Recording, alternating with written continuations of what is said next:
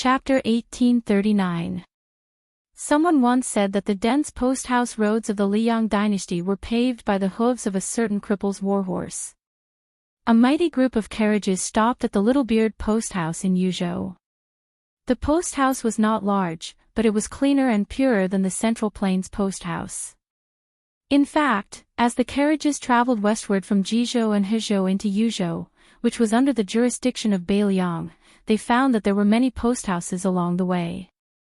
They often saw posthouse riders flying by. They had heard that the Beiliang frontier army was full of proud soldiers and valiant generals, especially the cavalry. The important figures in the carriages had more or less heard of border military affairs. It seemed that there was a cruel rule that posthouse riders were guilty of running over people on the road. Therefore, when the 60 or so cavalrymen in the vanguard entered Yuzhou, they encountered a Beiliang posthouse rider riding from north to south for the first time. They found that if the posthouse rider in the north continued to head south, it was very likely that he would cut the entire group in half. It should be noted that the 3 or 4 carriages in the middle were all filled with nobles from the palace. What would they do if they clashed with the Beiliang posthouse riders? The 60 elite retainers from the capital immediately panicked. Although the officials in Beiliang wanted to worship them like ancestors on this trip to the west, the vanguard cavalrymen did not say anything and turned their horses to block the carriages behind them. They would rather jam together than let the posthouse rider pass unimpeded.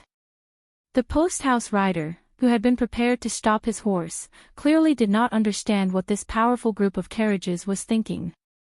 As he continued along the posthouse road, he could not help but turn his head to take a few more glances at the crossroads. His gaze was strange. He probably felt that the foreigners, who looked rather neat and orderly, were a bit too polite. Afterward, a lieutenant from the Armory Department of the Ministry of War explained that the posthouse rider had a feather proclamation on his back. It indicated that he was an ordinary posthouse rider in Yuzhou and that the spy report he passed on was of the most common type. However, the vanguard cavalry lieutenant who acted on his own initiative was not reprimanded. An old eunuch from the Directorate of Ribbon Insignia in a red python robe spoke the thoughts of everyone in the carriages. In Beiliang, it is better to be safe than sorry. Now, most of the Liang soldiers understood that there were 3 types of soldiers in the world: weak troops, strong troops, and the last type was called the Beiliang cavalry. Last time, the new Prince Liang had led less than 1,000 white horses into an important area in the capital. The result was that he had entered a place where no one could stop him. This incident caused Great Peace City to lose face, and caused a general of the imperial family to resign from his position in the imperial clan court. The Ministry of War did not interfere, but everyone in the Jingdo officialdom knew that this yamen, which held military power in the world, had not been kind to the generals from the Jingdo branch in the last half-year. Every time they came to do something, it was like they owed tens of thousands of taels of silver. Later, at the end of the Battle of Guangling, the 10,000 Great Snow Dragon cavalry suddenly came out of seclusion. The assistant minister of the Ministry of War, Su Gong, who had returned from the Tuliao, personally led the elite troops of the capital to intercept them. There were also the cavalry of Ji and Qingzhou in the north and south. There were also the local troops who did their best to serve. Now, there was a rumor in Great Peace City that this time, it was Lu Xing, who had experience in the Guangling battle, who stood out and not Su Gong, who had merit in the Tuliao border battle. It was because of that embarrassing interception that the emperor was too disappointed in this Gongnamdu Confucian general. The attitude of the little whisker slope into these emperor's envoys was neither warm nor cold. They were not attentive and flattering, but they were not cold. The head eunuch of the Directorate of Credentials was not surprised by this and did not nitpick on this matter. First, the eunuchs of Liang rarely left the capital. At most, they had some secret dealings with the weaving bureaus of the Central Plains and the salt and iron camps of the local officials. They would not publicly appear in the eyes of the officials outside the capital. Second, ever since the old emperor of Liang took in the eunuchs of the fallen countries, these eunuchs were deeply grateful to the Zhao Shi. No matter whether it was the old people who had experienced the fires of war or the younger generation eunuchs they had raised, there had not been any rumors of trouble in the internal court in the past 20 years. The matter of eunuchs interfering in politics had disappeared. Even the powerful cat Han Xingxian, the head of the ceremony directorate, was only known as one of the three great devils of the spring and autumn period.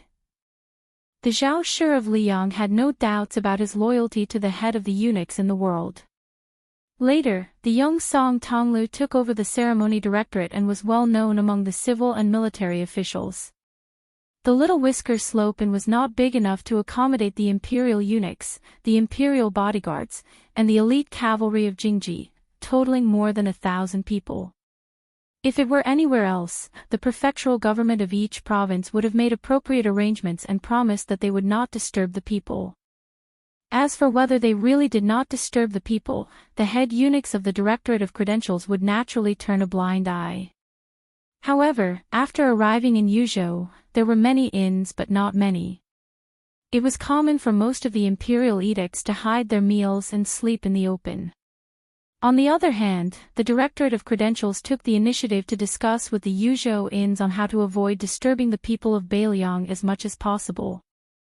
After the three eunuchs entered the inn, they gathered in the hall to discuss matters as usual.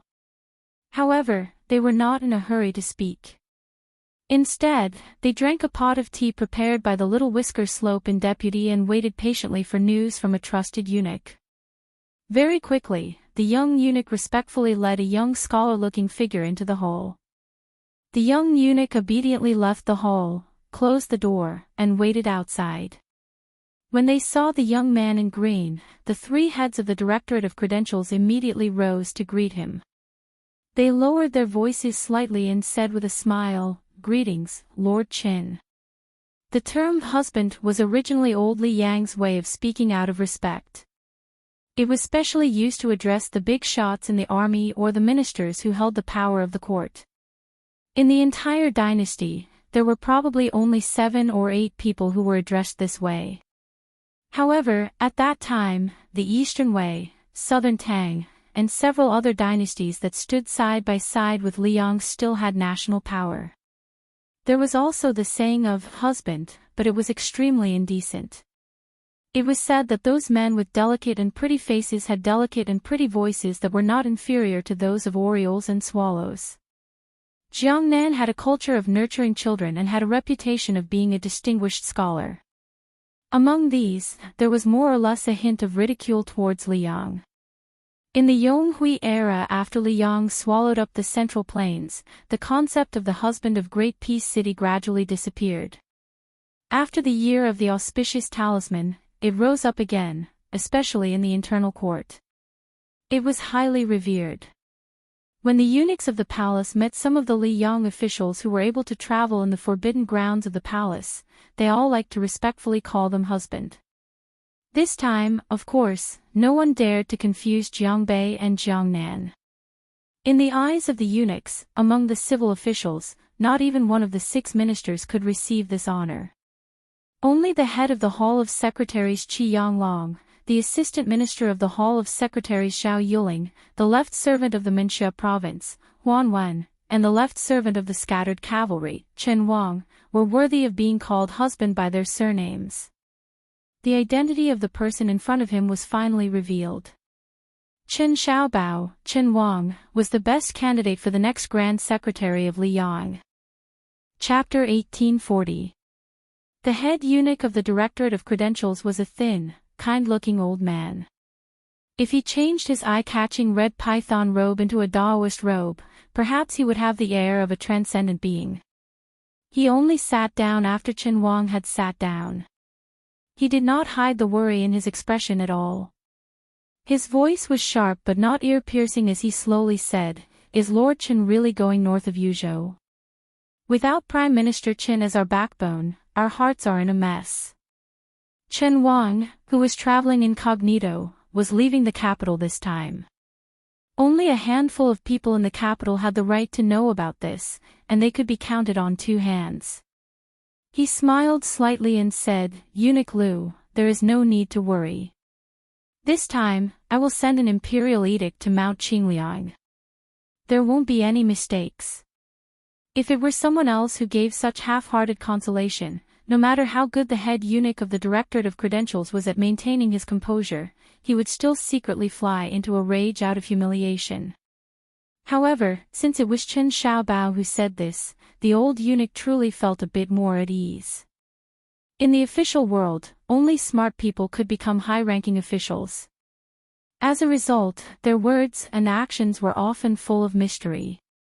It was hard for both sides of the conversation to not think deeply, wishing they could break a sentence into 8 parts and ponder it over, glorifying it by saying that they didn't have enough comprehension. This was especially true for the likes of the old Minister of Appointments Zhao Yuling and the Prime Minister of Yonghui, Yin Maochen. Who would dare to be careless when chatting with these extremely intelligent pillars of the court? Perhaps when they casually said, "Today's weather is not bad," the officials who heard it would chew on it for a long time, catching wind and making groundless accusations. How tiring was that? Of course, this kind of tiredness was still something many officials enjoyed. However, in a Liang court, there were still a few people who were different. Even in the Xiao family Wang of Great Peace City, where all the heroes of the world were in the net, some people still stood out from the crowd. For example, the old Grand Secretary Zhang Julu, Tantanon, Huan Wen. Now, there was finally another Qin Wang in the year of auspicious talismans. When speaking to these 3 people, no matter how big or small the official title was, one didn't have to rack their brains to deal with them. In short, it was a very worry-free matter. The reason was very simple. These were true scholars and great officials. One could not rely on words to flatter them and would not be punished for their words. The 3 of them might not be saints of the official world, but even if they had desires, presumably not everyone could understand them. What were the so-called gains and losses in their realm? In that realm, they were. In these years, the Great Peace City officialdom seemed to hold the meteoric rise of Jean Lanting in high esteem. However, as for the truth, perhaps Tantanon's slap in the face in his early years had already revealed the secret of heaven. Each mountain was taller than the other. Smart people would always meet smarter people. Just by relying on intelligence, it was easy to become an official, but not easy to become a high official. It was already difficult to become a minister who truly grasped the power of an area of the court. To become a grand secretary who led all the officials of the world was as difficult as ascending to heaven. Right now, the Jingdo officialdom was completely convinced. No matter how much they thought of this Chen Xiaobao, it would not be too much. Compared to Zhang Julu, who had once made Great Peace City tremble in fear, Chen Wang's disadvantage was that his reputation as a teacher was almost non-existent. He also did not have the legacy of both his teacher and father-in-law. After all, Chen Wang came from a humble background. Although his father-in-law was also a relative of the imperial family, in reality, he did not have much help. His advantage was that Chen Wang was fully deserving of being a close official of the Son of Heaven, a trusted aide that the current emperor had single-handedly supported. Most importantly, regardless of whether it was helping Yi Maochen manage the Beijing and local reviews, serving as the imperial tutor in the diligent room, or finally being promoted to the Minister of the Secretariat, Chen Wang's conduct and nature were all seen by the entire Great Peace City. Compared to the old Grand Secretary Zhang Julu, who immediately showed off his ability after shocking the world with a single brilliant feat, Chen Wang always gave people the impression that he was as gentle and kind as jade. Deep down, he was not a person filled with aggression. To the civil officials of the court, this was undoubtedly great news. This meant that once Chen Wang became the head of the Minister of the Secretariat, the entire Liang officialdom would welcome a period of relatively stable peace. Even though there would still be conflicts in the officialdom, there would only be promotions and demotions. There would not even be that kind of miserable situation where one's career was sealed because of one person's hatred. Speaking of which, it was quite strange. Right now, almost no one in the Liang officialdom understood why Chen Wang, who was rising step by step, wanted to become an official. Chen Wang had never personally said it, nor had he ever revealed such emotions. This time, when Chen Wang appeared in the carriages, the head eunuch of the Ribbon Insignia Directorate, Eunuch Liu, only realized it when he saw this left scattered cavalry personal attendant. As for why Chen Xiaobao would secretly join the carriages, Eunuch Liu and the others all kept it a secret, not even daring to make wild guesses. That was why when Chen Wang said that he wanted to immediately leave the carriages and go their separate ways north, the three eunuchs looked at each other in dismay. Chen Wang's expression revealed a hint of absent-mindedness. After quickly gathering his thoughts, he said with a light laugh, "You three eunuchs might have forgotten that my hometown is in Beiliang's Yuzhou. Returning home in silken robes." Eunuch Liu carefully probed, "Does Master Chen need several thousand Jingji cavalry to escort you?" Chen Wang waved his hand and said, "I don't even need a single rider to follow me. How could I dare to use official weapons for personal use?" Without waiting for Eunuch Liu to speak, the other old eunuch from the Ribbon Insignia Directorate said urgently, "Master Qin, you must not. Do not worry, Master Qin. If all the imperial bodyguards and Jingji cavalry were given to you, the three of us would not have the courage. After all, the dignity of the court cannot be lost. However, if you take away half of the people, I trust that no one will say anything. If anyone dares, we will pull out their tongue. Master Chen is the cornerstone of Liang. You must not be in any danger in Beiliang. Otherwise, the three of us will not have the face to return to the capital alive." The head eunuch Liu also nodded vigorously in agreement. Chen Wang smiled and said, "Eunuchs, the emperor has already personally requested someone to escort me back to my hometown." The three old eunuchs, who had spent most of their lives in the imperial palace of Great Peace City and were most skilled at biting words, were immediately shocked. Sincerely requested. Who in the world could make the emperor sincerely request someone to escort Chen Wang back to his hometown? Chai Qingshan of the Donghua sword pool clearly did not have this ability. The ancestor of the Wu family's sword tomb was probably also somewhat lacking. Chen Wang did not go too far. After telling the three eunuchs about some matters related to the imperial edict, he stood and left. After the three eunuchs in official robes personally sent Chen Wang out of the hall, they saw an unfamiliar young eunuch standing at the bottom of the steps. After looking closely, they still could not remember when the Directorate of Credentials had had such a junior. However, when Chen Wang saw him, he nodded slightly in greeting. The latter was unmoved. When the two turned to leave, the young eunuch's figure seemed to be slightly closer to the front. Not long after, a carriage quietly left the inn at Little Whisker Slope and headed north. Before Chen Wang boarded the carriage, he bowed to the coachman in thanks. "I have troubled you, sir."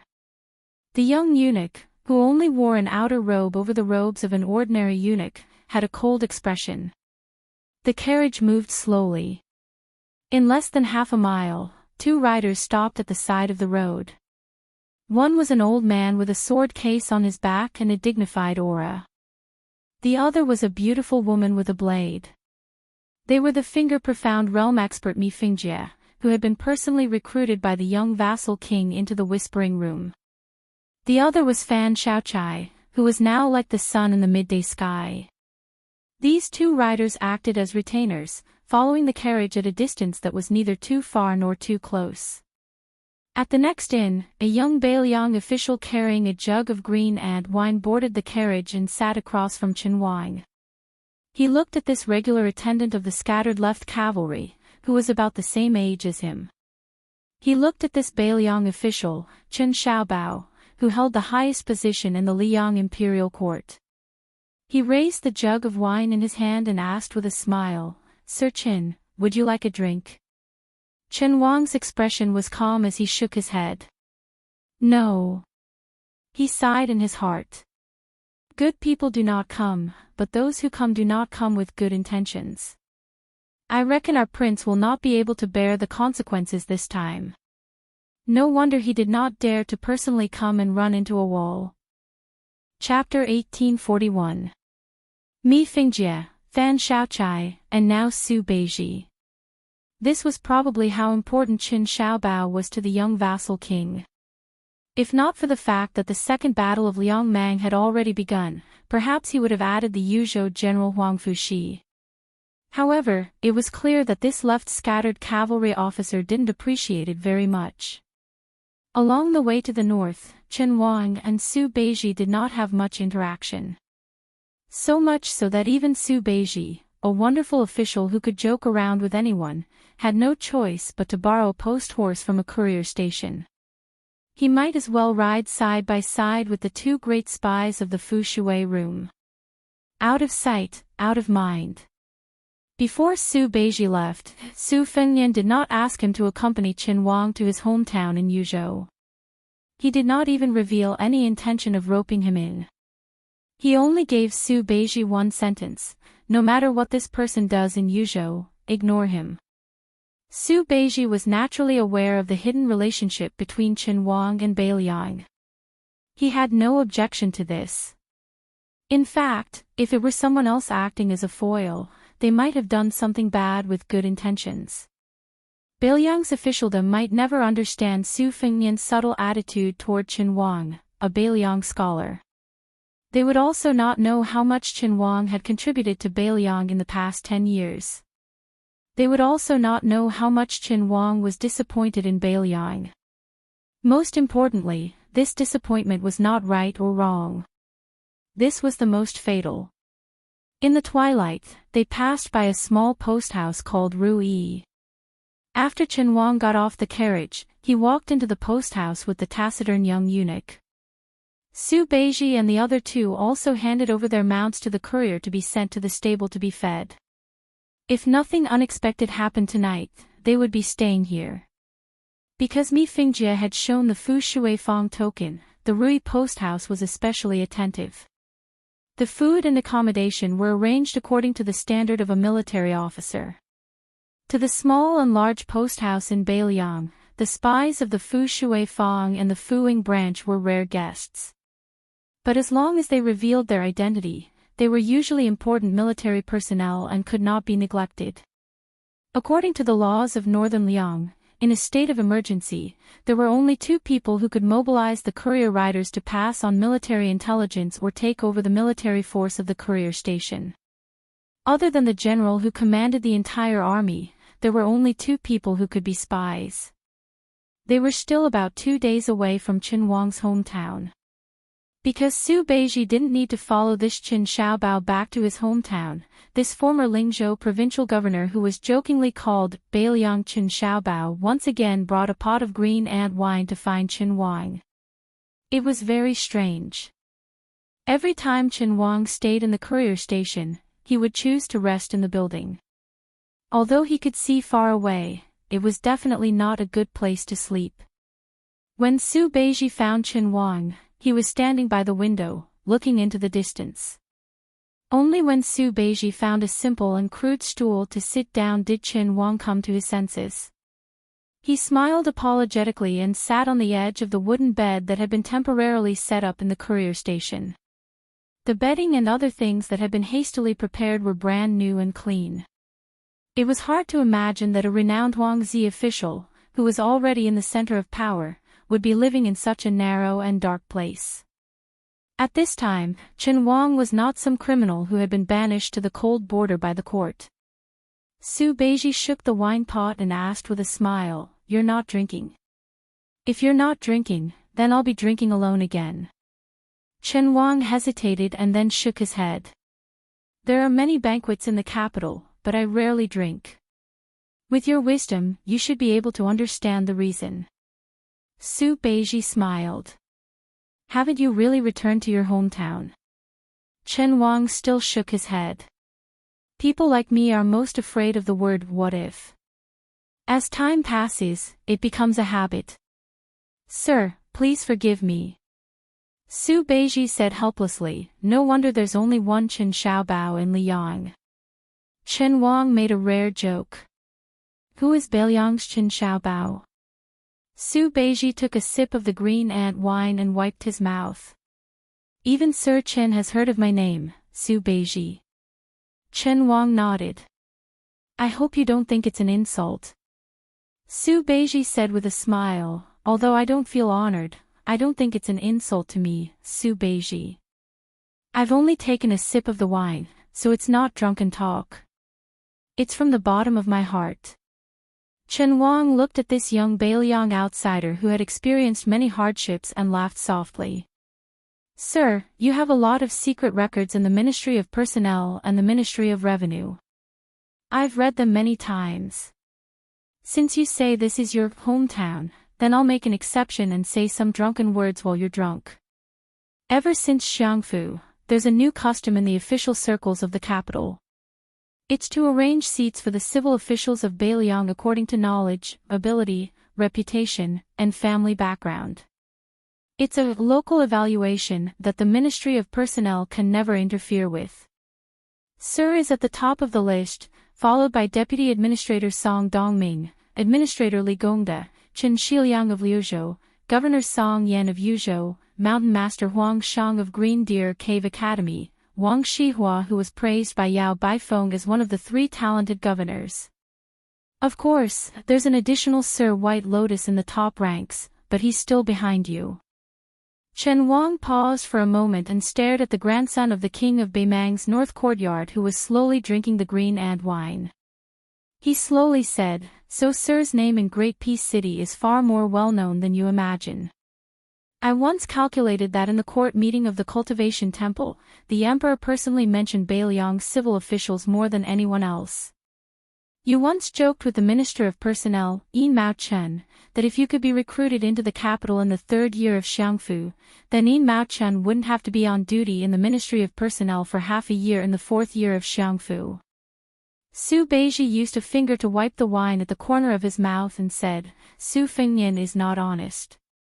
The Fu Shui room must have records of this, but he never mentioned it to me. Chen Wang smiled and asked, are you not going to ask why I am telling you this? Su Beiji heroically said, there's no need to ask.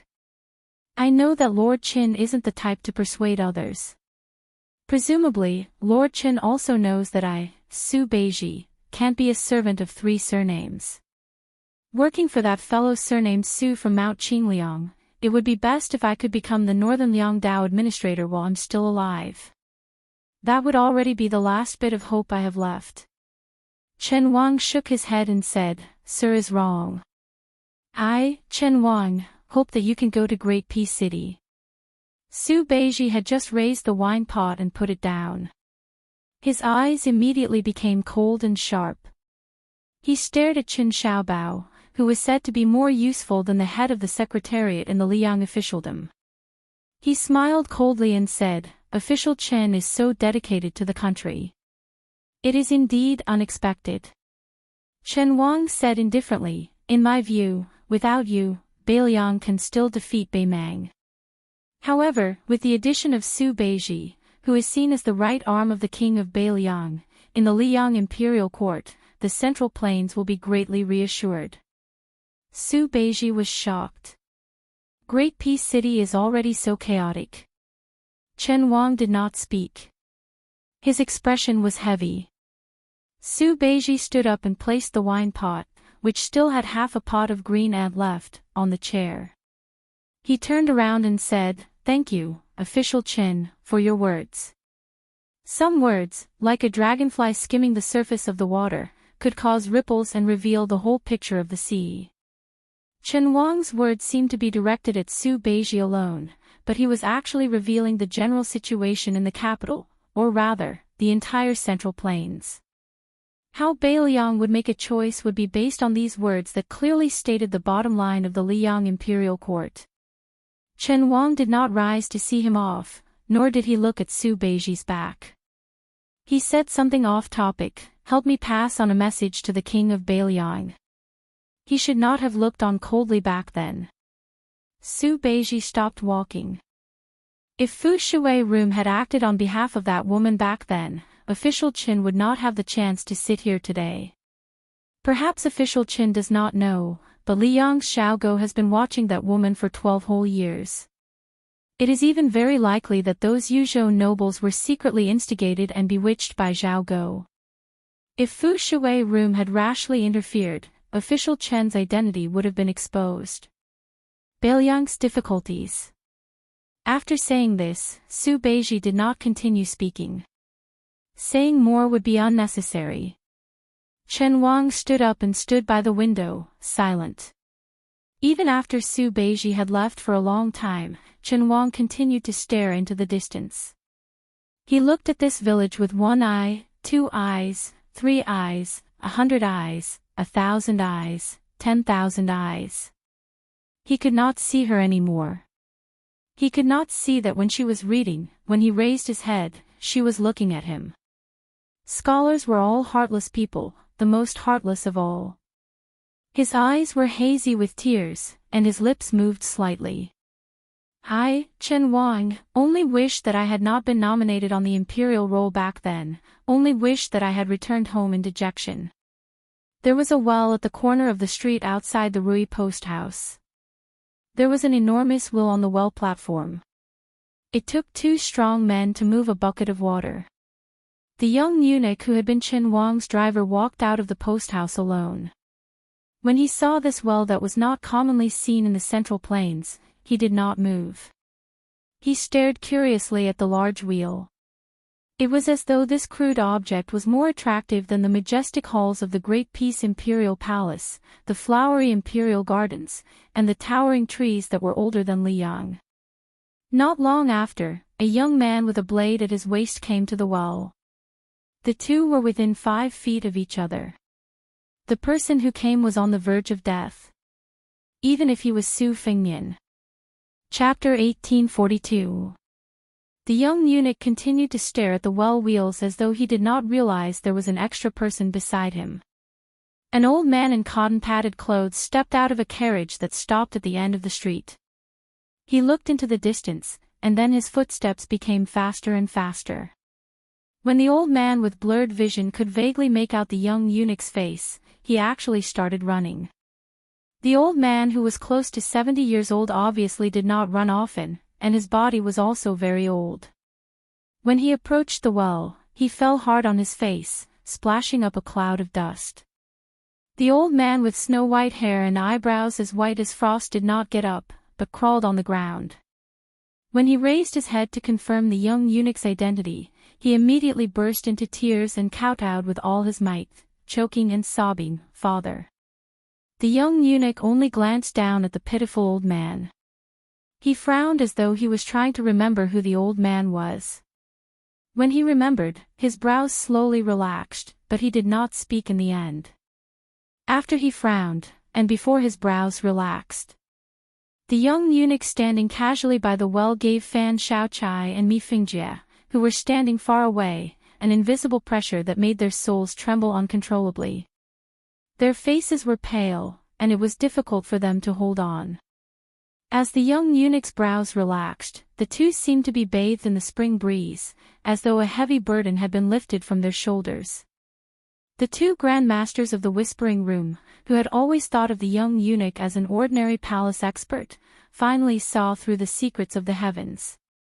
The young eunuch who acted as Great Peace City's driver for Qin Shaobao was definitely a first-rate person in the world, and very likely to be among the immortals of the land. Otherwise, he would not have returned to his natural state, and his physical body was one with the world. The old man kneeling on the ground had an extraordinary identity. He was the chief eunuch of the capital who had escorted Gao Shulu to Guangling Road to deal with Chao Chongqing. Zhao Saiku, a remnant of Dongyue. He had once been a pawn Zhao Chongling had placed in Liyang. After the important hidden pawn became a pawn that no one cared about, Zhao Saiku focused on climbing up the ranks of the 24 bureaus of the Great Peace City Imperial Palace. He had never done anything wrong in his life and was favored by the Zhao family. He had been in charge of the Directorate of Credentials and the Directorate of Treasures. He was good friends with the master of the current Directorate of Ceremonies, Song Tonglu. After Song Tonglu became the leading eunuch in the world, he did not care for his master, and only treated Zhao Saiku with respect. Zhao Saiku had been in charge of the Directorate of Credentials for 8 years. In his decades of service, he had never made a mistake. Therefore, he was deeply trusted by the 3 generations of Zhao emperors. Otherwise, Liang would not have given him full authority to take over Gao Shulu, who had a celestial body but had been sealed in the mountains for 400 years. The martial divisions of the Jianghu in the past 400 years, especially the 4 realms, were all Gao Shulu's handiwork. If the chief eunuch responsible for delivering the edict to Liang, Eunuch Lu, had encountered Zhao Saiku, who was of high seniority in the palace, he would have had to retreat to the wall and stand with his hands tied. But at this moment, Zhao Saiku was kneeling on the ground and kowtowing desperately to a young eunuch who looked old enough to be his grandson. He kept calling out the words, "Father." After eunuchs cut off their descendants and entered the palace, the first thing they would do was to recognize a senior as their adoptive father or master. Their respect was far greater than that of their biological father. This eunuch who eventually became the head eunuch of Zhao Diao Temple was no exception. However, Zhao Saiku had recognized 2 masters in his life. The second master worked in the Imperial Horse Directorate and did not have a high position. He was a familiar face in the Imperial Palace in the capital and had died in the Talisman of Eternal Peace. It could be said that he was extremely honored to have such a promising disciple like Zhao Saiku. However, Zhao Saiku's first master had long been forgotten. Zhao Saiku himself had never mentioned a word to anyone. The reason Su Fingnian came to Yuzhou this time was that Zhao Saiku, who had been enjoying his retirement in the Green Deer Cave Academy, suddenly came down the mountain and said that he had a great secret to tell him, the young vassal king.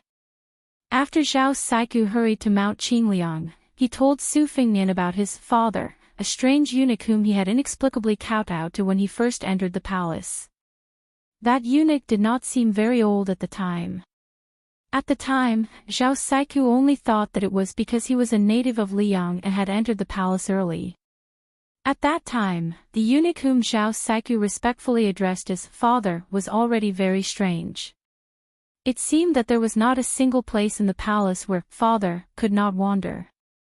Zhao Saiku had once followed this young master to purchase blankets and beds for the imperial family, to sweep and add lamp oil to the imperial ancestral temple, to put up yellow plaques for the Shenwu Gate in the north during the Double Ninth Festival, and to go to the treasury of the Minister of Treasures to wipe the seals of various generals. 5 years later, after the annexation of the Central Plains, Liang's rightful position began to stabilize. Zhao Saiku's master began to fade out of sight.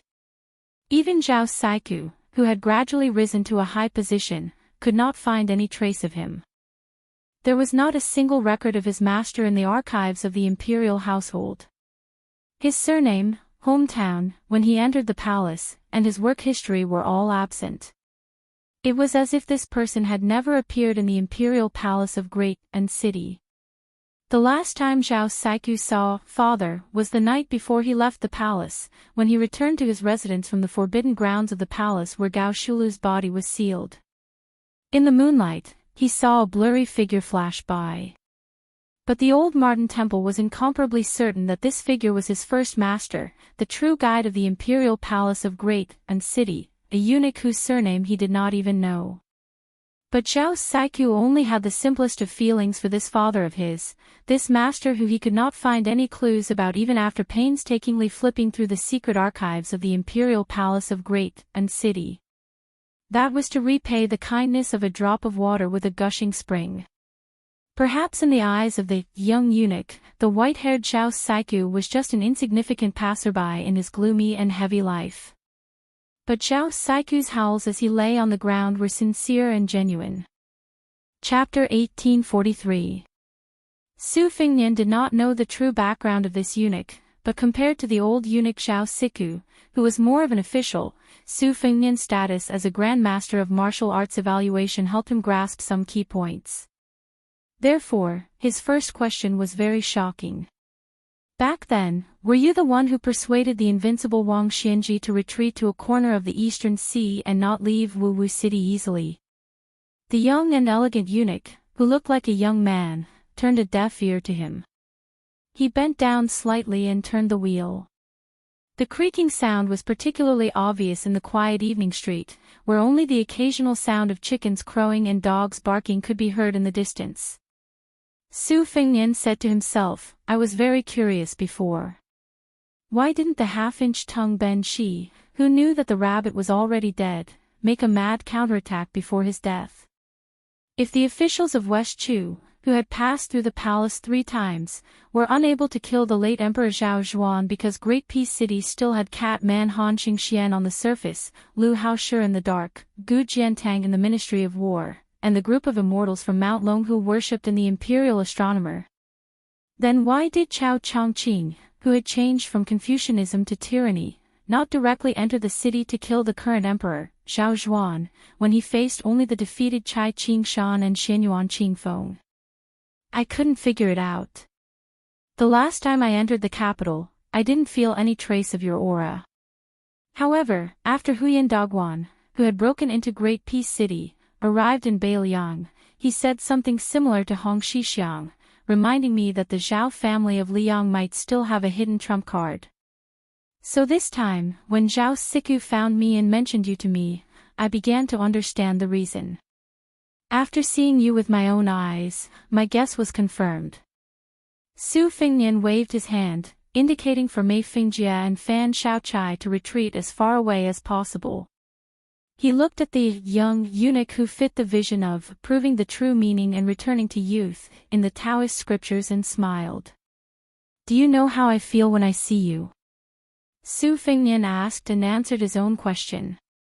If one day you were in a small place outside of Great Peace City, you might suddenly see a child happily eating candied haws on the side of the road and discover that person was the strongest person at the time. This would probably be the feeling, slightly absurd and also slightly depressing. The young eunuch straightened his back and twitched the corner of his mouth. He seemed to find the young king's words interesting. The young eunuch did not move. He who was lying on the ground, on's back. He was like riding a cloud. And then he flew up to the end of the street. Could be said to have reached perfection. Facing this person, Su Fengnian felt like facing Wudong's chief Wang Zhonglo before he started practicing martial arts. It was like facing the aggressive Han Qingxian outside Shenhui City. It was also like facing Wang Xianji when he was at the peak of his power and entering Beiliang. Su Fengnian knew that if he had not been severely injured by Tuoba on the Dragon Eye Plain, the two of them would have had a 50-50 chance of winning. But now, if the two of them were to fight to the death, he would lose without a doubt and die without a doubt. Of course, his opponent would also die. Because this was Beiliang, not Great Peace City in Liang.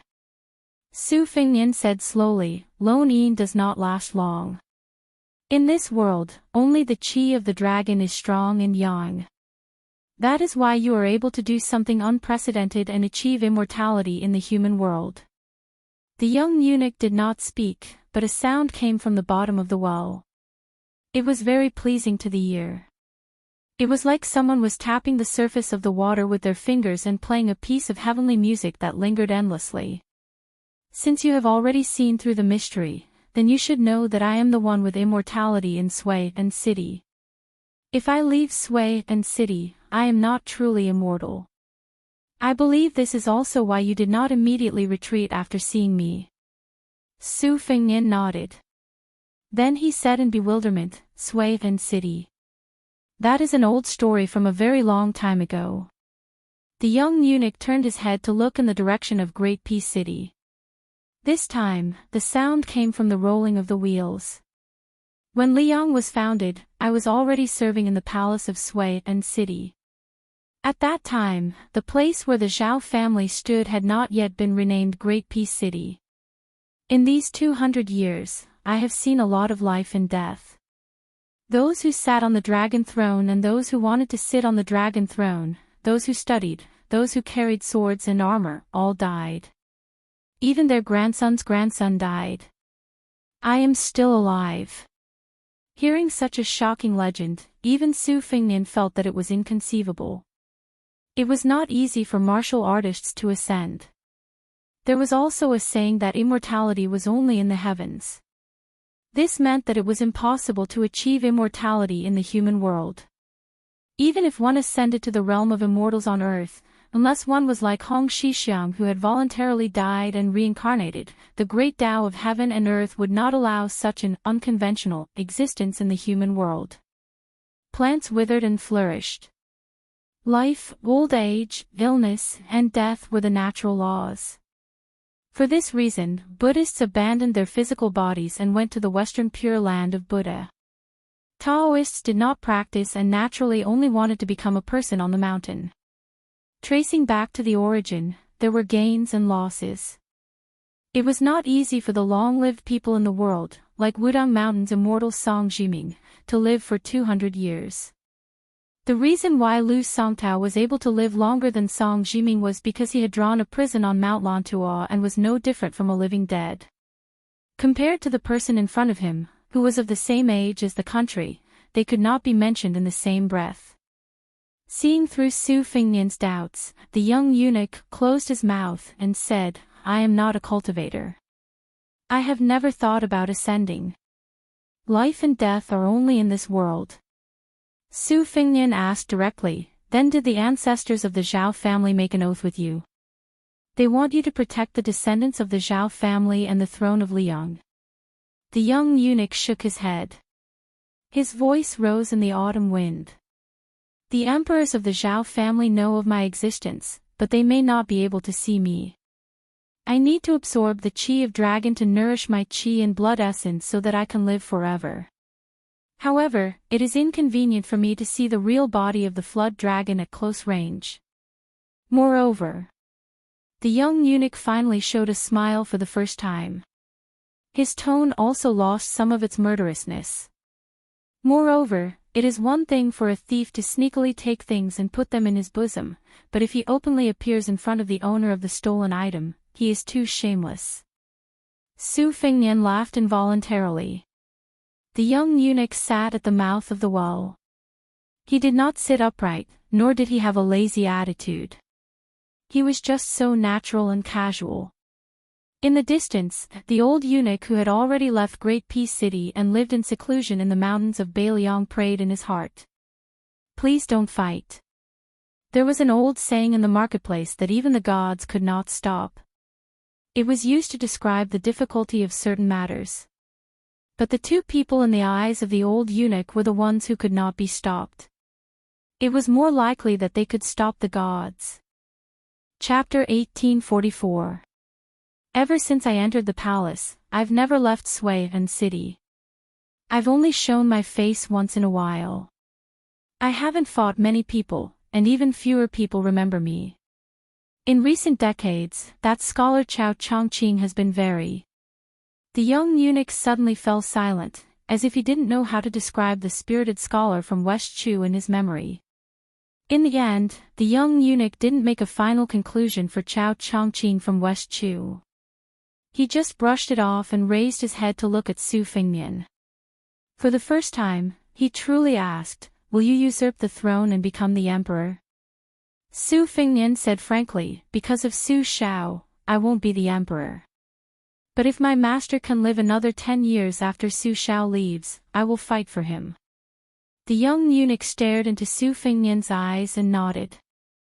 "You and I are both sincere." Su Fengnian, the king of Beiliang, was sincere in speaking frankly. The eunuch's sincerity was to leave the capital and come to Beiliang of his own accord. At the time, Su Fengnian was slaughtering people both inside and outside the imperial astronomer. The young eunuch probably didn't do anything because the situation in the Central Plains at the time wasn't enough for Beiliang to decide the fate of the world. As expected, the young eunuch smiled. "If I had known earlier, I wouldn't have let you leave when I was in the capital." Su Fengnian smiled. "It wasn't easy for you to keep me at the time." The young eunuch thought for a moment. "At the time, Hong Shixiang's remnant soul was by your side, and Dong Tai was watching the battle. It really wasn't easy." The young eunuch extended a hand. Su Fengnian also took the opportunity to sit at the mouth of the well. The young eunuch sighed. there are fewer and fewer people who can sit down and reason things out peacefully. I've seen many people with my own eyes. The higher the official position, the greater the military power, the harder it is for them to control their hearts.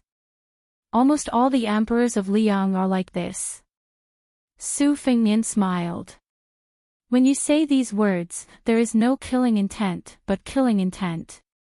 That's not very appropriate, is it? The young eunuch said with a composed expression, am I not talking about myself? Su Fengnian said helplessly, putting aside martial strength, you and I have met our match.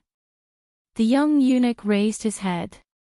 In the twilight, he saw dark clouds hanging low, as if a storm was coming.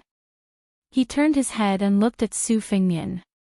In Great Peace City, in the past few decades, I have seen the young Su Xiao and Zhang Julu. I didn't like them very much. Su Xiao, who had entered the palace for the first time, was still a surplus general at that time. From head to toe, he exuded a sharp aura of killing gods and Buddhas. Zhang Julu, who had served as the Huangmen of the Hanlin Academy for many years, walked in the ranks of the imperial court retreating. Even if his rank was very low at that time, you would still see the arrogance of the world from him. I knew that Chao Chongqing had entered the palace 3 times, but he did not appear. In comparison, I find Huan Wen more pleasing to the eye. He is a very smart person, but he pretended to be a fool his entire life and was always kind to others. So I met him alone twice in the palace, about 20 or 30 years apart. The second time, he still recognized me at a glance, but pretended not to. He just smiled and greeted me.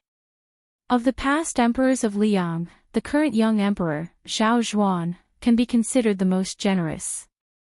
Of course, this is only in comparison to his father and ancestors. Hearing this quietly, Su Fengnian smiled and said, so that's why you have this trip to Beiliang. The young eunuch shook his head and said, as long as the surname is Zhao, it doesn't matter whether I am Zhao Zhuan or not.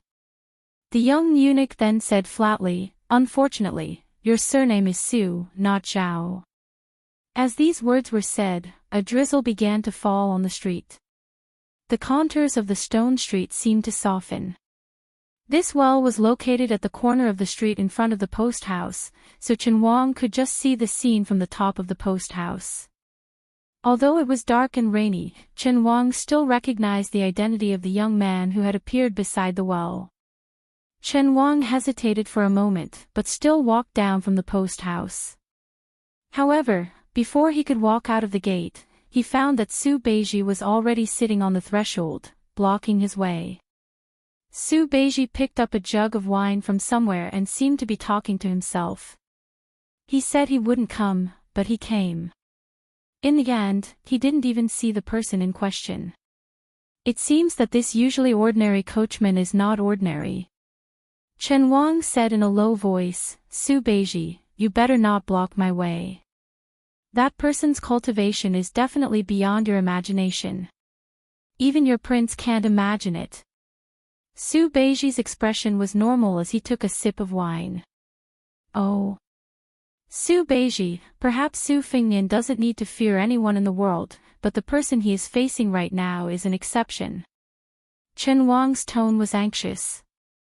It was obvious that it was no small matter to make Qin Xiaobao, who was known for his steadiness, lose his composure. Su Beiji turned his head and asked with a smile, do you want to drink some wine to calm your nerves?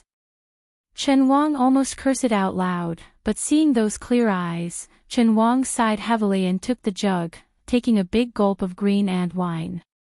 Chapter 1845. Su Beiji didn't take the wine pot that Chen Wang handed back to him. Instead, he looked at the end of the street again and muttered, I fought with that guy from Beimang all the way back to Beiliang.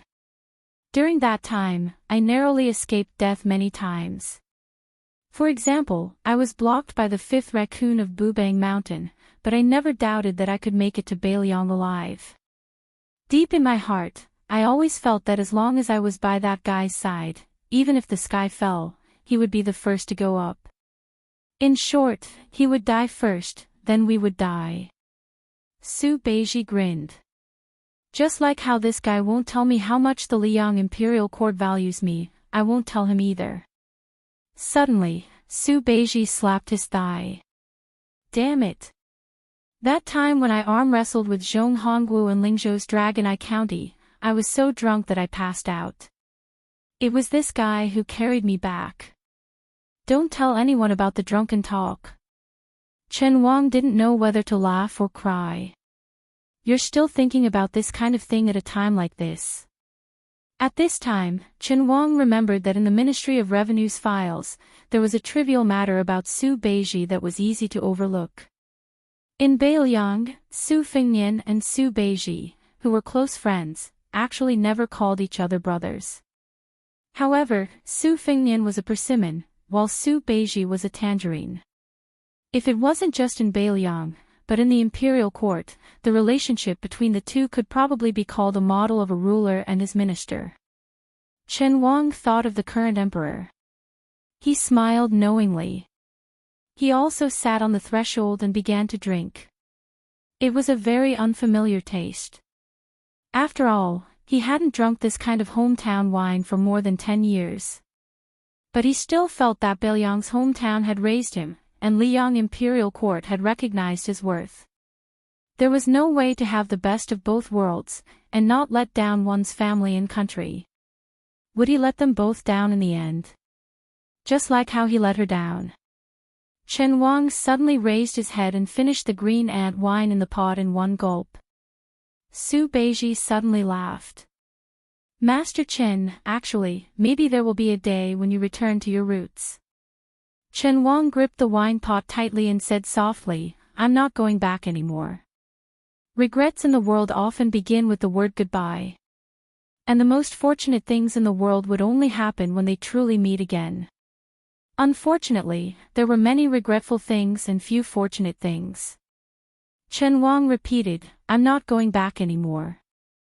The young eunuch slowly stood up and pressed one hand on the wheel of the well. Your father, Zhang Julu, Chao Chongqing, and you, as well as those old people from the previous dynasty who have long been forgotten by people before Liang, are actually the same kind of people. I don't like any of you, but if I ask myself honestly, the reason I don't like you is that I envy you. The young eunuch fell into reminiscence. A few years after Liang was founded, the diligent room that taught the children of the Zhao family existed for a few years. A long time ago, I admired scholars very much, so I often went there to listen to the sound of reading. I've forgotten a lot of the content, but I don't know why, but I still remember some of it. The wind and rain are bleak, the wind and rain are whistling, the wind and rain are gloomy, seeing the gentleman.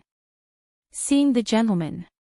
After the young eunuch came back to his senses, he looked down at the young king who was still sitting on the well and said with a smile, in my heart, Chao Chongqing and the others are gentlemen, and so are you. So whether you live or die, I'm very happy. The rain on the street was getting heavier and heavier, and the young eunuch's smile was getting thicker. Perhaps being regarded as a gentleman by an unknown eunuch is not something to be happy about, right? Su Fengnian stood up. Of course, being regarded as a gentleman is something to be happy about. But seeing you, I'm not happy. The young eunuch smiled and said, if you're not happy, let's fight. Su Fengnian smiled and replied, that's exactly what I want. It's better not to talk about things that can be solved with fists. If we can't fight, we can sit down and continue to reason. The young eunuch praised, no wonder you said that your skin is thick. I've seen it. Su Fengnian raised his head and looked at the gray sky. Someone once taught me that walking the Jianghu, one must be thick-skinned to be popular. At this moment, Fan Shaochai in the distance seemed to be unable to bear being reduced to a spectator. She slowly unsheathed the cold knife at her waist and began to run madly in the rain. Mei Fingjie could not stop her. If one took a closer look, they would notice that Fan Shaochai's clothes were dripping with rainwater. Although it seemed light, Fan Shaochai's body was originally leaning forward, but after a dozen steps, it was as if a mountain was pressing down on him. he was forced to bend his back and charge forward. On this street, every drop of rain represented a true meaning.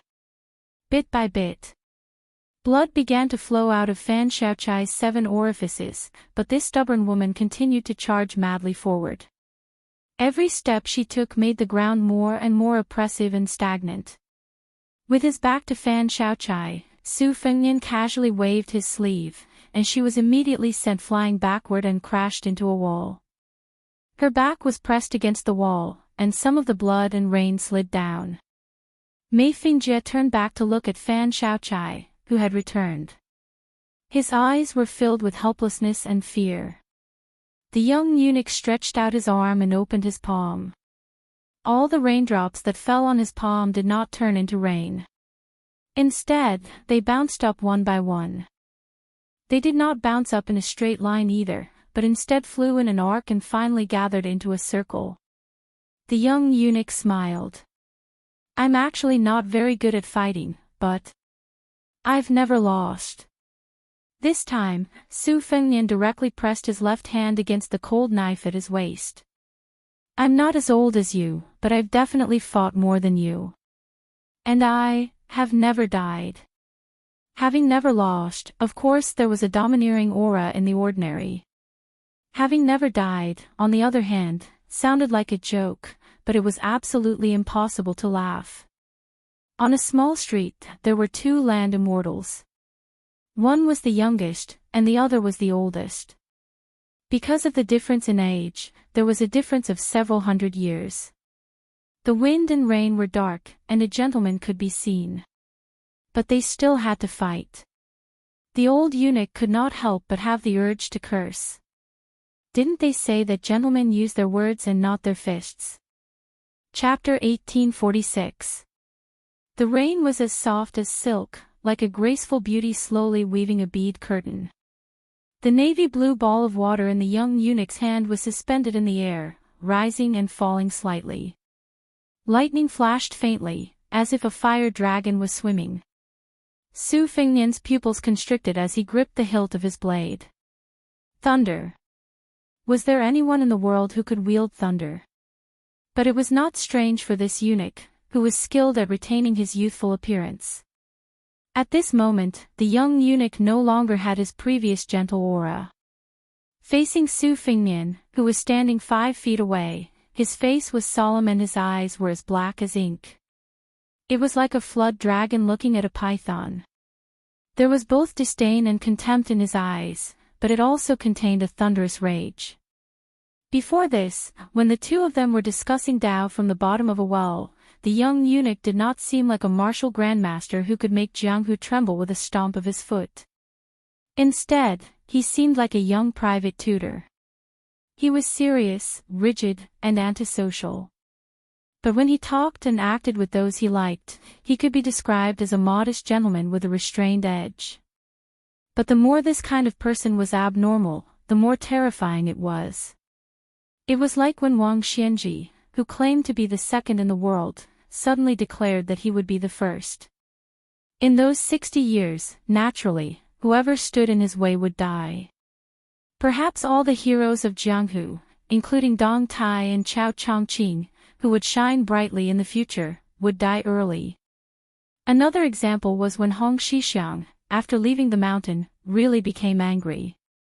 What would happen? It would be unimaginable. Perhaps Su Fengnian, who was determined to kill, could be counted. So, Hong Jingyan died right under Tuoba's nose. The Liang eunuch in front of him, whose name was unknown, was exactly like this. His 5 fingers slightly contracted, and the thunder in his hand instantly seeped into his palm and disappeared. But his entire arm suddenly showed the strange scene of a fire dragon lingering around. The young eunuch breathed slowly. 7 thin white breaths faintly came in and out of his 7 orifices. On his white jade-like face, it was like 7 white snakes were hanging upside down. At the same time, Su Fengnian had not only unsheathed his sword, but his body also spun forward in an instant. His feet left the ground, his sleeves fluttering, he simply chopped at the young eunuch. The latter only raised the arm that had swallowed a heavenly thunder and clamped the cold saber that contained Su Fengnian's abundant divine will between two fingers. Two fingers pinched the white rainbow. Between his fingers, sparks of electricity sputtered wildly, illuminating the young eunuch's face. Su Fengnian, who seemed to have opened the heavenly eye between his eyebrows, silently chanted, "Open shoe style." The tip of the blade that was pointed at the young eunuch's forehead suddenly released a stream of vigorous energy that was as thick as an arm. The young eunuch tilted his head. Even though the attack was close, and even though the stellar energy was as powerful as a ballista, he was still able to easily dodge it. Only a few strands of hair that had been cut off by the sharp chi slowly fell into the rain. As the young eunuch tilted his head, his free left hand moved as fast as lightning towards Su Fengnian's chest. He had once heard those learned scholars in the diligent room of the palace say that there were strong winds every year in the southeast that could uproot mountains and shake city towers. Su Fengnian was struck in the chest by a punch. He seemed to be unmoved, but the purple-red date mark between his eyebrows wavered and rippled. It turned out that this punch did not harm the body, but the spirit. The young eunuch, who had succeeded in his punch, said softly, "Abandon the saber." As these two words left his mouth, he changed his fist into a palm and slammed it against Su Fengnian's chest.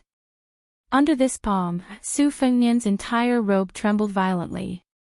The jade pendant hanging from his waist suddenly shattered and turned to dust.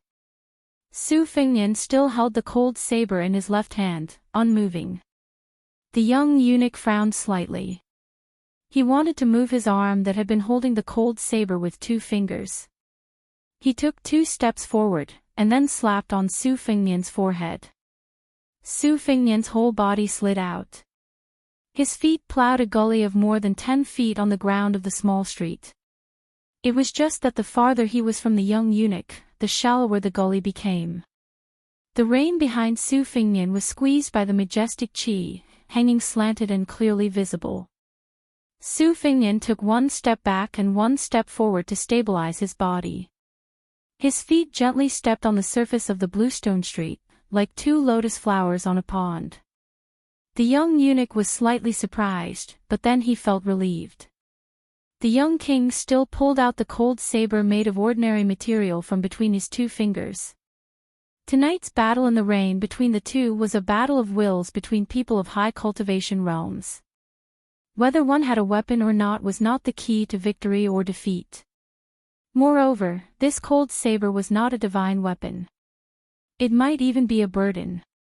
But the young king was so persistent in not giving up the saber. It must be because there was a deep-rooted thought in this person's heart that was entrusted to this saber. Perhaps the cold saber in his hand had extraordinary meaning, or perhaps all the Bailiang sabers in his hand were enough to hold. Which one it was very simple. He just needed to break the cold saber in his hand to identify it. The young eunuch raised his arm and waved it casually. The raindrops connected into a line, and finally condensed into a 3-foot-long sword of will. Su Fengnian, who had learned all of Li Chuangong's essence, was no stranger to borrowing swords. On the contrary, it was the Grand Master who was most familiar with this matter in Jianghu. If Su Fengnian claimed to be second, perhaps even the peach blossom sword god Dong Tai, who had achieved Dao through swordsmanship, would be embarrassed to claim to be first. But at this moment, when Su Fengnian saw this scene, it was as if a strange scene that he had never seen before unfolded in front of him. Chapter 1847. This was not necessarily because the young eunuch was of a higher level. Both sides were celestial beings, and there was no difference in strength. But the young eunuch's actions were extraordinarily bold. Even though they were enemies, they had to admire him from the bottom of their hearts. If one were to say that the old man's method of borrowing a sword, whether it was borrowing a real sword from another person or borrowing sword intent from the world, it had the presence that Li Chungang could return it if he wanted to, and not return it if he wanted to. Even the heavens could not do anything to him.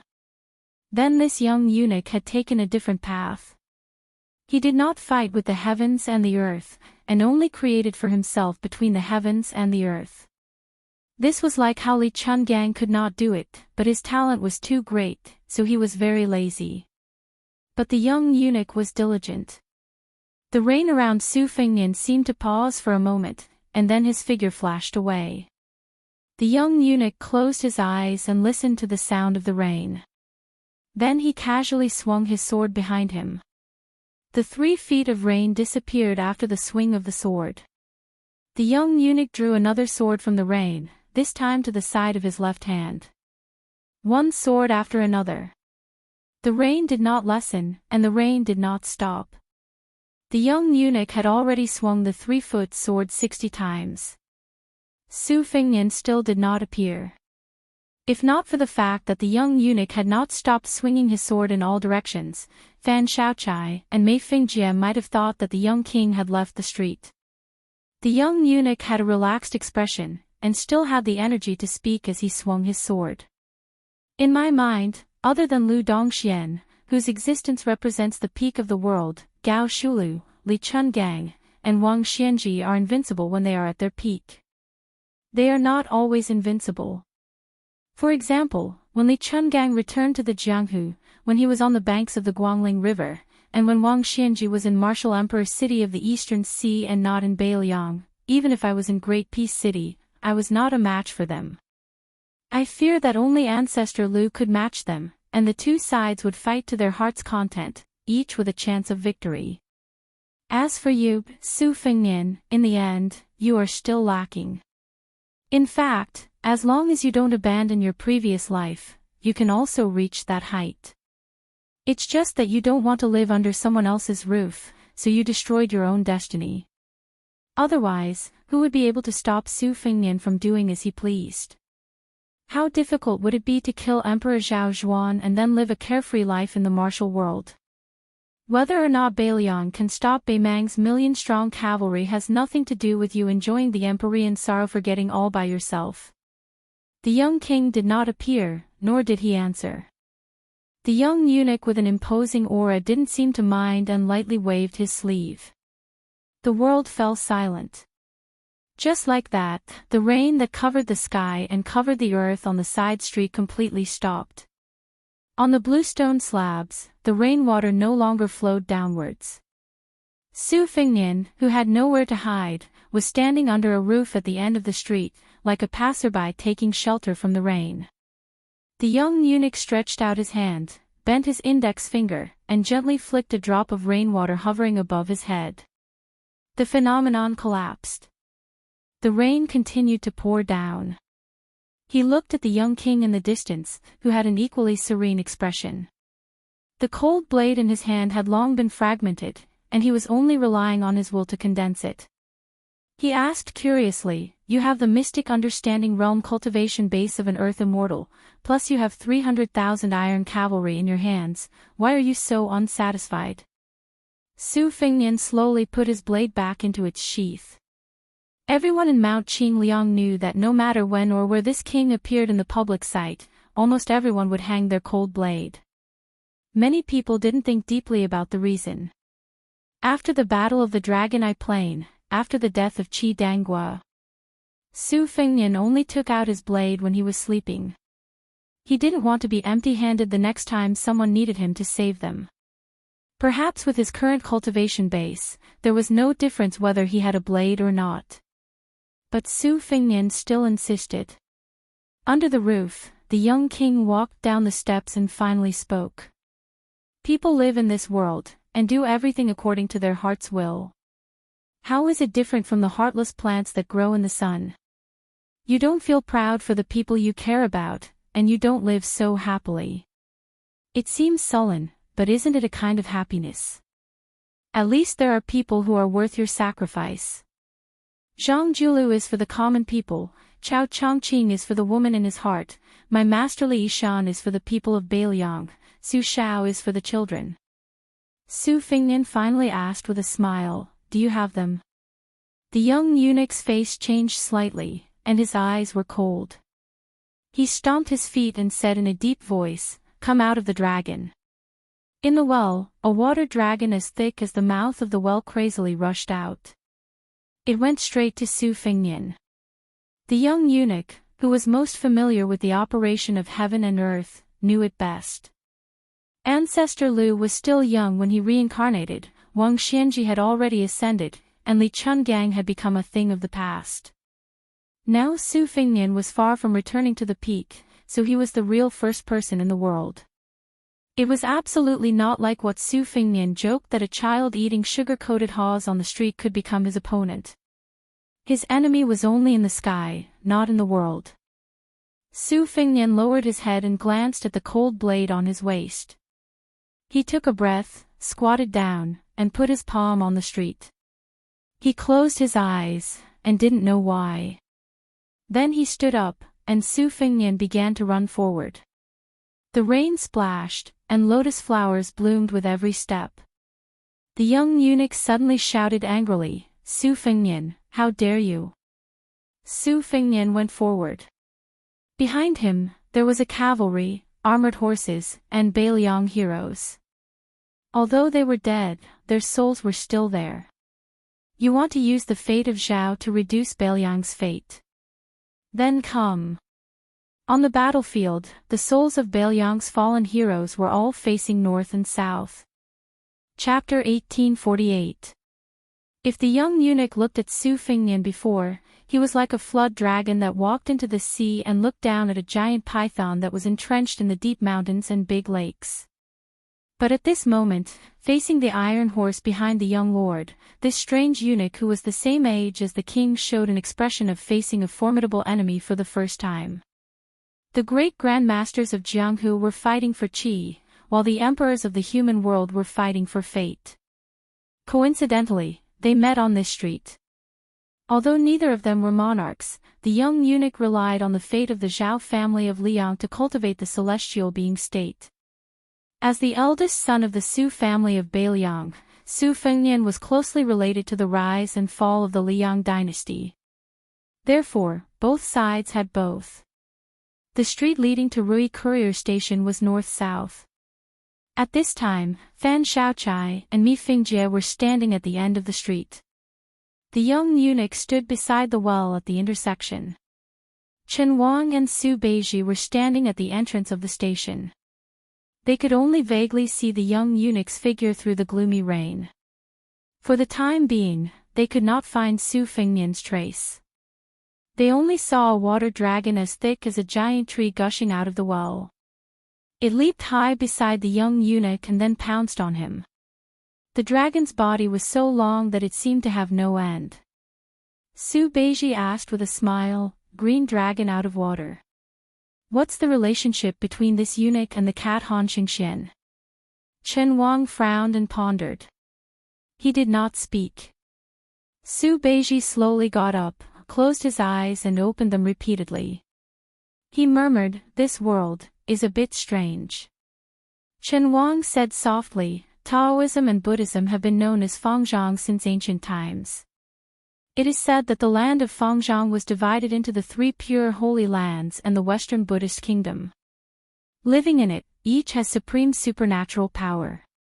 Like a general in the battlefield, they can predict the enemy's moves and have the advantage of time and place." Su Beiji said worriedly, "According to what you said, the guy surnamed Su is obviously in his own territory, but the eunuch took away his advantage." Chen Wang did not answer the question. The small street is not a suitable place for a large group of warhorses to gallop. Why are there such dense and heavy hoofbeats? Su Beiji stood up and looked up. "Don't misunderstand. That fellow surnamed Su wouldn't go so far as to scheme against you, much less mobilize the Yuzhou cavalry. Besides, would martial arts grandmasters at mystical realm like them need the help of the world's cavalry? It's meaningless." Chen Wang nodded. On the small street, just as Su Fengnian was about to collide with the water dragon, the young eunuch with a gloomy expression sighed and reached out his hand. For some reason, he pressed down on the wheel of the well. In the blink of an eye, there was no more rain between heaven and earth. The originally dark sky seemed to have cleared up a little, as if time had reversed. Su Beiji realized that he was still sitting on the doorstep. Chen Wang shook the wine pot in his hand. He had clearly finished the green ant wine, but there was still half a pot left. Mei Fengjie's face was blank. Fan Shaochai lowered his head and looked. His clothes were intact and undamaged. The old eunuch, Xiao Siku, stood at the end of the street, completely confused. Su Fengnian had unknowingly returned to his seat on the well. It was as if he had never stood up and had never engaged in a fierce battle with the young eunuch in the rain.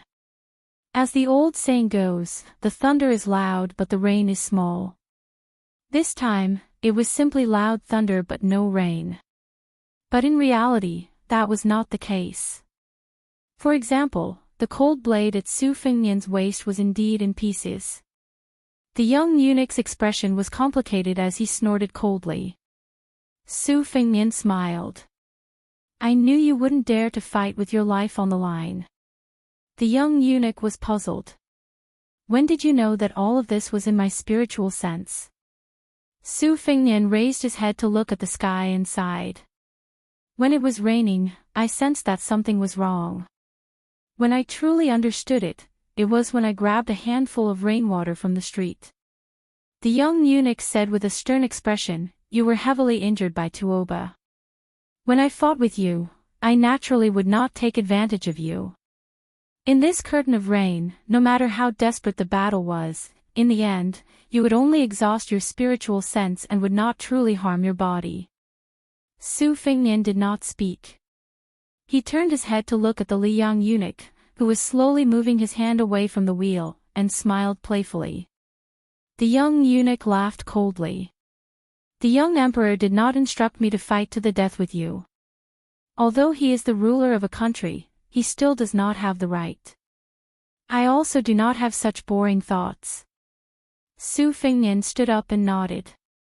At this moment, even if I extended my neck to Great Peace City for Zhao Zhuan to chop, he would not dare to kill me. The young eunuch was slightly angry. If that is the case, why do you still control the remnant souls of the Bailiang heroes who died in battle? What, are you flaunting your power to me? Su Fengnian said coolly, if I did not do this, ask yourself, what would happen in the future? If Bailiang lost, everything would be over. The fate of the Su family that affected the Zhao family would no longer exist. Then, regardless of whether I died on the battlefield of Liangmang outside the pass, you would most likely have to leave Great Peace City again to pull out the weeds by the roots. If you were lucky enough to win, no matter if it was the Liyang dragon chair or not, you would not be able to eat or sleep in peace. How could you allow someone else to sleep beside you? You would definitely kill me, Su Fengnian, as soon as possible. The young eunuch said in surprise, if that is the case, then you should not have put your trump cards on the table. You and I both know that in Great Peace City, you cannot win against me, so you cannot kill the Zhao Emperor. In Bailiang, I cannot win against you. Once I leave the city, your chances of victory will be greater. Why make me wary? Once I die, there will be no one else in this world who can become the person you hate to win. At that time, won't you be able to do as you please and truly do as you wish? Su Fengnian's smile was bright as he gave an inexplicable answer. Since I see a gentleman. The young eunuch laughed. I see you, Su Fengnian, Zhang Julu, Chao Chongqing, and the others as gentlemen. Do you really treat people with such sincerity? Su Fengnian shook his head and repeated, since I see a gentleman. The young eunuch was puzzled at first and then understood. When I see you, Su Fengnian, I see a gentleman. When you, Su Fengnian, see me, you see a gentleman. The friendship between gentlemen, the competition between gentlemen, will not change one's original intentions because of the identity of friend or foe. This was the original intention, and also the foundation of some people. Bailiang guarded the northwest gates. Their original intentions were not for the Liyang imperial court or the people of the Central Plains. Then, regardless of how the Liyang imperial court that had truly received Bailiang's favor made things difficult for them and how the Central Plains ignored them, how could Bailiang change its original intentions because of this? The young eunuch said self-mockingly, I am a eunuch who is your natural enemy. Can I become the gentleman in your heart? Su Fingnian habitually put his hands in his sleeves and said softly, those who can agree with me are people of the same path. In my opinion, a person is limited by one's background, knowledge, and camp, so their understanding is naturally different. However, there are some bottom lines in the world that are the same. For example, even if you are doing evil things, you should understand that you are not doing things with a clear conscience. For example, someone who has experienced hardships and tribulations and feels that the world is unfair, but he should not vent his anger on everyone in the world. Plants grow towards the sun, which is the natural law, and there is nothing wrong with it. However, people who stand between the heavens and the earth have to follow the rules of the world. The Confucian school proposes strict etiquette, which is both confinement and a shortcut. The young eunuch nodded and said, in the final analysis, it is the 3 words reason. The Confucian sage once said, follow your heart's desire and do not violate the rules. Isn't that a true meaning of following one's heart? I once read Lu Zhu's article in the Palace that advocated the integration of the 3 religions, as well as the works of the Confucian sages and the teachings of the other 2 religions. The roots of Confucianism, Buddhism, and Taoism are actually different roads leading to the same goal. The young eunuch suddenly laughed and said, I never expected to talk about these empty principles with an enemy vassal king like you. Su Fingnian also laughed and said, if Bai Liang is lucky enough to defeat Bai Mang, I am afraid that we will meet again in the future. The young eunuch sighed and said, I hope it is only a matter of victory and defeat, and not a matter of life and death. Su Fingnian sighed and said, in fact, I envy those who are willing to be reasonable and follow their wishes. The young eunuch smiled and said, is there really such a person? Su Fingnian nodded and said, yes, there is. Bailiang's Lu Jinu, Ji Province's Wei Jingtang. Unfortunately, they are all dead. Chapter 1849. The eastern exit of Miyun Mountain Pass suddenly contracted. It was as slender as a woman's waist. Xie Shibian relied on this type of geographical advantage to stop wave after wave of crazy attacks from the northern Mang cavalry. The 500 death elite cavalry from the Longxiang army had already been completely wiped out. Along with the 1200 death cavalry from Zhongtan who had charged out of the pass, the corpses of both sides and the war horses were piled up at the exit, forming a 5-foot-tall natural short wall. The corpses of both men and horses were stacked on top of each other. Fresh blood flowed out, making the scene look slippery and sinister. This was probably the most unique horse-blocking formation in the history of war. Regardless of victory or defeat, this battle would definitely be recorded in the annals of history. The cavalry of Fengxiang and Lin Yao on the left and right had originally suffered slightly lighter losses. However, as the corpse wall continued to pile up, the endless stream of Baimang cavalry had no choice but to give up on breaking through from the front and turn to the left and right in an attempt to break through for the main force behind. If it weren't for the fact that Xie Shi had received all of the crossbows from Chao Wei's 10,000 cavalry, the support horses would have been able to shoot down the Baimang cavalry that had charged out of Miyun Pass. If it weren't for the fact that Xie Shi had received all of the crossbows from Chao Wei's 10,000 cavalry and had enough arrows to shoot down the Baimang cavalry that had charged out of Miyun Pass, the fearless Zhongtan elite cavalry would have already opened the door. Once the Baimang cavalry formed a complete front line outside the pass and allowed the Zhong family elite cavalry to act as the arrowhead to break through the formation, it would definitely be a massacre without any suspense. Xie Shi's cavalry came from a variety of sources. Their overall strength wasn't outstanding in Liuzhou and couldn't be compared to Chao Wei's cavalry formed by Liangzhou's border cavalry. In addition, the 500 Longxiang army that could be called experienced soldiers had all died in battle. This made Xie Shi's life hanging by a thread. He really couldn't take a single step back. As long as there was a loophole in the defensive formation and the Baimang cavalry took the opportunity, they would definitely be defeated. This had nothing to do with whether or not the youths in Liuzhou and the two towns' cavalry dared to die. On the battlefield, both sides were fighting for a breath of air.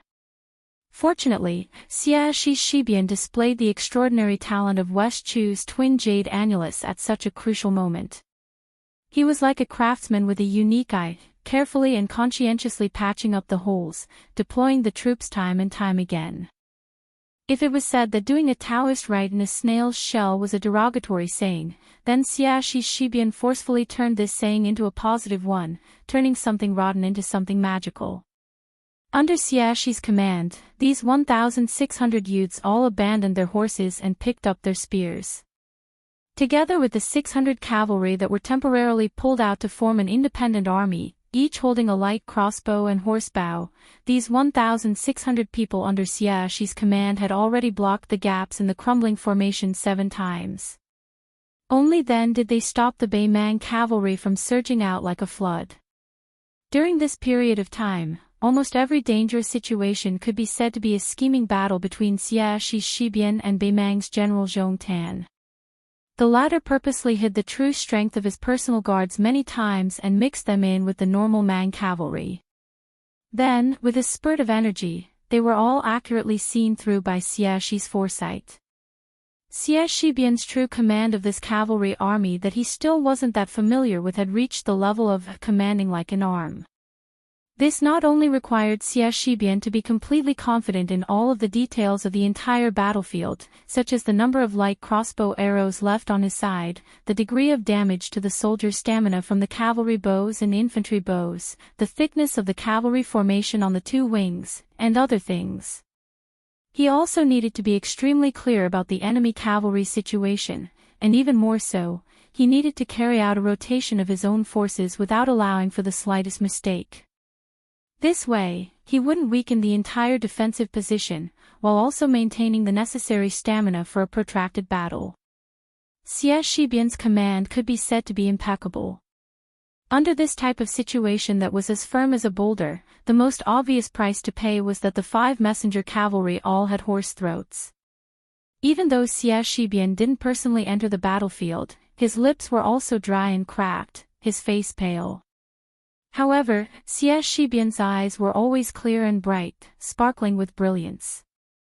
This young general who had entered the northwest border less than half a year ago already won the respect of all of the Beiliang cavalry under his command. There were some people who were born for the battlefield, destined to leave behind a name that the later generations couldn't forget in the bloody history books.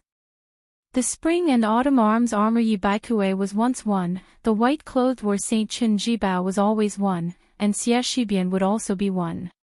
In reality, the commander of the Beimang cavalry, Zhong Tan, who had stopped his horse at the foot of the mountain wall at Miyun Pass, had personally witnessed this bloody battle where both sides died extremely quickly. Even though he wanted to personally chop off the head of this young Beiliang commander, he couldn't help but admire this person's ability to use troops.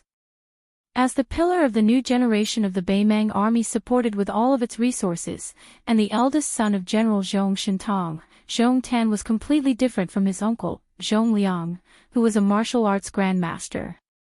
Zhong Tan's ambition wasn't in Jianghu since he was a child.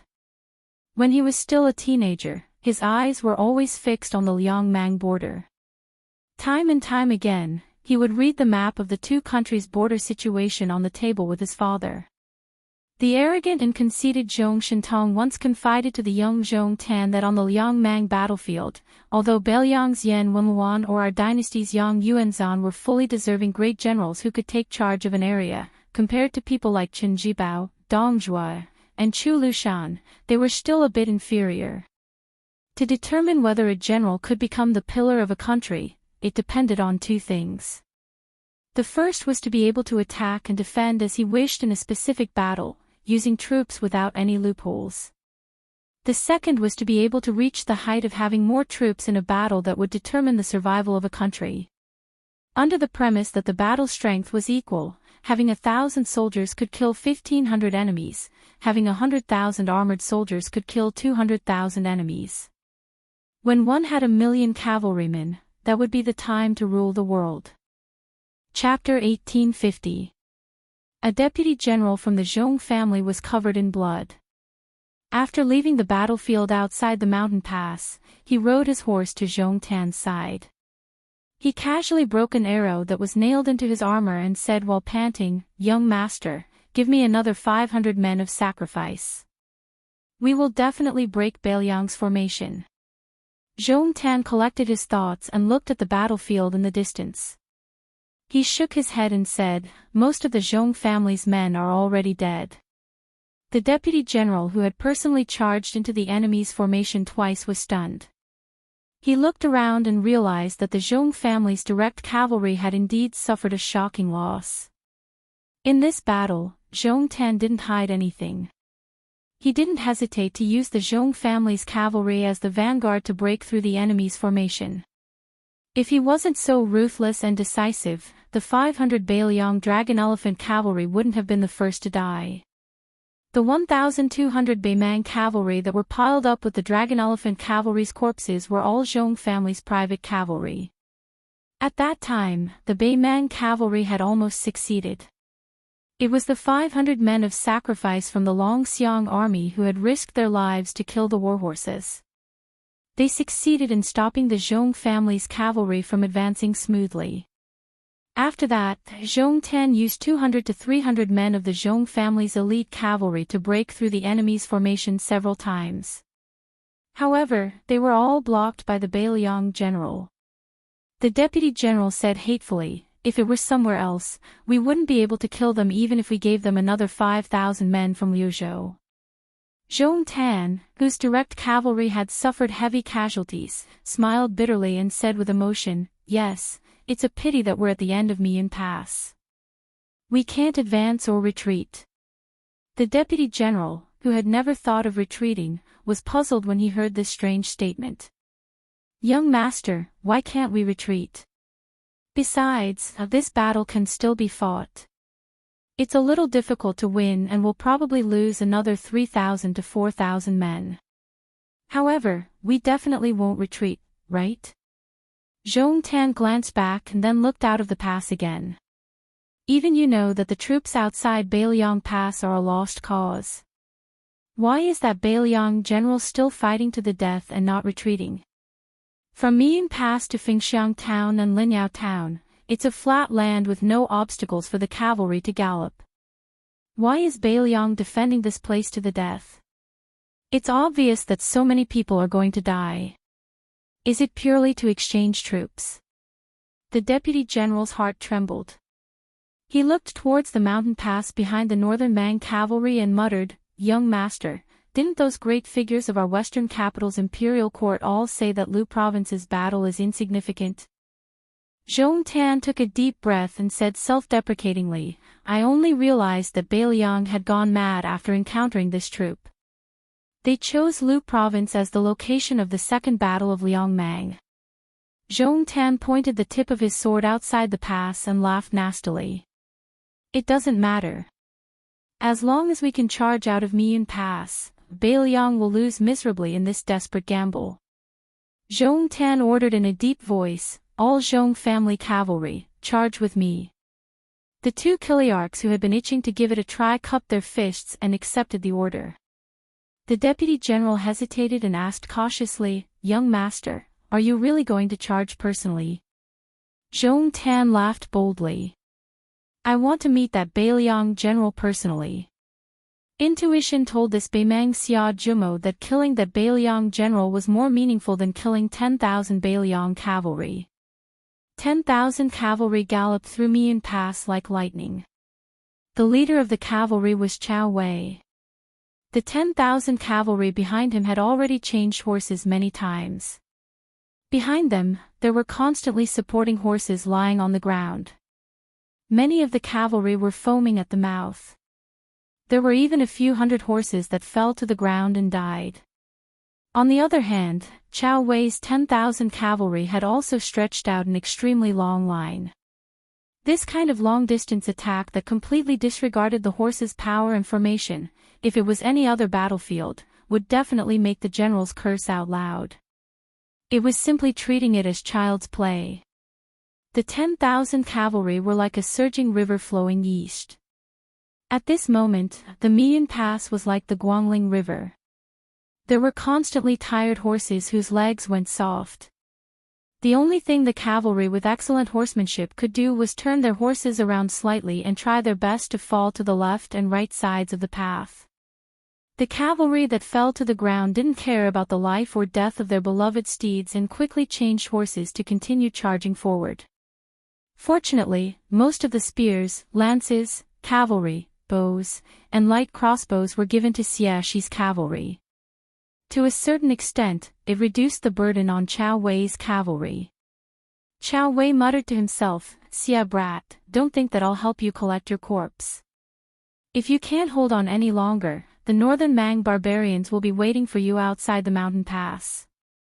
In addition to the rotten Buddha Mountains monk soldiers that are eating sand behind this daddy's ass, this daddy's 10,000 cavalry will be finished in this godforsaken place. Galloping all the way.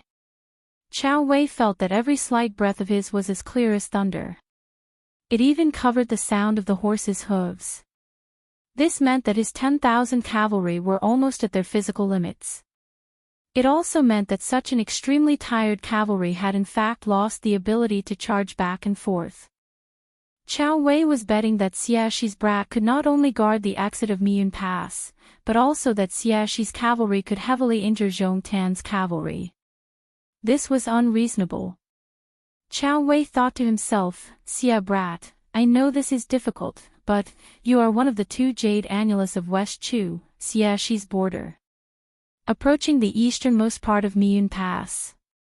Chao Wei, who had been muttering, let me hear something," suddenly laughed out loud. He almost laughed until tears came out of his eyes. Chao Wei, who could already hear the sound of fighting in front, suddenly stopped his horse. He turned his head and roared, "Change horses. Put on armor." Soon, Chao Wei laughed involuntarily and said, "Now that things have come to this, change horses my ass." The 10,000 cavalry gradually came to a stop. Then, everyone put on their armor and drew their swords. In the western region, far away from the central plains, the 10,000 Bailiang cavalry led by Chao Wei were like a sudden appearance. They temporarily stopped to rest and reorganize. It was like a Guangling river that suddenly stopped. After it stopped, it surged to the east. Chao Wei raised his cold sword and urged his horse forward. He shouted with all his might, "Kill!" The Battle of Miyun Pass. It was hailed as the best cavalry battle after the spring and autumn period. Chapter 1851. All good things must come to an end. The pair of persimmons and tangerines of Bailiang parted ways with Qin Wang. The latter continued on his way to his hometown, and the young eunuch naturally acted as Qin Xiaobao's coachman. After the former turned into the dangerous Tongguan Pass at the eastern gate of Liangzhou, he paused for a moment before continuing his journey west. According to Whispering Water's spies, the entourage of the Liang imperial court delivering the edict was less than half a day's journey away from the young king. The 3 python-clad eunuchs of the Directorate of Ribbon Insignia could never have imagined that the king of Bailiang, who was supposed to stay at Mount Qingliang to receive the edict, was actually hanging on their tails. Following the main courier route, which was far more developed than the Central Plains, the 2 parties continued their journey west. Su Fengnian and Su Beiji refused the escort of the elite cavalry at Tongguan, so they only had Fan Shaochai and Mi Fingjie as their retainers. The 4 of them and their horses looked like the sons of a rich family leisurely traveling through the mountains and rivers. Mi Fingjie had originally reached the Finger Mystery Realm step by step. After the battle in the rain on the small street, he had comprehended a lot and vaguely showed signs of a bottleneck loosening. On the other hand, Fan Shaochai had not benefited at all. This was probably their own fated chance that could only be understood and not explained. For this reason, Mi Fingjie specially asked Su Fengnian about the mysteries of the celestial phenomenon realm. During their conversation, he revealed his yearning for the old god of sword Li Chuangong's famous skill, the 2-sleeved green snake. How could Su Fengnian not know what Mi Fingjie was thinking? He also spoke frankly with this swordsman who had matured late in life. Although the two-sleeved green snake was incomparably powerful, it was unfortunately not suitable for Mi Fingjie's own style of swordsmanship. It was especially unsuitable for him to change his style at this time. After some thought, Mi Fingjie understood the crux of the matter, but he inevitably felt some regret. He was different from Su Fengnian. He had trained hard for more than 40 years, and his swordsmanship and sword will had long become a set. The two-sleeved green snake needed to integrate the essence, qi, and spirit of the swordsman. It was not that Mi Fingjie could not study the two-sleeved green snake, nor could it be that he could not break through and improve. At this moment, Mi Fingjie had just touched the threshold of the celestial phenomenon realm, so there was no need for him to gamble at this critical moment. It was like a court official who was already the second in command of the ministry works to become a minister. But the two-sleeved green snake was two. And the two-sleeved green snake. Two. Of. Two. The two-sleeved. The two-sleeved two. Of thou. It. As, the me. Su Beiji had already heard Su Fengnian describe the situation of the battle in the rain.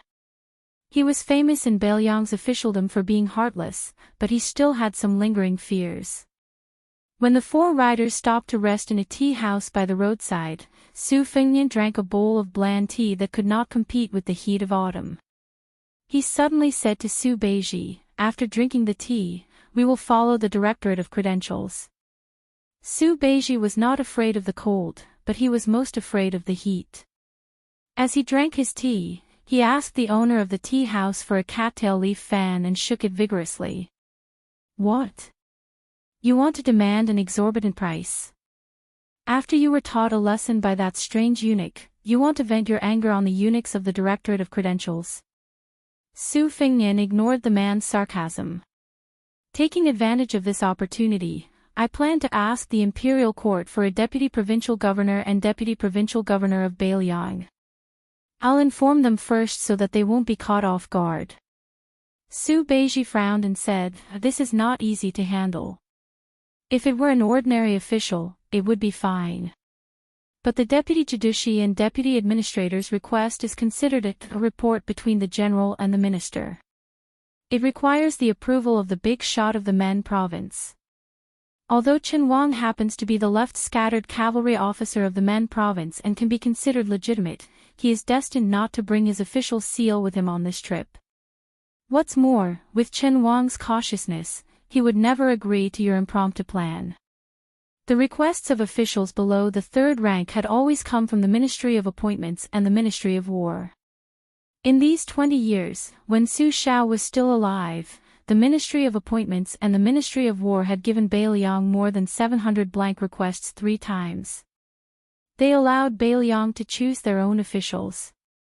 The Imperial Court was just a figurehead. This was not because Bailiang was domineering and separatist. In reality, excluding the vassals of the Duke of Huainan Zhao Ying, even the Duke of Jiaodong Zhao Sui, who was the weakest and closest to Graydon City, could do this. Of course, in terms of numbers, they could not be compared to Bailiang or Yanqi. However, the obituaries of high-ranking officials such as the 6 ministries minister or the provincial governor-general of a province were known as the obituaries of generals since the Great Feng dynasty. They were all written on golden and multicolored silk paper by the provincial officials under their command, and then presented to the sovereign. The grade of the paper was linked to the specific official title. The reason why Northern Liang Path's deputy administrator Song Dongming was not recognized by the Central Plains was because he lacked this indispensable process. Su Fengnian smiled and said, "At most, we can have Graydon City make up for it later. It's just a small matter of writing a courier." Su Beiji's tone was not as casual as Su Fengnian's. "Will Yang Xinqing have any thoughts?" Su Fengnian shook his head and said, "I've already talked to Yang Xinqing. The old man looks relieved." Su Beiji smiled coldly and said, "You believe it?" Su Fengnian said flatly, "Maybe one day, Yang Xinqing will be sincerely grateful to Bailiang." Su Beiji turned his head and asked for another cup of tea from the tea house owner. He took the teacup and waited until the old man was far away before asking, "Your troublesome father-in-law, Lu Dongjiang, was promoted from the provincial governor of Liangzhou to deputy administrator. In this way, won't there be suspicions that he was promoted on the surface but demoted on the inside?" Su Fingnian gently put down the teacup and said slowly, "Lu Dongjiang was originally someone who wanted fame more than power. In addition, Li Gongda repeatedly asked to resign from the position of administrator. Therefore, Lu Dongjiang will only feel that his first transaction with Beiliang's civil officials is a step closer." At this point, Su Fengnian lowered his head and looked at the empty teacup in a daze. He then raised his head and smiled. Then it settled. "You will be the deputy provincial governor." Su Beiji subconsciously grunted in acknowledgement. After taking a sip of tea, he suddenly came back to his senses. He stared and said, "Not the provincial governor of Liangzhou." Su Fengnian laughed loudly and said, "Leave that position for Bai Yu." Su Beiji stared at this young vassal king and said through gritted teeth, "Bullshit." Su Fengnian was silent. Mi Fingjia and Fan Shaochai did not know why the two of them suddenly turned against each other. Su Beiji was so angry that he laughed. "Do I, Su Beiji, need you to arrange a retreat? Do I need you, Su Fengnian, to set up a ladder for me in the imperial court of Liang?" In the second battle of Liangmang, there was bound to be a victor. If Beiliang lost, the Liang imperial court would definitely absorb a large number of Beiliang officials. Beiliang's generals would usually die outside the pass. Although there were fence-sitters, there should not be many of them. At most, people like Chao Xiaojiao would leave the northwest. After the fall of Beiliang's civil officials outside the pass, there was not much meaning to their existence. Su Fengnian would not force them to defend Beiliang to the death or leave the northwest. Therefore, Su Beiji, as the deputy provincial governor of Beiliang, would be the highest-ranking military official if nothing unexpected happened. He would be viewed as the most desirable person by the Liang imperial court. What did it mean to be a second-ranked general of Beiliang? Everyone knew by now what it meant to be a second-ranked general of Beiliang. If Beiliang was lucky enough to win, this deputy provincial governor position would naturally be the icing on the cake. At that time, only God knows how many of Beiliang's 300,000 iron cavalry would be left. The integration of Beiliang and the Central Plains officialdom was very likely to be the trend of the times. Beiliang's 4 prefectures, whose vitality was greatly damaged, would probably need someone to be an official in the imperial court to speak up for the people of Beiliang. Chen Wang alone was far from enough. Moreover, Chen Wang would not be suitable to speak up for Beiliang in the future. After all, Su Beiji was not Zhu Zi who had just entered Beiliang. He had been in the officialdom for many years and quickly understood the young king's intentions. He sighed and said firmly, "Give this opportunity to Qin Shiliang." "I'll pass." Su Fengnian, who was becoming more and more powerful in Beiliang, did not insist on his opinion. He nodded and smiled, "As you wish." Mi Fingjia and Fan Shaochai looked up at the sky at the same time. A black dot appeared in their vision.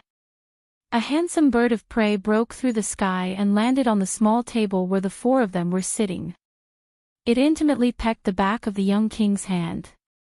Su Fengnian skillfully took off the reed pipe that was specially made from the brush room that was hung on the foot of the 6-year falcon. He gently poured out the spy report and opened it. The corners of his mouth curled up as if he was trying hard to suppress a smile. Su Beiji asked, "The military intelligence of the western region." Su Fengnian handed the roll of paper to Su Beiji. The latter took it and looked at it. He sighed, "This time I'm really relieved." Chapter 1852.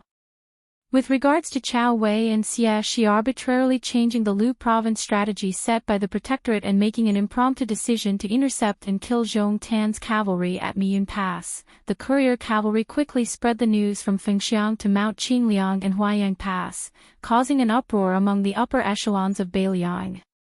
If not for the fact that Chao Wei and Xia Shi were the trusted aides of Su Fengnian, some of the more experienced and prudent commanders of the border army would probably have cursed them out in public long ago.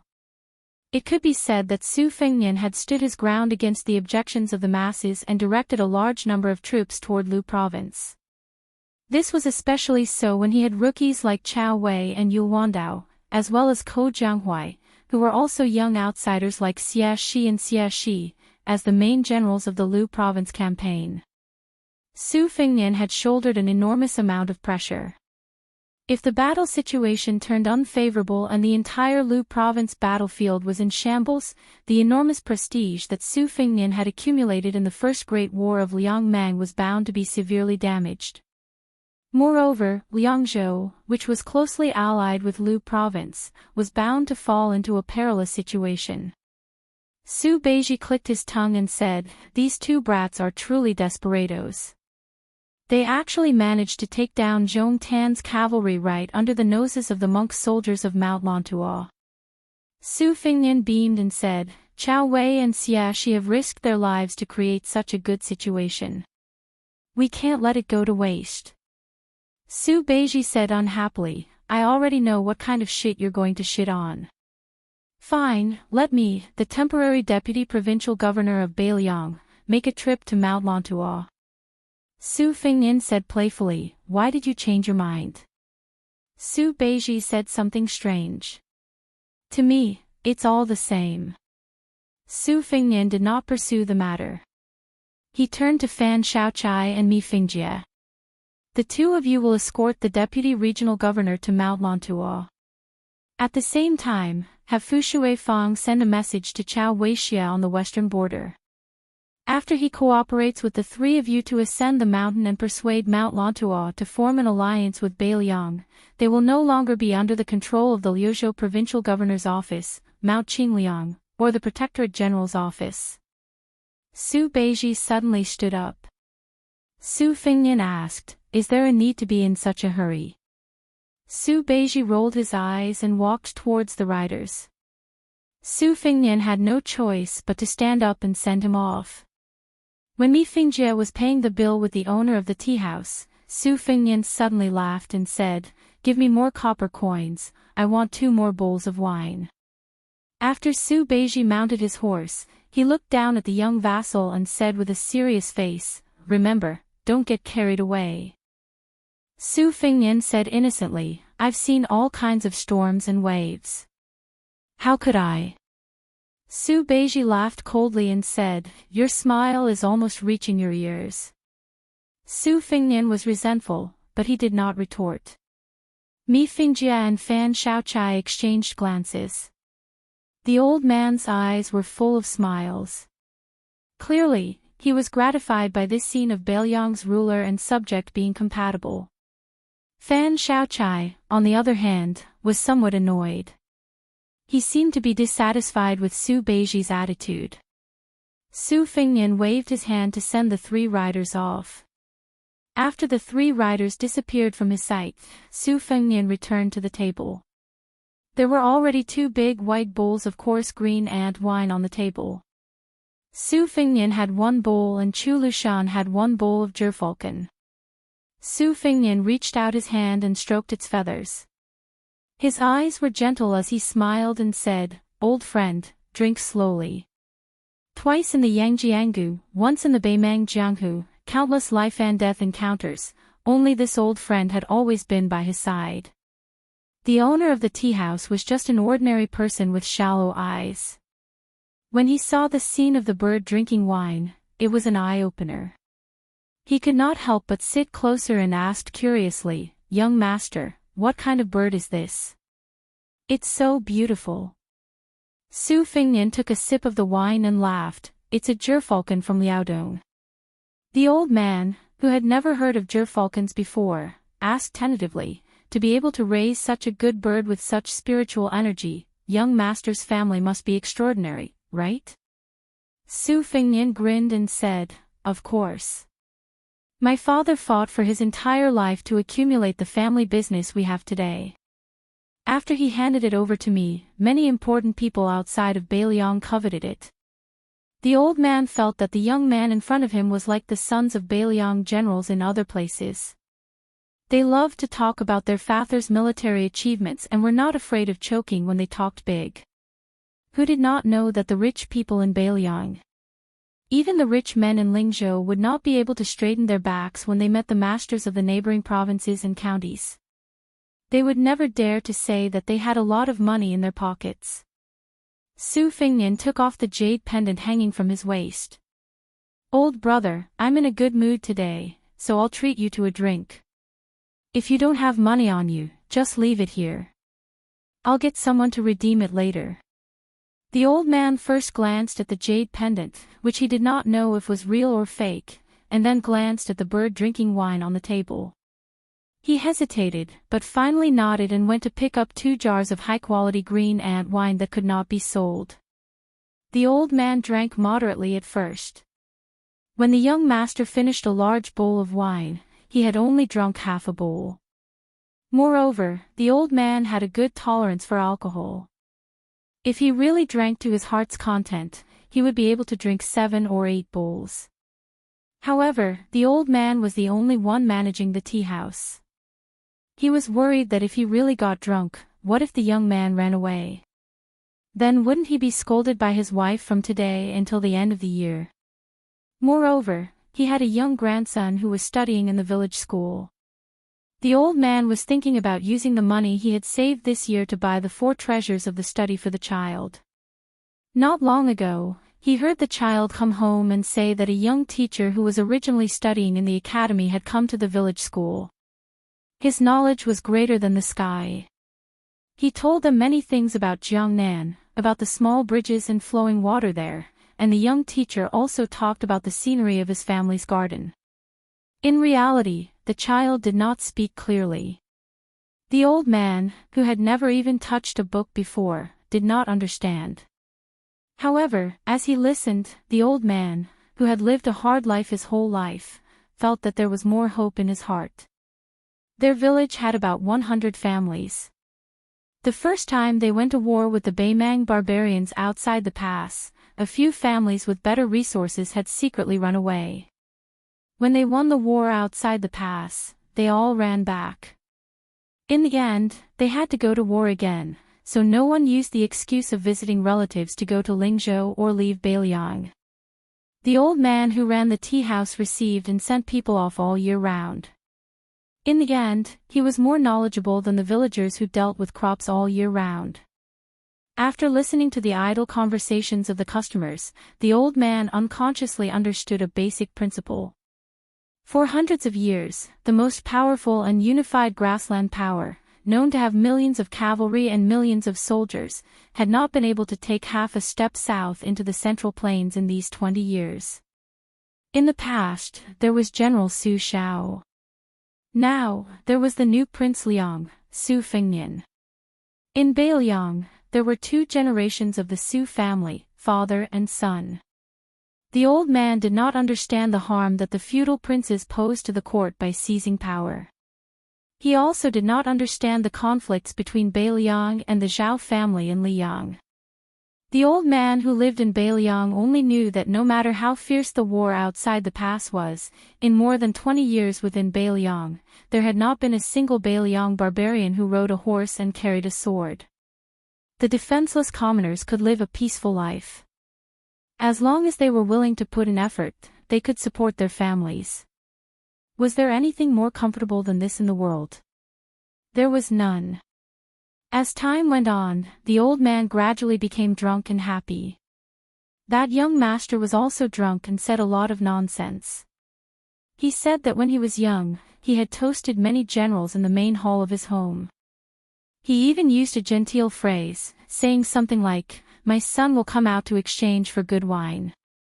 He said that at that time, there were old generals like Yan Wenluan, He Zhonghu, Chen Yinshui, and Zhong Hongwu sitting in the main hall of his home. There were also civil officials like Li Gongda and Yan Jieshi, as well as young people like Chen Jibao, Chu Lushan, Yuan Zuozong, Qi Danghua, Yao Jian, and Yi Shizhen. The old man, who was already 70 to 80% drunk, laughed loudly and did not take it seriously. He laughed at the young man and said, "Nonsense, nonsense." In the end, the young man, who seemed to have read some poetry, began to sing loudly, saying that he had something to say to the Central Plains. You only saw 10,000 carps jumping the Dragon Gate at Tingtide Listening Lake. You did not see Mount Qingliang, there were countless famous stone steels. You only saw a bottle gourd's mouth building the capital. You did not see under the high wall, the skeletons of the dead supported each other. You only saw a horse roaring in the west wind in the north of Liangzhou. You did not see the south of the border, the sound of books breaking out of the hut. You only saw 300,000 armored cavalry ruling the world. You did not see the people of Beiliang, every family wearing mourning clothes. Later on, whenever the young man mentioned the two words, Central Plains, in front of you, the old man would coincidentally shout the two words, Beiliang, at the top of his voice. The old man did not understand anything. He just wanted to join in the fun. The young man's voice was very bleak, just like those sharp persimmon trees that could be seen everywhere in Beiliang. In the winter, they were empty and only had withered branches. In the end, the old man from the tea-house lay on the table and fell asleep. The young man stood up shakily and placed the jade pendant in the old man's hand. After helping the old man hold the jade pendant tightly, he walked towards the horse.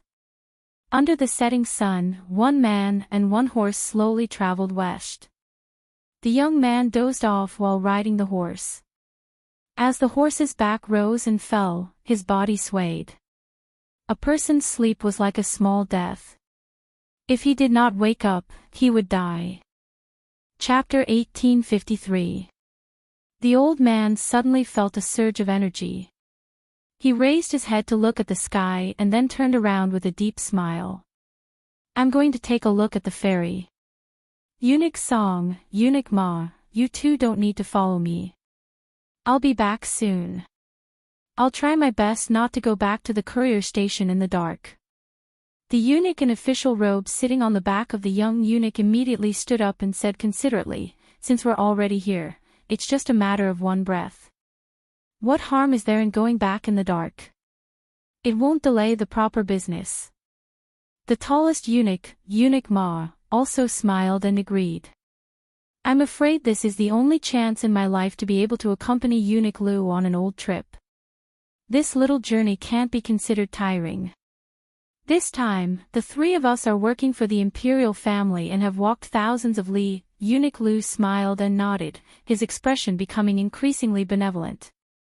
Although the Directorate of Credentials was not an overly prominent yamen among the 12 directorates of the Liang Imperial Palace and could not be mentioned in the same breath as the Directorate of Ceremonies under Song Tonglu, it was still not to be underestimated.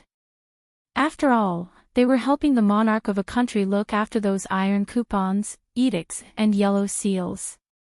When they were in Taiyan City, the Directorate of Credentials was definitely not as peaceful as it was now. It was probably because this diplomatic mission to the northwest had brought great pressure to the three elders of the Directorate of Credentials. It had truly become a case of sharing glory and suffering together. The old saying, looking at a mountain will kill a horse, was true. At that time, Eunuch Lu had pointed to the small ferry in the distance and still made the group of people from the Directorate of Credentials exhausted. Even Eunuch Lu had no choice but to apologize to his two sweaty colleagues in official robes. The ferry was still there, but compared to the scene of more than 20 people waiting to carry people across the river to make money, there were now only 4 or 5 people. Eunuch Lu raised his eyes and looked over, feeling a bit disappointed. The villagers were all coarse old men, there were no young men or women. There were very few travelers at the ferry crossing to the other side. Eunuch Lu had originally wanted to turn back, but he was a bit unwilling, so he walked over to the group of old men chatting idly. Those people had clearly noticed this group of people, especially the 3 eunuchs from the Directorate of Credentials. It was too fresh. Even if they were frogs at the bottom of a well that even the county magistrate looked down on a few times in their lives, as long as they weren't blind, they would know that these were influential figures that they couldn't afford to offend. They also knew that they definitely weren't customers who had come to cross the river. Although Longju River was the largest river in Liangzhou, after the government built 2 bridges over a dozen years ago, one for the garrison and the other for the common people to use, there was almost no business to speak of even during the summer and autumn seasons. There were bridges available, but they insisted on strolling along the river. Did they have nothing better to do? Unless it was a merchant or traveler from the north who was in a hurry and didn't want to walk more than 20 li to the bridge in the south, they would wade across the river. However, if it was a large merchant or tycoon who had a good relationship with the government, they could actually use the bridge in the north. However, it was said that after the young vassal king ascended to the throne, the control became stricter. The garrison and the government no longer dared to turn a blind eye to people's convenience like before. Just as Eunuch Lu was preparing to return home, someone suddenly swept across the river from the other side. His white robes fluttered, a long sword at his waist. He skimmed the surface of the river a few times before crossing. After landing gracefully on the shore, the white-robed swordsman ignored the surprised gazes of the villagers and turned to look at his Jianghu friends on the other side of the river. They were betting on who could step on the water the least to cross the river, using this to compare whose sect's qinggong was better. However, although this young Jianghu hero from a famous sect displayed an arrogant attitude that kept people at arm's length, how could he not be wary of the eunuchs behind him? Since when did Beiliang have eunuchs appear?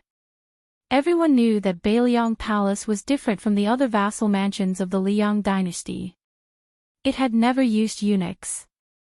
After the old man named Su Tu led his iron horse into Jianghu, Liang Jianghu people either stayed at a respectful distance from the court and the government or tried to make friends with them. They had never heard of any sect that could wrestle with the family of an official. This handsome young hero standing by the river was not unfamiliar with the rules of the court, but he was not familiar with the high and mighty Great Peace City. He was not sure what position the eunuchs were qualified to wear the eye-catching red embroidered robe. However, he knew that they were not small fries. Otherwise, they would not be able to leave the palace to do business openly. The two sides were worlds apart in terms of status, so he pretended that he did not see anything. The young eunuch who worked like an ox was good at reading people's expressions. When he saw that the 3 eunuchs all frowned, he immediately explained in a low voice, "Earlier, the female Wulin leader of Mount Hui, Xianyuan Qingfeng, summoned the heroes of Jianghu to encircle and kill a few demons. They killed all the way to the western regions before stopping. After that, many Jianghu people were not in a hurry to leave Beiliang. These people must be young people from the Wulin of the Central Plains." Eunuch Lu snorted coldly. Heroes use force to suppress. Even the West Chu trader Chao Chongqing, the scholarly sage, has repeatedly shown off in Great Peace City. The fat and Buddha-like eunuch Song laughed in a low voice. Jianghu people are not the only ones who rely on force to suppress. Eunuch Lu and Eunuch Ma did not speak. Then, another 2 Jianghu people of similar age passed by Dragon Steed River. Eunuch Lu suddenly turned his head and asked one of the Imperial Guard commanders with a smile, "Commander Qian, what is the cultivation of these young people? What is the difference between them and the Grand Masters of Jianghu?" The burly Imperial Guard with a wooden expression said calmly, "Eunuch Lu, not to mention the 4 realms of first grade, even second grade master is not a height that these embroidered pillows can reach. With their talent and foundation, unless they have a great opportunity, they will not be able to reach second grade master in 20 to 30 years. Eunuch Lu nodded and did not have any more interest in investigating. The Jianghu was far, but the court was high. What Grand Masters of the martial way? As long as they were not those few people on the martial ranking, they were nothing more than fish in a pond that the emperor casually raised. Just as Eunuch Lu was about to turn and leave, he suddenly narrowed his eyes and looked hard into the river. A young person that was crossing the river was probably only skilled in external martial arts. His qinggong was something that even he, a ribbon insignia eunuch, felt was not good to look at. Not only did he step on the surface of the river many times, the splashes he made were shocking. If others were said to be flying on the grass, then this brother was really rolling in the grass. But this was not something that Eunuch Lu paid attention to. The old man saw a young person carrying a fairy that seemed to be an old woman as they slowly crossed the river. Chapter 1854. In the end, he was trampled by the young hero with terrible qigong, splashing water all over his head. In the Dragon Steed River, the old woman helped the young man wipe the water off his forehead. She was kind, but also a little distressed. She said helplessly, "You've suffered, haven't you?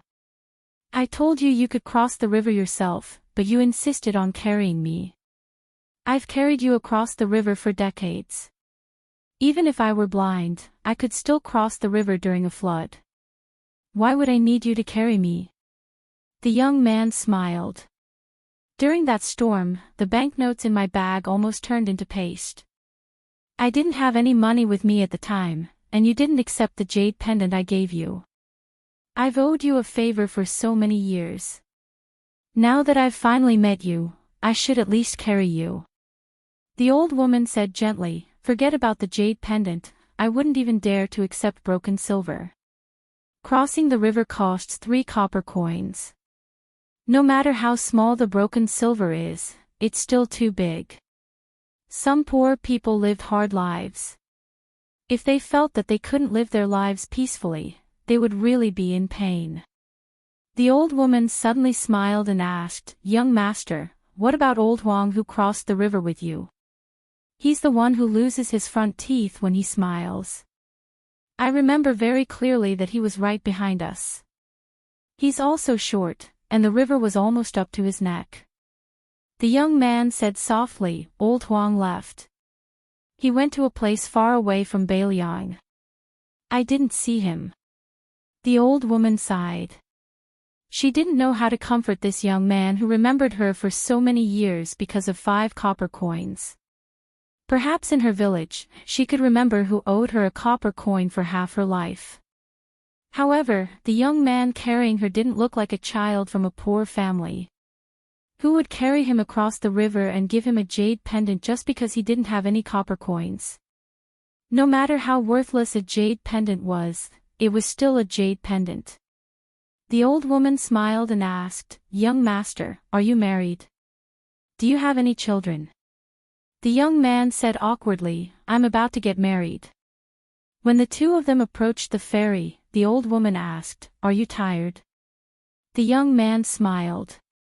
"Granny, you're so light, how could I be tired?" The young man then teased, "Granny, you must have been very beautiful when you were young. There must have been many people who came to ask for your hand." Although the old woman was poor, she was dressed in clean clothes and smiled knowingly. She did not nod or say no. When they reached the shore, the young man gently put down the old woman.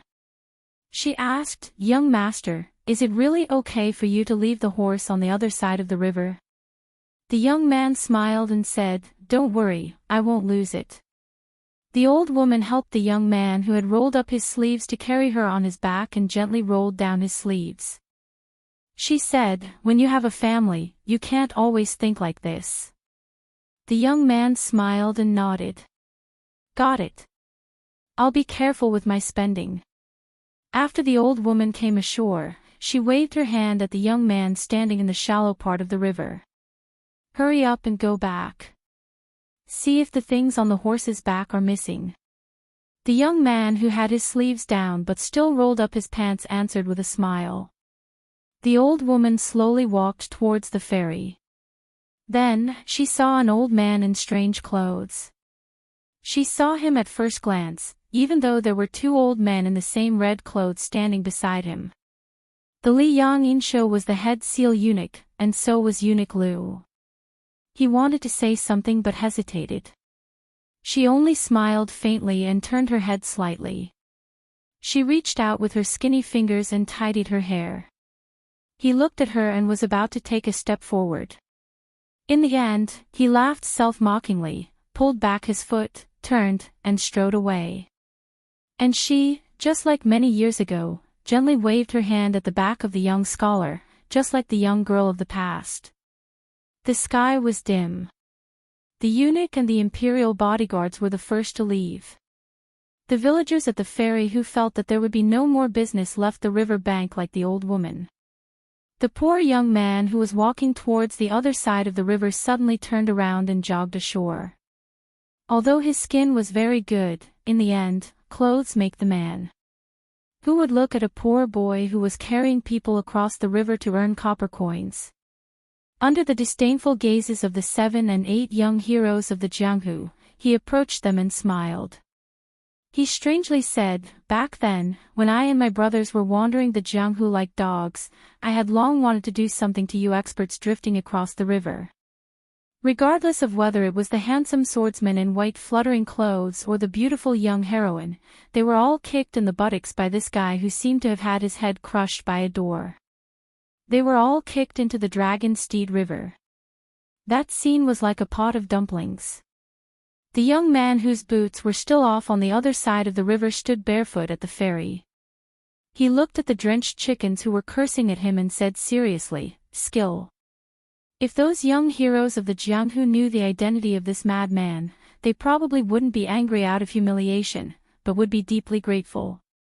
According to the rules of the Jianghu, being kicked by one of the 4 great grandmasters of the martial arts evaluation was equivalent to exchanging blows. This was a treatment that even the founders of their sects would be envious of. This kind of lucky thing could be bragged about for 30 years. That great grandmaster of the martial arts evaluation stood on the shore with his hands on his hips.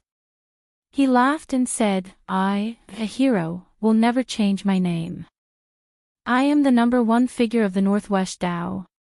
In the Jianghu, people call me Invincible Divine Fist, Peerless Leg Technique, #1 Blade and Divine Sword Technique, Su Fingyan." He had the demeanor of an immortal, the demeanor of a hero, and the bearing of a grandmaster. Naturally, he didn't have any of these. Therefore, the young hero who had just stepped on the water and splashed him all over angrily said, "Sue your grandpa." Everyone only heard that bastard with a smug look on his face laugh and ask, "You don't like it? If you don't like it, then come and hit me. The green mountains will not change and the green water will flow forever.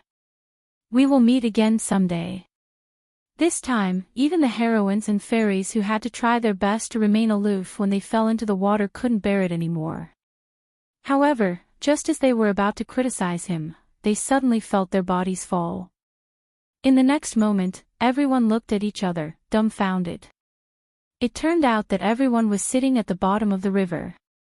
The riverbed was still wet, but there was no water. Looking up, at the end of their vision, there was no water coming from upstream and downstream. No one knew who was the first to look up and discover the truth, but they were all in a daze. It turned out that the river was still flowing, but it was above everyone's heads. It was like a green dragon sweeping across the sky. When everyone was scared out of their wits and ran to the shore, they were scared out of their wits. That long river dragon hanging in the air just happened to fall heavily into the river, splashing huge water to both sides. However, at this moment, no one cared about becoming a drowned rat again. Far away, a man was leading a horse slowly toward the Green Horse Inn. Jianghu was still the same. However, the horse was no longer the bad horse of the past, and he was no longer young. He no longer had old Huang with missing front teeth and the wooden sword ranger. Chapter 1855. The Liang Relay Road, with the capital Tai and city as the center, was a well-deserved official road. It was once praised by the old Ministry of War as the bloodline of the country. It was also compared to the prosperous dynasty that unified the Central Plains to an unprecedented land god. The power of the essence and blood could be said to be unparalleled in both ancient and modern times. Liangzhou's Qingma Relay Road was close to the provincial capital and was set up in the downtown area of a bustling town. Because this was a place that one had to pass to enter and exit the city of Liangzhou, not only was the relay station large, it also had the only one of the many relay stations on the road of Beiliang. There were as many as 70 postilions. There was also a garrison of light cavalry stationed nearby all year round.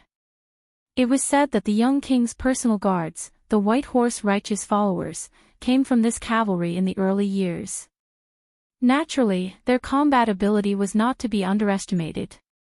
For example, the madman Hong Shuwen, who was now climbing up the ranks in the Beiliang army, came from this troop that did not show off. Li Gongda, who had always firmly maintained the #1 civil official position in Beiliang, stayed at the Qingma Relay Road in his early years. When he was in the mood, he wrote a calligraphy piece that said, "There is a world of difference." However, no one knew whether it was because the relay station treasured it too much or because the 4 words were too strong and beautiful, but it had not been mounted or hung for many years. Bayan Town, where the Qingma Relay Road was located, was also an unusually prosperous place. Lingzhou had always been known as Jiangnan beyond the Great Wall, while Bayan Town was known as Little Lingzhou. It was enough to show that this big town in Liangzhou was different. In recent years, with the strong rise of the young king, more and more people from the Central Plains came to Bayan Town after hearing the news. They all entered the Jianghu of Beiliang together. Over time, the local residents of Bayan Town became accustomed to it. As one of the few places in Liangzhou that did not have a night ban, Bayan Town was a veritable money-squandering den. Just like the 2 restaurants and brothels next to each other, they worked together to advertise the 2 golden signboards of, "If you don't go to the 2 floors, you're in vain coming to Beiliang," and "The best wine in the world." They were very arrogant. The restaurant said that they had the best wine in the world, which was not inferior to the imperial court's tribute, and the brothels said that their girls were not inferior to the imperial court's concubines. Many Jianghu people who did not believe in heresy went to the brothels with the mentality of destroying the place. In the end, almost without exception, they all drank themselves to the ground or lay on the bed of the girls. As a result, the 2 floors of Bayan Town became more and more famous, and it was known throughout Beiliang and Lianghuai. Especially when a courtesan from the brothels eloped with a scholar from the Green Deer Cave Academy. Logically speaking, the brothels should have been furious, but instead of breaking up the lovers, they burned the contract of the courtesan. The restaurant even sponsored the scholar to buy 100 books with 1,000 taels of silver. This romantic story shocked the scholarly and literary circles of Beiliang. Even the Jiangnan region of the Central Plains had heard about it. It was to the extent that a famous scholar in the literary circle clicked his tongue in amazement in front of everyone, and he personally praised the heroic spirit of Beiliang. If this was 3 or 4 years ago, if he dared to say a few good words for Beiliang, no matter how prestigious this famous scholar in the literary circle was, he would probably become a rat on the street, and he would implicate his family and be condemned by everyone. But now, although there were very few people who agreed, there was definitely no one who would actually compete. By the time the 3 eunuchs from the Directorate of Credentials returned to Bay and Town from the small crossing of Dragon Horse River, it was already late at night. Previously, the Green Horse relay station was afraid that something unexpected would happen, so they had no choice but to send out 20 or so elite riders from the capital to meet them. If they could not find any trace of them, the Green Horse relay station would definitely skip over the local government and directly notify the garrison 20 li away. After all, this group of eunuchs who delivered the edict represented the face of the Zhao clan of Liyang. Eunuch Liu and his group, who had walked into Bay and Town on foot, were already hungry. As they passed by the particularly noisy restaurant and smelled the thick scent of wine, they couldn't help but be a little tempted. Eunuch Liu felt a little sorry for his 2 dog-tired colleagues, so he smiled and suggested that they all go to the restaurant to have a good meal. Eunuch Ma, who was tall and imposing and not like a eunuch, was more cautious. Although he didn't refuse, he still suggested that it was best to go back to the Green Horse relay station and change into ordinary clothing. Eunuch Song, who had a large body but was able to walk as light as a swallow in the royal palace, wanted to say that it wasn't a big deal. Could there be an assassin under the nose of Beiliang Palace? However, since Eunuch Liu, the head shopkeeper of the Directorate of Credentials, had nodded, Eunuch Song, who hadn't had a good time since coming to Baelyang, could only quietly swallow his words. After returning to the Green Horse relay station and washing up and changing clothes, the three eunuchs were accompanied only by the Imperial Guard commander surnamed Xian. The four of them walked together into the restaurant called the restaurant. Because the restaurant next door was the most famous brothel in Bay and town, they could vaguely hear the soft and seductive laughter. This made Eunuch Lu laugh involuntarily. If their drinking trip traveled to the capital, it would most likely become a rumor that the eunuchs of the Directorate of Credentials had gone to a brothel. That would be a great joke. The restaurant had 3 floors. Although it was late at night, the lobby on the first floor was still packed. There weren't many seats left on the second floor. The restaurant waiter, who was good at reading people's expressions, led the 4 of them to a private room on the top floor with the best view. It was called a private room, but it was actually separated by a large screen with exquisite embroidery. After Eunuch Song sat down, he leaned comfortably against the back of a yellow rosewood chair with a natural gourd-shaped wood core. He laughed softly and said, "The layout here is somewhat similar to the market on our side." Eunuch Ma, who had changed his clothes and looked more like a burly man from outside the Great Wall, looked around and was quite satisfied. Compared to the 2 floors below, it was much quieter and more elegant. He narrowed his eyes and nodded. Eunuch Lu said amiably to the young waiter who had a cotton towel on his shoulder, 2 pots of Jizhou Laojiao, Jiangnan apricot blossom wine, and cooked flower wine. As for the dishes and snacks, you can do as you see fit. The young waiter smiled and bowed to flatter, "Master, you are really an expert. You deserve the title of wine immortal." It's true that ordinary customers are generous when they come to our restaurant, but most of them choose the West Shu tribute wine, Jiannan Chun, to drink. In my opinion, the wine is good, but in terms of mellow aftertaste, it can't compare to the cooked flower wine. In terms of burning intensity, it is far inferior to the green ant from Baelyang. By the way, for masters, I have to say something. Our restaurant has an unwritten rule. When you come here, as long as you want to drink the green ant, you can drink as much as you want without charge. Eunuch Song asked curiously, "Even if you want to drink 8 or 10 pots, it's still free? Aren't you afraid that your restaurant will go bankrupt from drinking? Also, if someone comes to your restaurant and only drinks the green ant, will this rule still be valid?" At the mention of this, the young waiter who was originally bowing to flatter immediately said proudly, "It's valid. How can it not be valid? Everyone who comes is a guest. Our manager has already said that for those who are willing and able to drink our Baelyang's green ant, it's not a big deal to ruin their business. Just treat it as making friends with these heroes. Our manager has even set a special rule. If anyone can drink 6 pots of our restaurant's signature green ant in one go, not to mention the cost of the banquet, even if they want to sleep in the building next door for a night, our restaurant will pay for it." Eunuch Lu smiled and said, "It's rare to see a restaurant open for business like this. Interesting." Eunuch Song chuckled and held the comfortable antique chair with both hands. He looked at the eloquent young waiter and said, "It seems that although your manager stinks of money, he's not an ordinary person. Today, I'm in a good mood, so I'll give your manager face and ask him to propose a toast to Master Lu beside me. To tell you the truth, if you miss this chance, you won't be able to get it for the rest of your life." The young waiter listened to the fat man's official language of the Central Plains, and the arrogance he put on was even greater than the county governor. In fact, he was complaining in his heart, but he didn't show it on his face. He begged for mercy and said, "Sir, I'm really sorry. Our head manager isn't someone from Bayan town. Even I haven't seen him before. Unfortunately, the second manager who is in charge has a meal next door that he can't refuse. But please don't worry.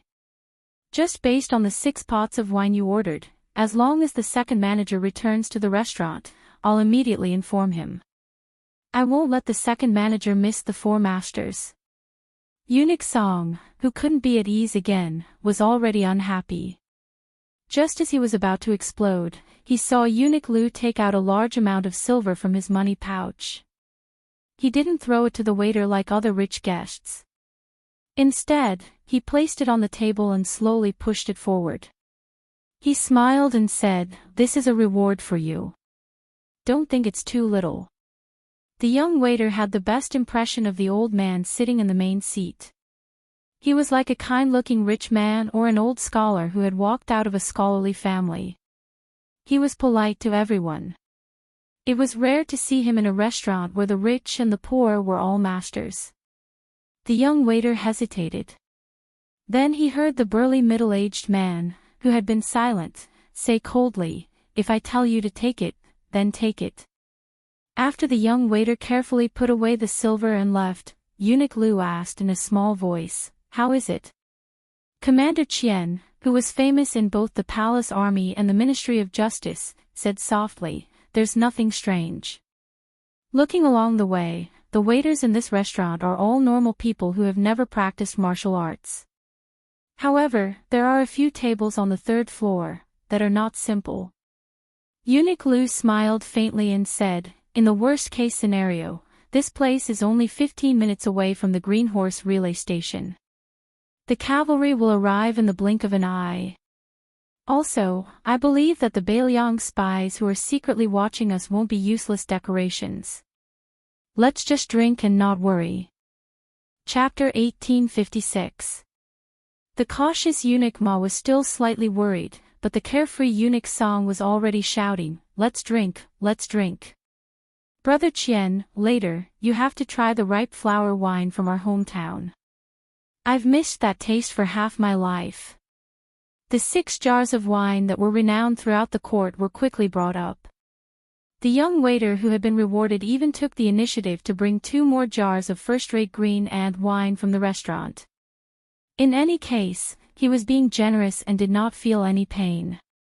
Compared to the carefree head seal Eunuch Lu and the carefree head seal Eunuch Song, Commander Qian of the Imperial Army, who had been through the battlefields of the Jianghu, was more calculative.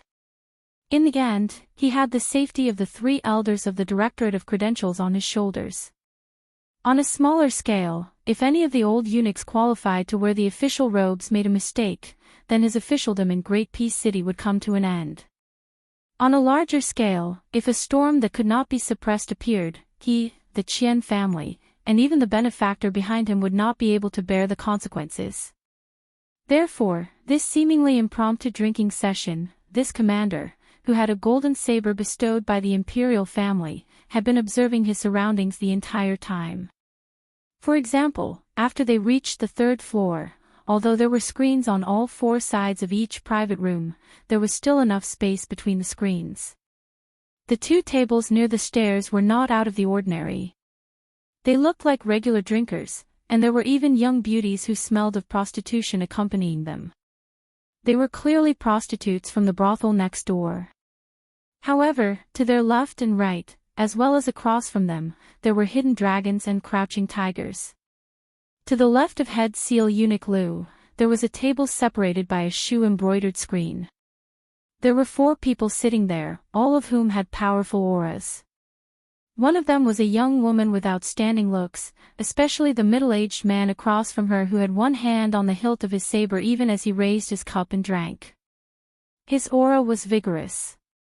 Even though he had only glanced over at the time, this bladesman, whose back was facing him at the time, had instantly reacted subtly.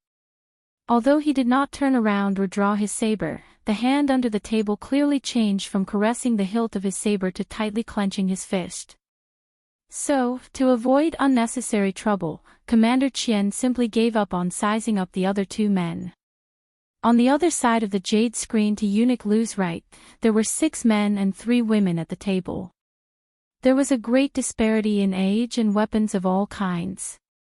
They were either generously placed on the table or hung on a wooden rack, as if they were a group of Jianghu allies. Most of them were there to accumulate reputation and experience for the younger disciples of their sections. This was not uncommon in the Jianghu of the Central Plains. Their conversation was mostly about interesting Jianghu stories. At this moment, they were talking about the deeds of the leader of the Purple Dress Alliance in Mount Hui. They were talking about the rumor that had spread like wildfire. On a snowy night at the end of winter last year, Xianyuan Qingfeng had comprehended immortality by watching the snow on the cliff of Great Snow Plateau. Commander Qian felt relieved. What truly troubled him was the table opposite Eunuch Liu. This was also the real reason why Commander Qian chose to sit opposite Eunuch Liu. Separated by 2 screens and 20 steps away, a middle-aged couple sat at the table. The man had the aura of a battlefield that Commander Qian could not be more familiar with. However, he only saw a woman with a gloomy side profile. Her looks were average, but her aura was extremely cold and fierce. She gave off a wild aura that was completely different from the ordinary experts of the Jianghu sections. The latter usually fought to learn from each other, only for the sake of reputation, but she fought to the death, only for the sake of killing. Halfway through the wine, another 2 groups of people came up at the same time. The first group to arrive was really coincidental. It was the Jianghu young heroes and women who flew past the small crossing of Dragon Steed River. However, for some reason, their expressions were complicated. There was respect and excitement, as if they had seen ghosts in the day. What was strange was that these young people had all changed their clothes. Did they need to bathe and change clothes just to drink? Commander Qian, who had master realm cultivation, measured their strength. Although he felt that it was a little weird, he didn't think too much about it. Although he knew that it would be difficult for him to reach first-grade Vajra realm, he didn't dare to say that he was invincible among second-grade masters, especially those Jianghu martial masters who didn't fight on the battlefield. However, as long as it was a fight, he was confident that he would be the only one who would survive. It must be known that even the world's #1 bladesmanship master, Gu Jiantang, had admired the bladesmanship of a mere commandant of the palace guards. If he had not been promoted to deputy commander by the court, perhaps he would have followed Gu Jiantang to the Liao and returned to the battlefield at the border. As for the second group of people, there were 3 men and 2 women. The young man in the lead had the air of a young hero from the pugilistic world who wanted the entire world to know about him. He wasn't worthy of Commander Qian's attention. But the next 4 people made him tremble in fear. The blind woman beside the young hero held a zither, and behind her was a middle-aged man with a sword case on his back. His sword energy was extremely heavy, but this was under the premise that he was deliberately suppressing it. Behind him, a man and woman who looked like husband and wife walked side by side. The young woman was very eye-catching, with a voluptuous and enchanting figure. She was wearing colorful tie-dyed clothes, with a string of small and exquisite silver bells hanging on her hands and feet. The bells rang before she showed up, and there was a snow-white curved short knife in a slanted scabbard hanging on her waist. Commander Qian, who had extremely high standards, could tell at a glance that this was the attire of the Miao people from the 100,000 mountains of the southwest. She was holding the arm of the short man beside her, with an undisguised look of pride in her eyes, as if her man was the top hero in the world. Under her contrast, the originally inconspicuous middle-aged man stood out like a crane among chickens. He was wearing a linen short-sleeved shirt, a green headscarf wrapped around his head, and a white cloth wrapped around his calves. Before one wave calmed down, another wave came. Commander Qian's heart almost jumped out of his throat. In less than half a glass of wine, another young woman, who was surrounded by a myriad of stars, came to the second floor. She was followed by 4 people who looked like retainers. Commander Qian's face turned green after he retracted his gaze.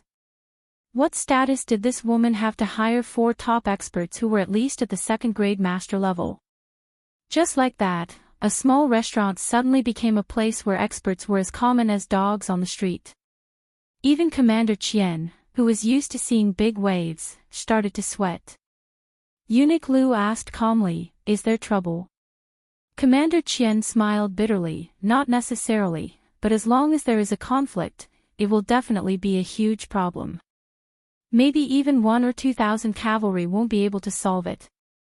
Eunuch Lu waved his hand and smiled. As long as this is Bailiang, it's enough. At that moment, Commander Qian finally had a whole new level of respect for this head eunuch of the Directorate of Ribbon Sealing. Outside the restaurant where all kinds of fish and dragons gathered, a young man with a sword and a horse suddenly stopped on the street. When he stopped, the procuress at the entrance of the brothel saw his appearance clearly. Her eyes immediately lit up, and the two gorgeously dressed girls beside her wished they could pounce on the handsome guy who was still rolling up his sleeves and swallow him whole on the spot. The young man who was in a daze didn't seem to hear what the procuress was saying. He allowed her to pull his arm and drag him towards the brothel. He only remembered many years ago when he, Li Hanlin, Yan Qiji, and Kong Zhenrong drank wine together. At that time, it was always Li Hanlin who paid for it. He stole the money from his stingy father in Bailiang. Every time, it was like he was going to the execution ground the next day after having fun. At that time, Yan Qiji, who had been given the nickname Eating Chicken Yan, couldn't let go of himself. No matter how many girls were around him, it always seemed like he was being taken advantage of. And Kong Wuqi, that big idiot, every time he went to the brothel, it was to save the poor. As soon as he entered the door, he would say, "Whichever girl in the brothel hasn't had a customer for the longest time, I'll order her." So every time Kong Wuqi was there, the most beautiful girl and the ugliest girl in the brothel would appear at the same time. The young man finally came back to his senses and asked with a smile, "His Royal Highness is drinking wine with girls. Can I not pay?" The procuress, whose chest was trembling, was overjoyed and replied, "This young man really likes to joke. Even if the prince came, he would have to pay." The young man who had been dragged a few steps stopped. He still held the horse with one hand and said with a bitter face, "Then I won't enter the brothel." The old brothel woman glared at him. "Young man, you're not being honest. You dare to walk on the street with this kind of sword? Do you think you don't have money? I can promise you that even if I don't have a single copper coin on me, it's fine. I'll owe you." Just as the young nobleman seemed to be in a dilemma, an ordinary-looking man suddenly appeared beside them. Trying his best to conceal the excitement in his voice, he lowered his voice and said, "Second-class room, Earth number 16, I have something to report." The young man nodded and silently broke free from the arms of the three brothel girls. He smiled apologetically at them and then led the horse forward. The young man turned to look at the elite spy from the whisk room, whose eyes were burning. "Is there an emergency?" The latter said in a low voice, "I just discovered that someone tried to assassinate 3 eunuchs from the Directorate of Credentials. If I hadn't discovered the prince's whereabouts and acted on my own initiative, I would have already used the Green Horse Relay's secret military seal and moved the garrison into the city." Speaking of this spy, who had a high position in the whisk room in Bailiang, lowered his head and said, "Please forgive me, Prince." The young man joked, "No wonder you're from the whisk room. You're the same as Chu Lushan. Why are you asking for forgiveness? It's more like you're asking for credit." The spy from the whisk room, who was in charge of the intelligence of Bayan town, was obviously at a loss. After a moment of distraction, he hurriedly reported the situation to the young man who was leading the horse in detail. The young man was the young king, Su Fengnian. After listening, he nodded. "You don't have to intervene in this matter.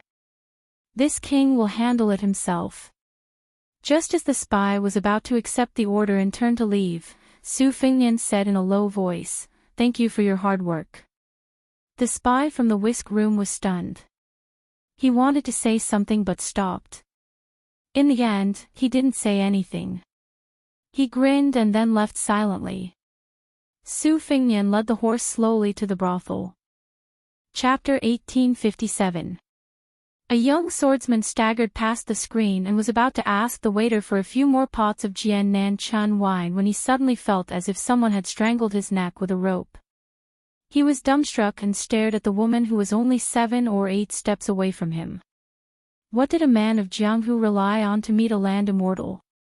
He could only rely on his ancestors' graves. Then, in one day, he met a land immortal for the first time and then met a world-famous fairy. What did he rely on? He could only hope that his ancestor would climb out of his coffin and bask in the sun, right? However, this young swordsman who had been kicked into the Dragon Horse River by the immortal not long ago really saw the fairy recognized by Jianghu, the sect master of one of the top 10 sects in the world, the leader of Bailiang's Jianghu, Lu Nerong. He fiercely rubbed his eyes and then his face instantly turned red. He didn't dare to take half a step forward, as if there was a thunder pool under his feet. He only gathered his courage and asked in a trembling voice, "May I ask if you were Sect Master Lu?" If God could give him another chance, he would definitely straighten his tongue before opening his mouth. The young woman who was originally going to meet a group of distinguished guests from afar stopped when she heard his voice. She asked with a calm expression, "What's the matter?" The young swordsman, who was considered an influential figure in Jianghu in his hometown, blurted out, "Nothing." She dismissed it with a smile and turned to leave. Full of regret, he wanted to slap himself in the face, but in the end, he was emboldened by alcohol. He slightly raised his voice and stared at the graceful back of the woman. He shouted in a trembling voice, "Sect Master Lu, I am Song Guanxiang from Bailing County. My master is the Green Blade Swordsman, the Lord of Haoran Restaurant." The unapproachable woman had already bypassed the screen and entered the private room. Soon, she disappeared from his sight. He no longer had the courage to shamelessly follow her. Perhaps there was only a shoe-embroidered screen between men and women of similar age, but this outstanding disciple of Haoran Restaurant in Bailing County knew that there was a world of difference between him and the woman who seemed to be close to him. It was as if they were separated by yin and yang. After Liang changed its name from Eternal Hui to Auspicious Talisman, a clear dividing line appeared in Liang's Jianghu. Apart from the new Prince Liang who had unknowingly connected the two generations of Jianghu, the old and new Jianghu were very clear. Wang Xianji from Wuli City, Spring and Autumn Sword God Li Chungang, Wang Longshire of Spring and Autumn 3 Jia, Cat Man Han Xingxian, Wang Mingyin, Donghua Sword Pool Song Nianqing and so on had passed away. With the disappearance of the Peach Blossom Sword God Dong Tai and Chao Chengqing's death outside Tai and City, the conclusion of the Eternal Hui Jianghu was even more clear. Today's auspicious talisman Jianghu had a new atmosphere, and a figure that people took delight in talking about was Mount Huizi, who commanded the heroes of the Central Plains as a woman. She was the leader of the 12 auspicious talisman Jianghu and the 4 sages. She was the leader of the Quick Snow Villa by the Spring God Lake, Jinsua Knife Villa, Gangnam-do Black Gutai and Yuyan Villa. She was the young banished immortal of Tai Bai Sword sect who had made rapid progress in Sword Dao and single-handedly sent a second-rate sect into the top 10 sections. She was the young fairy of Southern Border Dragon Palace Lin Hongyuan and Black Gutai Lu Huanxian who had attracted countless heroes.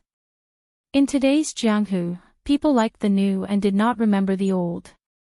When the old people talked to the young people about the Wu family's sword tomb, the latter would say that the banished immortal of the Tai Bai sword sect, who had broken through 3 realms in half a year, would definitely be able to flatten the Wu family's sword tomb. When the old people talked to the young people about Wang Xianji, who claimed to be number 2 in the world for 60 years in the martial emperor city, the latter would probably say that it was fortunate that the old man surnamed Wang died early. Otherwise, if the banished immortal of the Tai Bai sword sect and the master of the Jin Kuo Dao manor, these martial art geniuses would have practiced the saber and sword for a few more years, those old fellows would be considered shameless enough to claim to be number 20 in the world. Only when they talked about the new Prince Liang, who had 300,000 cavalrymen under his command, there was rarely any doubt. It was believed that if that young Prince Liang had the opportunity to go to Liang again, he would definitely feel unfamiliar. This was not a case of the river flowing east for 30 years, but a case of the river flowing east for 3 years. Lu Nerong was already numb to this kind of inexplicable flirting. In the beginning, she would still take this matter seriously, believing in her father's generation of Jianghu's so-called treating people with sincerity and treating everyone as an equal from the bottom of her heart. However, after suffering once, she began to involuntarily give up on her father's set of golden rules and jade rules.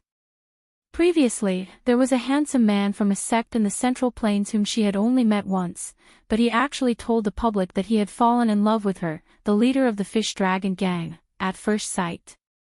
As a result, the entire Bailiang Jianghu was in an uproar. Afterwards, before she could react, 2 secret consecrators in the gang brazenly killed him and hung his bloody head directly on the martial arts field flag of the Fish Dragon gang's headquarters in Lingzhou. As for the Jianghu talent who was convicted because of his words, not only did the sect not denounce him, but instead sent a secret letter to the Fish Dragon gang, full of carefully worded apologies. From that moment on, she truly realized her identity. Even if she practiced martial arts for another 100 or 200 years, she still wouldn't be able to enter the martial arts rankings.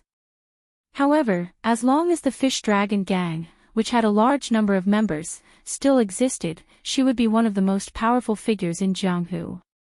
This had nothing to do with her family name. Today's Jianghu was so snobbish. She knew that her beauty was far from being a devastatingly beautiful woman.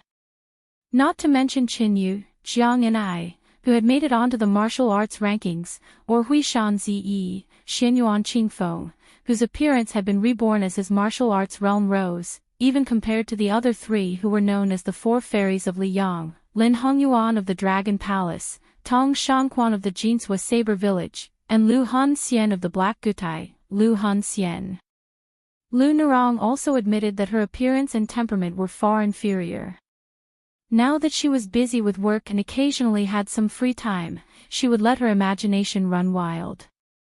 She felt that those seemingly heroic men in Jianghu, whom they admired, were just her identity. Even if she was a bit uglier, even if her personality was violent and temperamental, there would still be countless people fighting to be her subject. Therefore, she missed the time when she was desperate and became a Baimang bodyguard. She was an ignorant young girl in Jianghu. After bypassing the screen, Lu Nerong quickly put away her ridiculous thoughts and looked at the 4 distinguished guests from Nanjiang who came from afar. As a well-deserved local tyrant, she still did not hurry to take a seat. Instead, she raised her hand and cupped her fist to apologize. We were delayed on the road for 2 days. Palace Master Lin has been waiting for a long time. The man closest to the leader of the Fish Dragon gang was the machete man that Commander Qian of the Imperial Guards was very afraid of.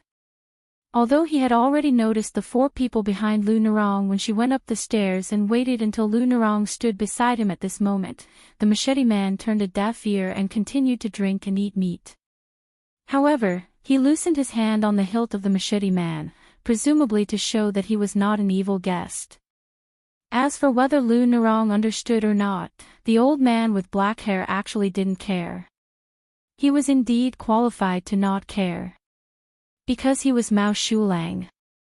As one of the few machete men masters in the world and an old man who had personally experienced the brilliant era of the Spring and Autumn 13 armors, he was called Northern Li and Southern Mao together with Li Chungang at his peak. Unfortunately, he lost the 2 most important battles in his life. He lost to Li Chungang in the battle between machetes and swords. That battle was also regarded by many old Jianghu people as the battle between machetes and swords. Later, Gu Jiantang showed his outstanding talent and went all the way to the south to challenge Mao Shulang. In this battle, although Mao Shulang's body was not seriously injured, his pure mind, which was originally close to perfection, was fragmented. Since then, he had been completely sealed. In the past 20 years, many rising stars had bravely made progress on the road of martial arts, but Mao Shulang had been crawling forward in the mud. From the young genius machete man who was the most powerful in Nanjiang, he had been reduced to a trash who even Wang Tongshan dared to sneer at. The woman called Lin Hongyuan by Lu Nerong smiled sweetly, slowly got up and said, "Boss Lu, you are too polite. There are tens of thousands of people in the Fish Dragon gang, unlike our Dragon Palace, which only has 300 people at most. It is difficult to find something to do. Lin Hongyuan is very grateful that Boss Lu can take time out of his busy schedule to meet us. Qing Baishuang, who was recognized as the first master in Nanjiang after Mao Shulang, smiled helplessly. Obviously, he knew that Lin Hongyuan, this proud daughter, had always looked down on Lu Nerong, the leader of the Fish Dragon Gang. It was said that Lin Hongyuan had already gone to the western region with Huishan Zi to encircle the 6 demons. Lin Hongyuan had shown tit for tat to Lu Nerong many times in public. As for why she did this, Qing Baishuang, who vaguely knew the inside story, certainly did not want to get involved. What's more, it was reasonable for him to protect Lin Hongyuan, who he had watched grow up. However, Ji Luan, who was the chief guest of the Dragon Palace in Nanjiang, frowned and said in a low voice, "Palace Master, don't delay the important matter. Our trip to Beiliang was supposed to go to Lingzhou and see Boss Lu first." It was Palace Master who changed the itinerary without permission and insisted on seeing the eunuch of Great Peace City. How can you blame Boss Lu? Lin Hongyuan glanced at Lu Nerong and said with a smile, "Uncle Jian, Boss Lu will not lower himself to my level." Chapter 1858. The 4 masters behind Lu Nerong, who had joined the Fish Dragon Gang as servants over the years, were more or less angry. After all, the court paid particular attention to the master's humiliation and the servant's death. In Jianghu, the masters of the Fish Dragon Gang had long been dissatisfied with Lin Hongyuan's sarcastic remarks about Lu Nerong, especially the high-ranking members of the Fish Dragon Gang. Although the people in Jianghu respected the Fish Dragon Gang, they believed that the Fish Dragon Gang did not have a real master. For example, the Dragon Palace in Nanjiang had 2 masters, the Old Palace Master and Ji Luan. Not to mention the celestial phenomenon Supreme Master Huang Fangfua on the Great Snow Plateau of Hui Mountain. The Tai Bai sword sect had an amazing sword genius, which was enough to convince people. The music saint, one of the 4 sages in Jianghu, was also one of the 4 sages in Jianghu, and the female owner of Jinsua Knife Village could also turn the tide. Although Yuyan Villa did not have a top supreme master to deter Jianghu, it had built a good relationship with heroes from all sides because of the reforging of the sword in the Dragon Rock sword furnace. The Fish Dragon Gang, which lived in a remote corner of Jianghu in the northwest, could not be compared with them.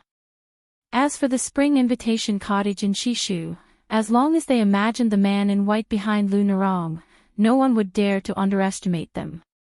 In the end, the Fish Dragon Gang's weakness was the most fatal. When the leaders of the Jianghu and the Central Plains joined hands to hunt down 6 evil demons who dared to steal secret manuals from the Great Snow Plateau, in that soul-stirring tide of righteousness, many people did not know whether to laugh or cry.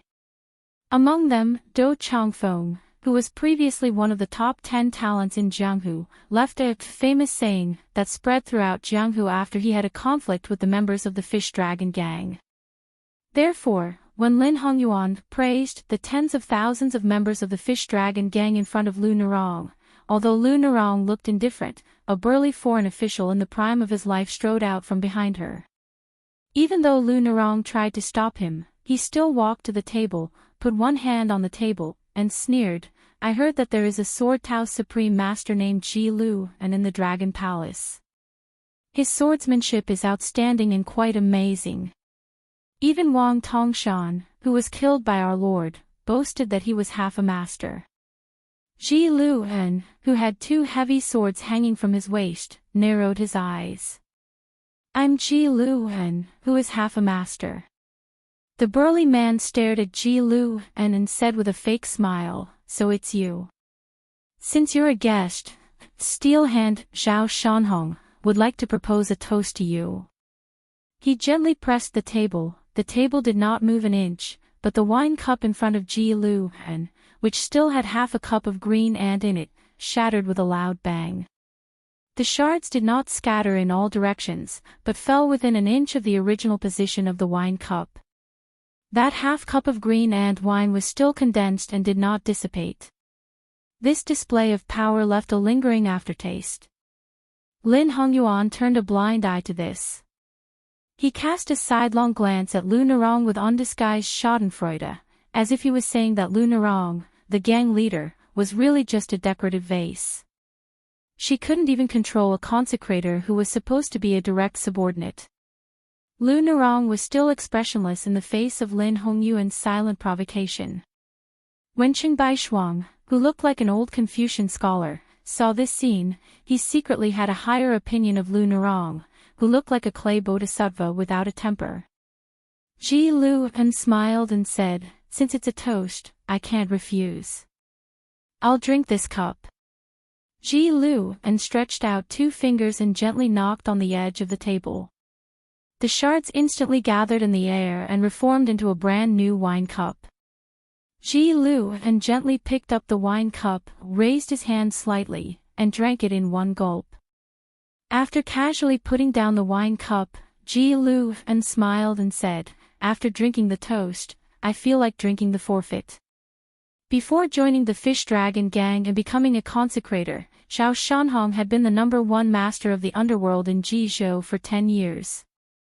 If it weren't for the mad dog Yuan Tingshan, who was the general of Jizhou at that time, who had worked hard to accumulate his family property and more than 200 brothers who were as skilled as the Liaodong cavalry, how could Zhao Shanhong, who had been a local tyrant for more than 10 years, escape to Beiliang like a stray dog? Although he had been well behaved in the past year, a leopard couldn't change its spots.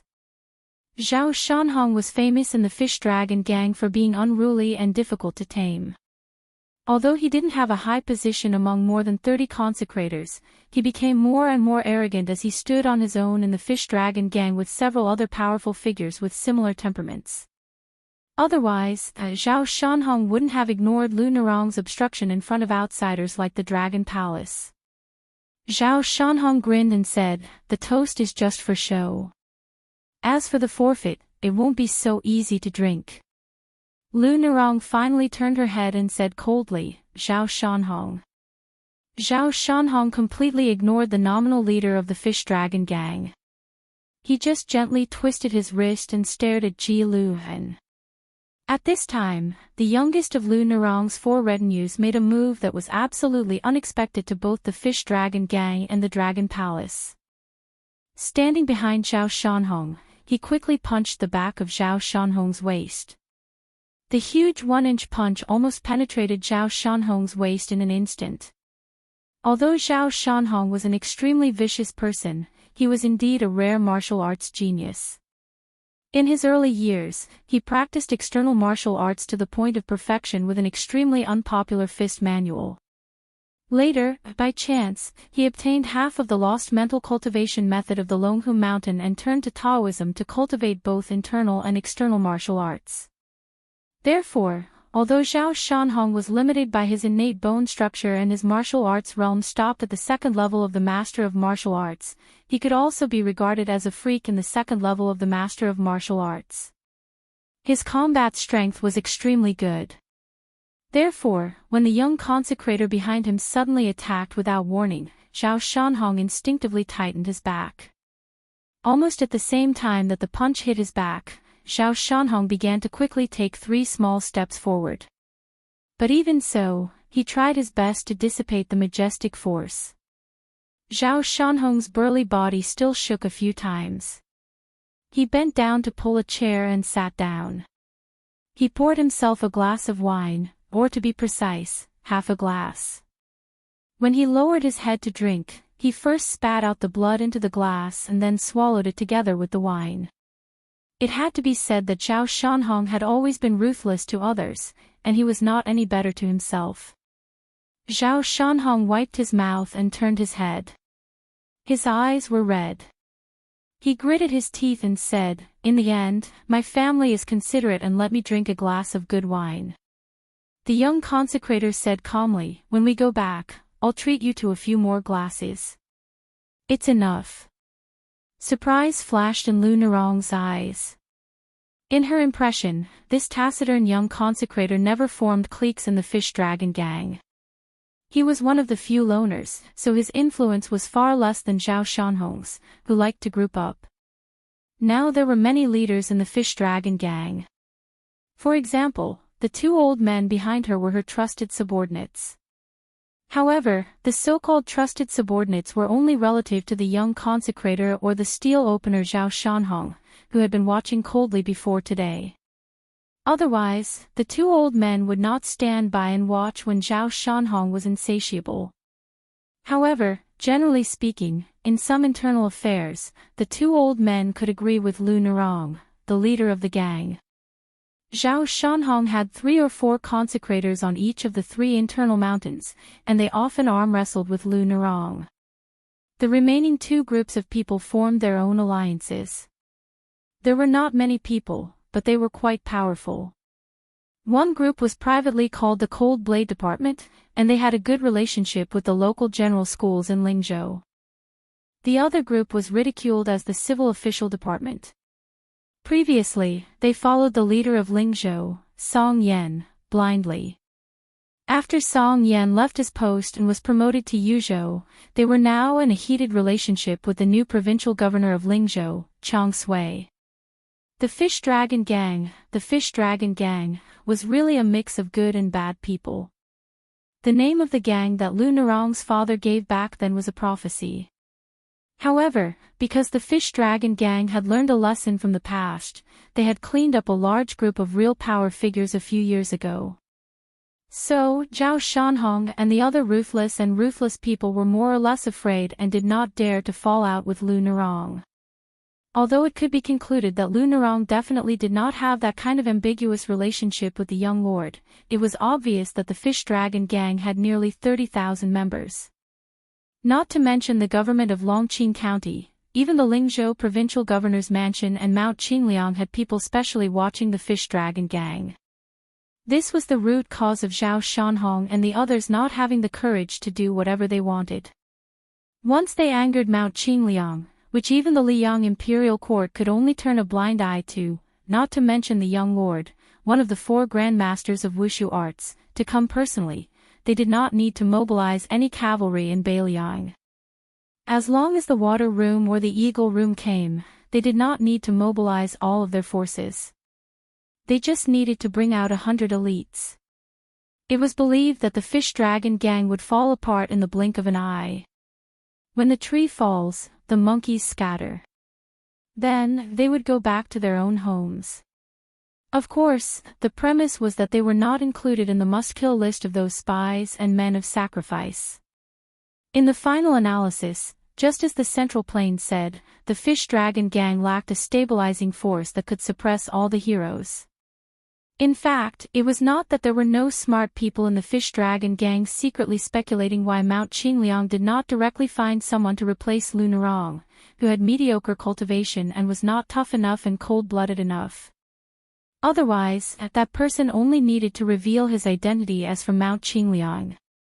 Even if he was a trash who was even more useless than Lu Nerong, who would dare to not bow their heads and listen to him obediently. Don't talk about tripping people up, they would wag their tails and beg for mercy. In fact, Lu Nerong did not understand this point. At first, she thought that that person wanted an easily controlled underground dynasty to appear in Beiliang. However, as the Fish Dragon Gang prospered day by day, that person never took back the crops that he had cultivated. Therefore, Lu Nerong did not understand that person's thoughts at all. Casting a long line to catch a big fish. But they were about to fight the second battle of Liangmang. From beginning to end, Mount Qingliang did not show any signs of forcibly conscripting the young men of the Fish Dragon Gang. Could it be that they still hoped that after Beimang broke through Zbiqing, the Fish Dragon Gang would be able to defend Beiliang Road? Lu Nerong was a little disheartened. This Jianghu was very different from the Jianghu she had envisioned when she was young. Chapter 1859. After Su Fingnian gave the horse to the waiter of the restaurant, he did not go straight to the 3rd floor. Instead, he chose a table near the window on the 2nd floor and ordered 2 stewed eels and sauced carp. After hearing that the green ant wine was free, he ordered 2 pots of it. It was unexpected for Bay and town to be so lively, but it was still within reason. There would be a Wudang martial arts symposium during autumn and winter this year, which would undoubtedly attract many heroes of the martial arts world. Anyone with a discerning eye would know that the Northern Liang sect wanted to help Mount Wudang suppress Mount Longhu. As for the idea of taking advantage of others' weakness, it came from Deputy Administrator Song Dongming. Chen Yao and Yu Xingrui, the only two old men left in Wudang, did not have no differences. Chen Yao did not want to be so ostentatious. The endless incense on the mountain had already made this old man very busy. However, the heroic Yu Xingrui insisted on doing it, so Chen Yao had to comply with this temperamental junior brother. In the end, the reason why Chen Yao took a step back was not the hint of Mount Qingliang, nor the fact that he could not persuade the current leader Li Yufu, such a good disciple, but the 4 words on the mountain gate's memorial arch: Wudang will prosper. Li Yufu's words also made Chen Yao completely relieved. When there is no one on the mountain, I cultivate peace. When there is a sea of people on the mountain, I also cultivate peace. Compared to the time when the purple clothes of Mount Huishan attracted the righteous people of Jianghu to the western region, the Wudang martial arts competition this time might be bigger. The real boss of the Snow Plateau, Huang Fangfua, had already spread the news to the Central Plains. At that time, all the guests of Mount Huishan would go to Wudang together. The Snow Villa and Yuyan Villa nodded almost at the same time, followed by the Dragon Palace and Dark Drum Stage. The young banished immortal of Tai Bai Sword Sect, who was in the limelight for a while, even announced that he would discuss Dao with Wudang's leader Li Yufu in the Purple Virtual Palace, and that he would discuss martial arts with the king of Beiliang, Su Fengnian, on the top of Little Lotus Peak. In this way, including the fish dragons in Beiliang, 7 of the top 10 sects in Liyang had already decided to participate in the Wudang Martial Arts Symposium. Dongyue Sword Pool and Jinsua Dao Zhuang remained silent. Only the Spring Invitation Cottage was left. Since Beiliang's hostility with Western Shu was known to everyone in the imperial court, presumably Xie Xie, who had won 2 consecutive Rouge reviews, would not participate in this liveliness that would only benefit others. Xinyuan Qingfeng was one of the 12 champions of Auspicious Talisman, which originated from the 13 armors of spring and autumn. He alone occupied 3 of the 12 champions, while the other 9 almost all left. Among the 4 sages, including the music sage of Black Drum Station, 3 of them would also come to Mount Wudang. At least half of the top 10 loose immortals and top 10 young masters of Jianghu would definitely appear in this event. The Quick Snow Villa, Yuyan Villa, Tai Bai Sword School, and Black Drum Station, whose foundations were not stable, indeed needed to show their faces in public. Tai Bai Sword School, who relied on only one person to carry the burden, needed the most to prove themselves to Liyang Jianghu. And the young master, who was known as the 3rd person in the Jianghu in the last 100 years in the Jianghu, had won countless cheers for Tai Bai Sword School after he issued a shocking and heroic challenge to the young king. It was said that some famous heroines and fairies in Jianghu who admired this banished immortal had already publicly cheered for him. The general wording was the same. It was nothing more than that even if he failed in this martial arts symposium, with his amazing talent in the Jianghu and his rapid progress in cultivation, he would be able to drag the young king down from his throne in 10 years at most. Just as Su Fengnian was about to raise his cup and drink a mouthful of green ant wine, he saw the restaurant waiter bowing and leading the 2 people to come over. Without the waiter's embarrassed face saying anything, Su Fengnian smiled and said, "You want to share a table, right? No problem." The 2 people sat down. The old man had an ordinary appearance. He smiled at Su Fengnian and then sat opposite to Su Fengnian. The other woman was wearing a curtain hat and black clothes. 2 scabbards with seriously worn scabbards were hanging on her waist. They were not divided into left and right sides, but they were staggered on the right side of her waist. The blades were longer than ordinary blades. The woman sat on a bench facing the window between the old man and Su Fengnian.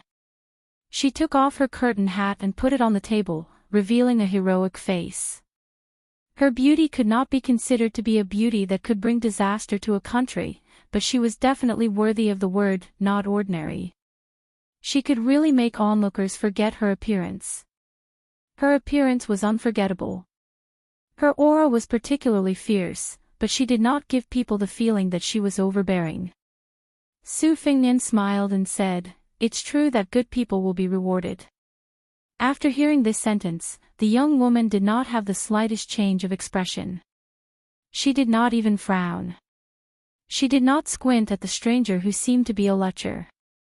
Instead, she turned her head and looked directly at the man.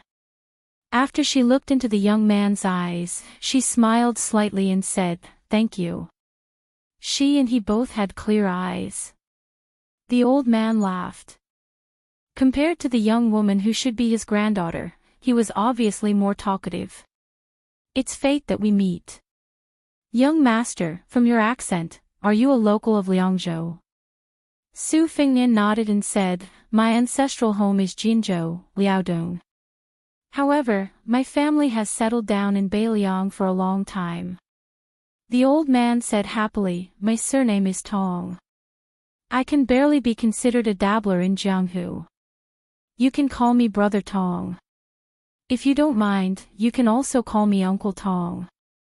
Su Fingnian smiled and said, "Just call me Brother Tong. Calling me Boss Tong makes me feel like an outsider. There's too much of a difference in seniority. By the way, my surname is Su." The old man nodded vigorously and said, "This is to my liking. I want to eat 2 more bowls of rice later." The old man soon frowned and sighed. "I didn't expect to spend so much in Beiliang. It's only been a few days and I'm almost out of money. Otherwise, this old man would have gone to the 3rd floor to drink and eat meat." Su Fingnian smiled and said, "As long as I can eat my fill." The old man was stunned. He gave a thumbs up and said, "Brother Su, your words are interesting. I can tell at a glance that you're a learned person." Su Fingnian couldn't help laughing. After so many years, there were only a few people who praised him for being learned. Of course, Chu Lushan, Li Gongda, and the other well-known sycophants of the Su family didn't count. When he looked back, the old man's eyes were so sincere. Su Fingnian hurriedly poured a glass of wine for the old man. He glanced at the young woman. She shook her head, so Su Fingnian didn't pour wine for her. The old man said with a bitter face, "Unlike my granddaughter. Asking her to learn needlework is like asking for her life. She wants to play with knives no matter what. After playing for a while, she doesn't even have a partner. She's almost 30 years old. In our hometown, at this age, she'll be able to hold a grandson in a few years, let alone be a mother. Brother Su, tell me, how can I not worry?" Su Fingnian couldn't help but laugh. However, he couldn't say anything in front of the young woman. The young woman with the 2 knives seemed somewhat helpless. She obviously couldn't do anything about her grandfather's innate enthusiasm. The old man carefully glanced at his granddaughter. He sighed and drank a mouthful of wine. He said softly, "Borrowing other people's wine glasses to pour on your own blocks." The young woman was indifferent. As he said, the old man was embarrassingly short of money. He was even worse than Su Fingnian, who ordered 2 dishes. Although they were both dishes, the price was much lower. Fortunately, Su Fingnian kept urging him to drink, so the old man was in a good mood. However, the old man's alcohol tolerance wasn't good. His alcohol tolerance was also mediocre. After drinking half a pot of green ant wine, he was already drunk. His face and ears were red, his voice was loud, and his saliva was flying everywhere. He also liked to drop his book pouch. From time to time, he would say some empty words that made the listeners not know whether to laugh or cry. Drinking good wine with a young man, shooting to the top of the West Mountain. Brother Su, after drinking with you today, this trip to Beiliang was not in vain. Brother Su, although I don't have any ability, I can't study, and I'm not good at martial arts, but I've always believed in retribution. I believe that in saving an ant, I'll be the champion, and in burying a snake, I'll enjoy the glory of being the Prime Minister. Do you believe me? Rich people have everything, but when they die, they'll bear the word love. No matter who wins or loses in this life, I think the King of Hell sitting high in the hall reading the Book of Life and Death will only laugh loudly, right? Brother Su, don't you think so? Su Fengnian finally understood. It was true that this brother Tong had studied for a few days, but his words were often incoherent. Simply put, he was rote memorizing, but it was not to the extent that he was completely ignorant. The old man stepped on the stool with one foot. He was just short of pulling Su Fengnian to a drinking game. Brother Su, don't think that I'm drunk. I'm not drunk. Su Fengnian could only laugh. Of course. Even if I'm drunk, Brother Tong won't be drunk. The young woman just sat upright and still. She leisurely picked up the food with her chopsticks and chewed slowly. The old man suddenly looked out the window and sighed. As the old saying goes, the scholars of the south or the generals of the north. The yellow soil of the northwest buries the emperor. Your Bailiang obviously has the thickest soil in the world, but you can't grow the most abundant crops. Fortunately, you've raised an invincible Bailiang cavalry. You haven't wronged this land. Su Fengnian followed the old man's gaze and looked at the brightly lit street. He remained silent. Chapter 1860. The old man retracted his gaze and suddenly slammed the table. I'm just a Jianghu brute. I don't care about the matters of the battlefield. Brother Su, we're family now. To put it bluntly, please don't take it to heart. Along the way, I've looked down on the fish dragon gang in Bailiang. What do you mean by one of the top 10 gangs? You're just like a nest of snakes and rats. I don't understand. Just like the southern border dragon palace, which was given to Nayland Yusi by the king of Yen, how good is the fish dragon gang in Mount Qingliang? It's nothing more than the second tide listening lake of that young King Su. 20 to 30,000 gang members. What's the difference between them and the 10,000-tailed carp in Mount Qingliang? Of course, the drum platform in Gangnam-do is the same. It's said that it was created by the eldest grandson of the Pillar State, Yu Jiankong. Who knows if the otherworldly Lu Hun Xian is the lover of some great eunuch's son? The old man lowered his head and looked at the wine in his cup. He was somewhat sentimental. Even if it's the Donghua sword pool, a sect with hundreds of years of history, why did Song Nianqing die? Why did Chai Ching Shan appear on the city walls of Great Peace City? Brother Su, you're still young, unlike me who's lived for so long. There are many things that you probably don't understand. When Wang Xianji was overseeing Martial Emperor City, or rather the entire Jianghu, the Jianghu wasn't like this back then. Even Mount Longhu, which had the closest relationship with the imperial court in the early years, was like a king of the mountain. They could look down on dukes and marquises. Not to mention, the two Zen temples had a white-clothed monk who was personally received by the old Emperor Li Yang. The old man kept muttering, the Jianghu wasn't like this back then. In the end, he drank half a cup of wine. He looked at Su Fengnian blankly and said bitterly, how could Wang Xianji lose to that young King Su? How could he die? Wang Xianji shouldn't have died, and he can't die. With his death, the Jianghu changed. Su Fengnian had suspected that the old man with the surname Tong had recognized him, but that was quickly denied. Words, expressions, and even eyes could be concealed seamlessly. However, as long as a martial artist had not reached the realm of Earth Immortal, Su Fengnian would be able to see everything clearly. On the other hand, Su Fengnian had deliberately concealed his aura. Even a celestial phenomenon expert might not be able to detect his presence. The old man sighed heavily and grinned. After all, I'm an experienced man. I know Brother Su's identity is not simple.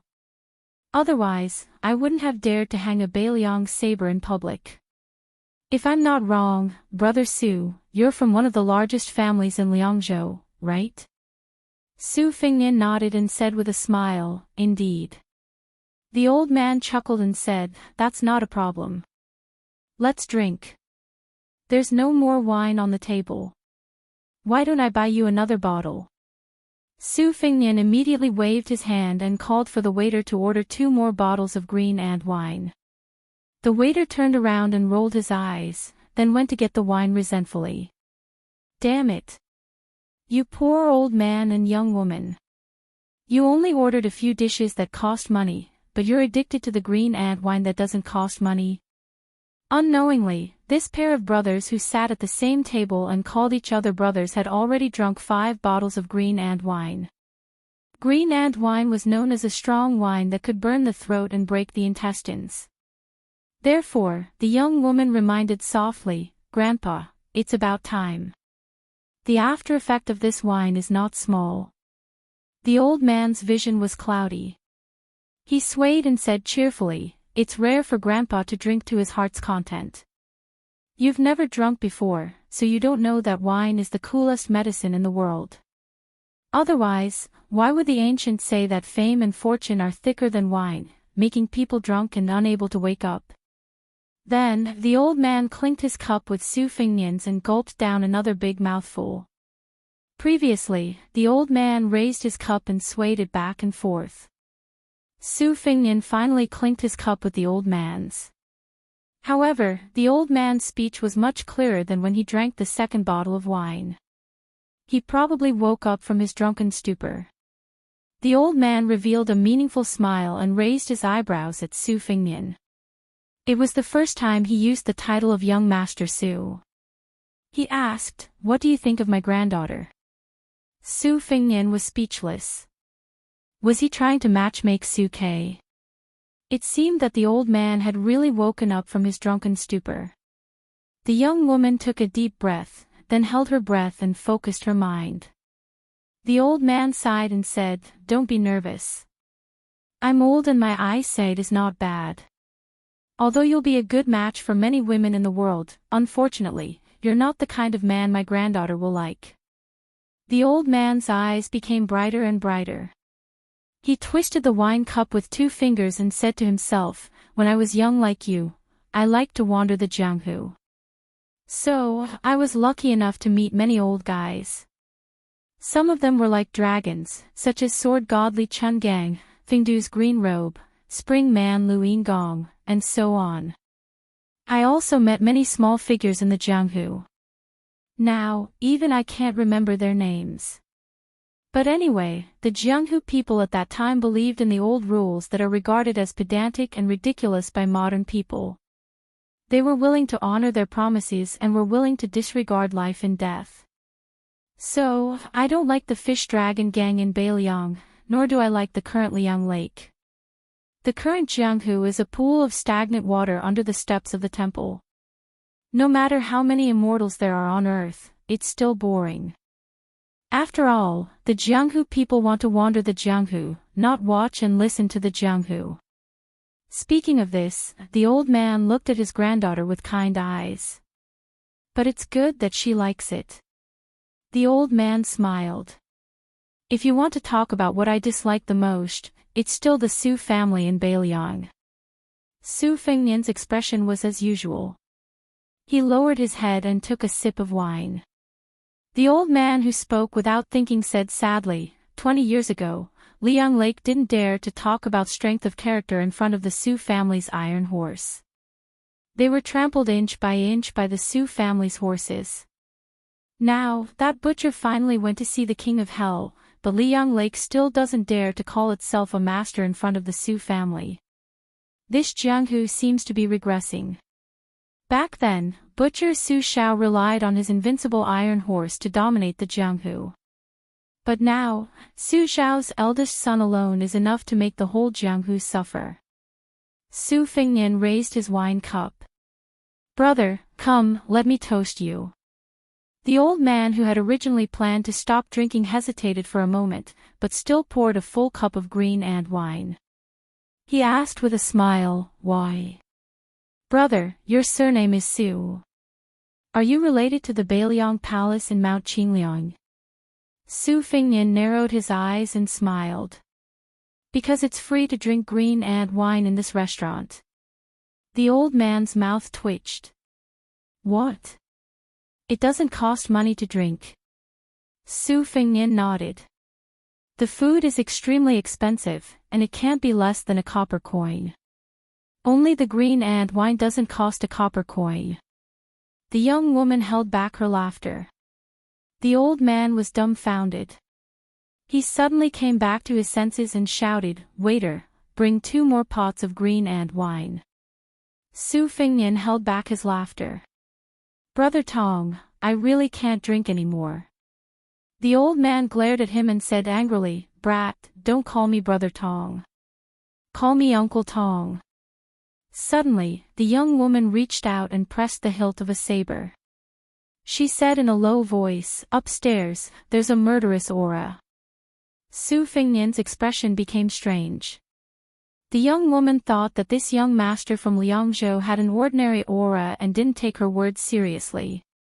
Considering that he had accompanied her grandfather to drink so many pots of green and wine, she reminded him for the first time. "Young Master Su, there are many masters on the 3rd floor. At least 4 or 5 of them have strong and majestic qis.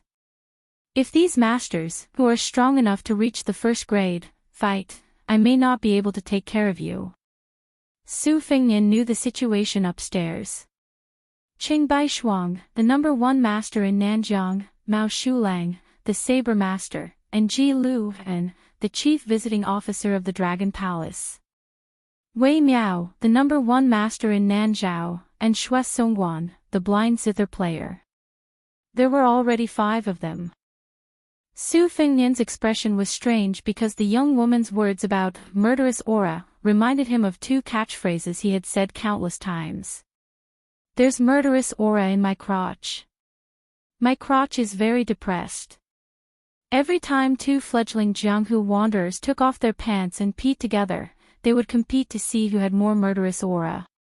In the dead of night, when he was tossing and turning, or when he woke up in the morning, he would look down at his crotch and say, "Brother, I'm so sorry.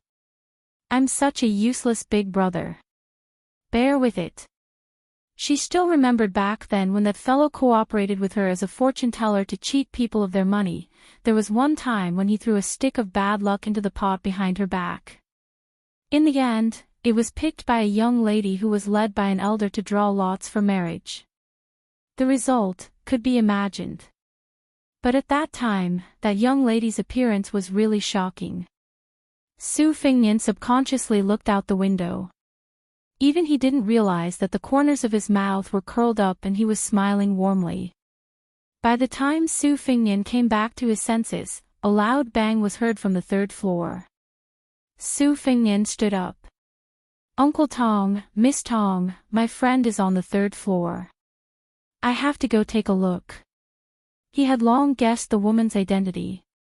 She was Tong Shanquan, the head of Jinsua Saber Manor in Nanzhou. She was a genuine female saber master. Her martial arts path was exactly the same as Linya, the fist master of Martial Emperor City. Then she had 2 blades on her right waist. They were the 6th and 9th most important weapons in the world. Martial virtue and heavenly treasure. The old man's expression was serious. "Since that's the case, let my granddaughter accompany you." Su Fingnian shook his head and smiled. "I appreciate Uncle Tong's kindness. Don't worry, I know what's important." The old man was about to speak when he suddenly felt his granddaughter tug at his sleeve. He looked down and she shook her head. Although the old man didn't know what was going on, he still said worriedly, "You must be careful. If something's wrong, call out." Strangers meeting by chance could take life and death lightly. Perhaps this was the Jianghu of the old man's generation. Su Fingnian had just taken 2 steps when he suddenly turned around and gave a fist salute. He smiled and said, "The last cup of wine is for my father to toast Mr. Tong. If he can hear it with his own ears, not to mention 5 bottles of green ant wine, even 10 or 20 bottles, he will drink with Mr. Tong to his heart's content." After Su Fingnian left, the old man was confused and asked in confusion, "Little girl, what did Grandpa say just now?" She said in all seriousness, "I forgot." The old man, who was still a little dizzy, shook his head and decided not to think about it. He smiled and said, "Little girl, Grandpa has figured it out." She was a little curious. The old man said seriously, "This young man is not simple." The woman, who was known as the twin prides of Jianghu with the young banished immortal of Taibai sword sect, took a deep breath and pursed her lips tightly without saying a word. Just as she was feeling disappointed, the old man said something shocking. "He is the king of Bailiang, Su Fingnian." She was horrified. The old man lowered his head and took a sip, chuckling. "Silly girl, you believe this?" Chapter 1861. The death of the envoy of the royal family in the territory of the vassal prince was both a conspiracy and an overt one. The three eunuchs of the Directorate of Credentials were well aware of this. However, the decisiveness of the assassin was beyond their imagination. The final location of the assassination was Bay and Town, which was very close to Liangzhou City. This choice was too rash. However, it was precisely this almost unreasonable stupidity that brought the assassin a glimmer of hope. As Commander Qian of the Palace Guards expected, the assassin who attacked first was the man and woman at the table opposite the head eunuch Liu. 20 steps, 2 screens. When a figure used a sharp weapon to break the first screen in an instant, Commander Qian, who had been prepared, had already stood up and pulled out the golden knife that symbolized his identity from his waist. When the assassin cut the second screen in a straight line, Commander Qian did not blindly retreat and take a passive defensive position. Instead, he did not advance and instead retreated, quickly chopping at the assassin with his knife. His moves were simple, but his momentum was majestic. When he swung his knife, he was worthy of the nickname of Zanmadeo in the capital. Commander Qian's knife technique abandoned all forms and was not sloppy at all. It did not rely on the finesse of his moves. It already contained a sense of returning to simplicity. The world's knives and swords were similar, but there was also a competition of techniques. For example, Li Chungang, who was known to be on par with ancestor Liu in swordsmanship, and Dong Tai, who was at the peak of killing. Another example was Yu Groom and Lu Huang, who were also disciples of Wang Xianji in Wuwu City. They respectively pointed out 2 paths to the peak of swordsmanship. As for the masters of the knife technique, there was Mao Shulang, who was known to know all the knife techniques in the world, and Gu Jiantang, who surpassed him with only 2 moves.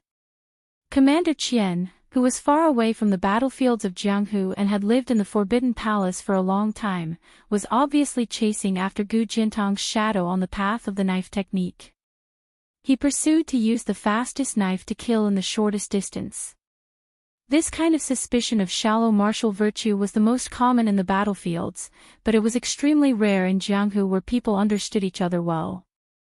Today, the spear saint of Snow Hut, Li Hozhao, who was one of the 4 sages of Liang Lake, was famous for not conceding in martial arts competition, not showing mercy when using his spear, and not letting people live after gaining the upper hand. Under the famous spear, Great Snow All, few people survived. Therefore, he was also called the 3 UNS. Although his combat power was at the top of the 4 sages, his ranking in Jianghu was at the bottom, which caused the entire Snow Hut to not even be considered as a quasi-first-class sect. The music saint of Black Drum Platform even said that Li Hozhao's martial arts were too great, but his martial virtue was too little. Although they were both 4 sages, they were ashamed to be in the same group. Sure enough, Commander Qian killed the enemy with a single strike. If the previous assassin was said to have split the screen in half with a single strike, then Commander Qian was said to have split the assassin and his weapon in half with a single strike. Commander Qian was completely indifferent to the horrifying knife wound on his shoulder. He quickly exhaled and replaced it with fresh air.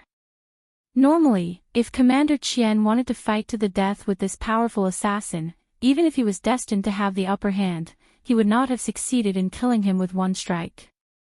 However, Commander Qian did not leave any leeway. He did not hesitate to be injured in exchange for a life, which was a stark contrast to the assassin who had deliberately stored up his strength for a last resort. This created a great situation where Commander Qian was only lightly injured and did not have any combat power. In a battle between Jianghu masters, there was a world of difference between fighting for victory and fighting for life and death. It seemed that Commander Qian, who was no stranger to the battlefields of Jianghu, understood this principle, but the assassin who had never fought on the battlefield did not. Behind Commander Qian, the head eunuch Lu did not move and continued to raise his cup and drink. The head eunuch Song pressed his hands on the edge of the chair. The white fat on his cheeks trembled and his lips were blue, as if he was mumbling something. Eunuch Ma, who was as tall and sturdy as a man outside the Great Pass, had already put down his chopsticks and stood when Commander Qian attacked. He walked steadily to Eunuch Lu's side. This hidden eunuch Qian did not show any joy when he saw Commander Qian cut the body in half. On the contrary, he quickly warned, "Be careful." After noticing the abnormality on the third floor of the restaurant, Commander Qian, who was always walking on thin ice, naturally would not lower his guard. In reality, he was waiting for the assassin's true move. Even that seemingly hurried breath was a feint to lure the snake out of its hole. So when the gloomy woman who had left a deep impression on him arrived at almost the same time the man's body was cut in half, she could be said to have come straight from the two halves of the body. This scene was indescribably strange and bloody. Commander Qian opened the door to welcome the guest, at least 70 to 80% faster than she had imagined. It was still a heavy chop that could cut through a mountain. The woman did not use her sword to block the momentum of the chop at all. The tip of her sword still went straight for Commander Qian's heart. Her eyes were cold, and the slender arm that held the 3-foot-long sword did not tremble in the slightest. She was so calm when she killed, and she was so even when she was killed.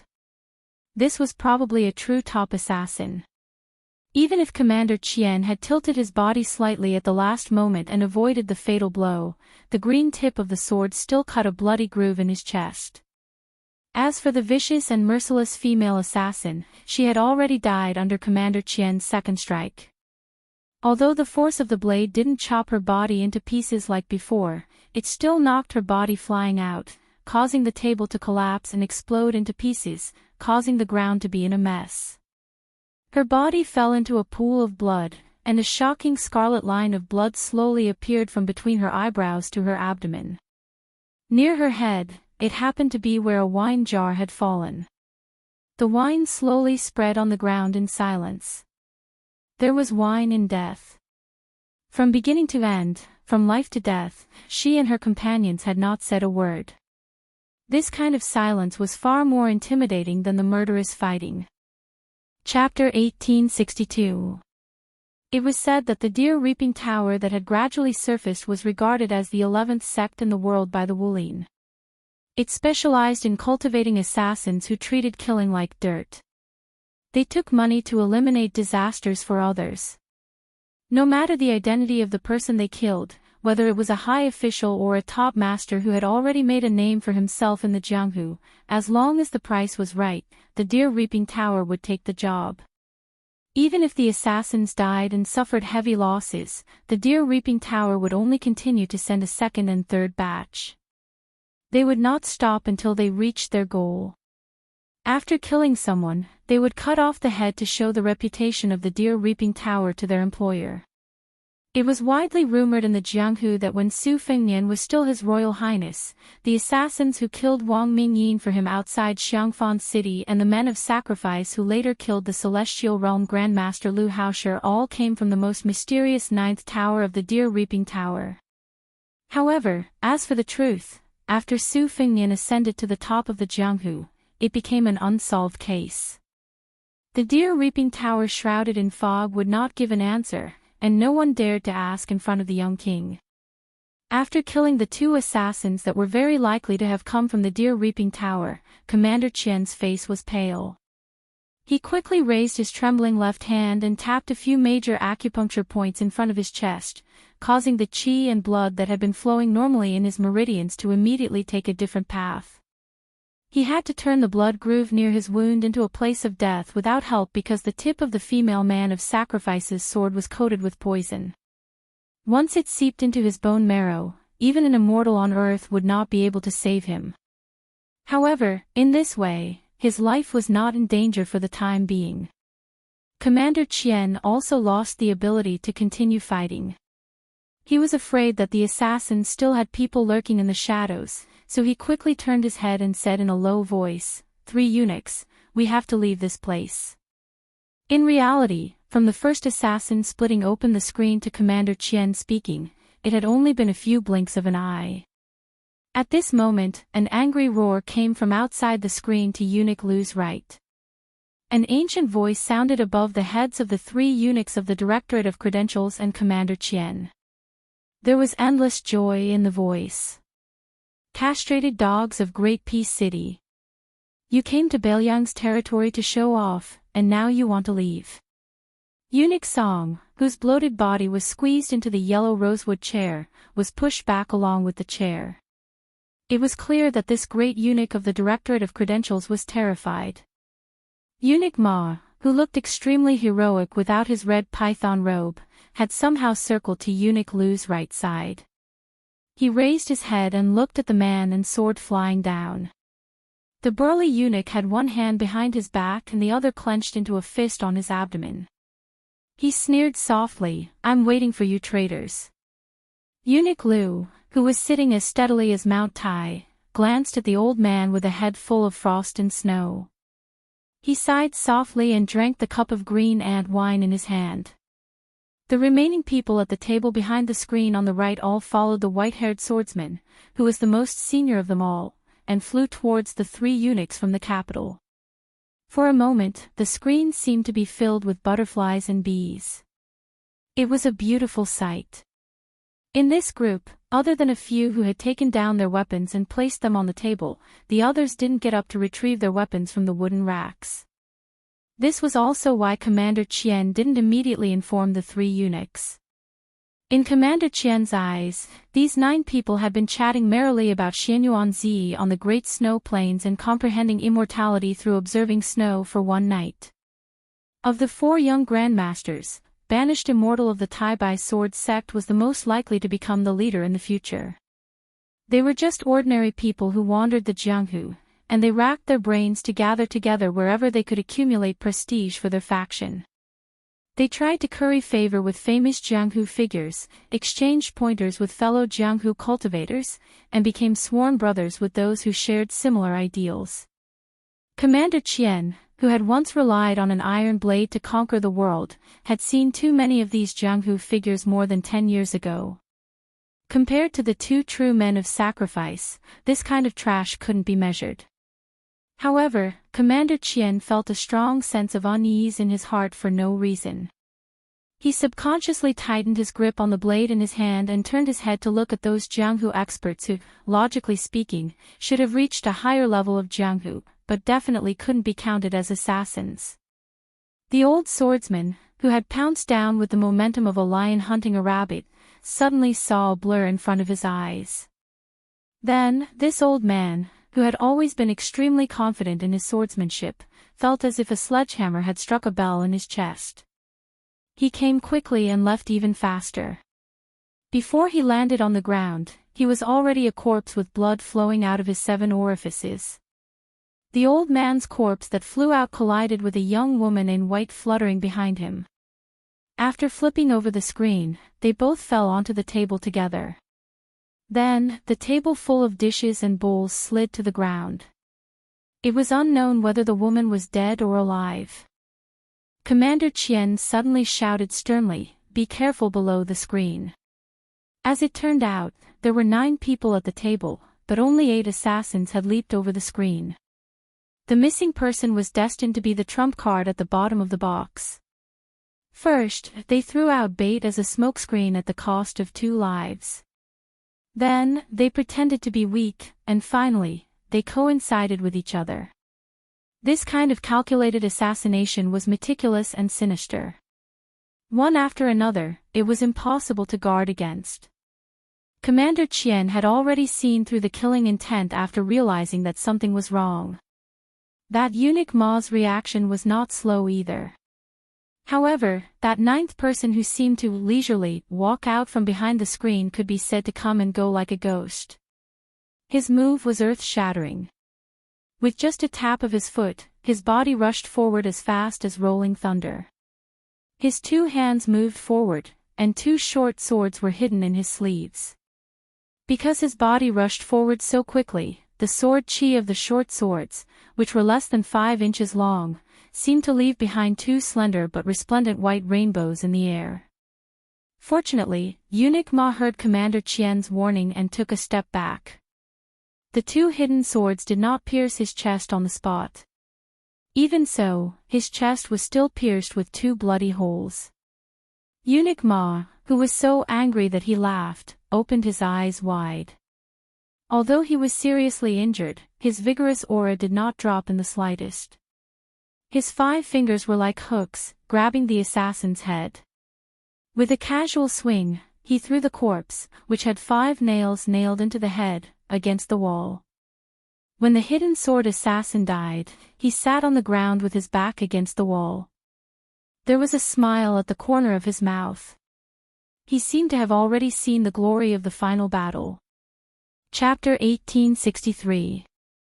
Eunuch Ma felt helpless. Like Commander Qian, he had to flick his finger to open his acupuncture point. There was poison in the hidden blade. It did not appear to be fatal at the moment, but based on the craziness of these people, it was probably fatal. It was just a matter of time. Even if Bayan Town's Green Horse Relay and the Jingdo Cavalry flattened this restaurant, what benefit would it bring to the situation? This game of chess on the 3rd floor of the restaurant could possibly affect the general trend of the entire world. The front and right-hand screens of the head eunuch Lu were no longer there. Then the remaining screen appeared particularly out of place.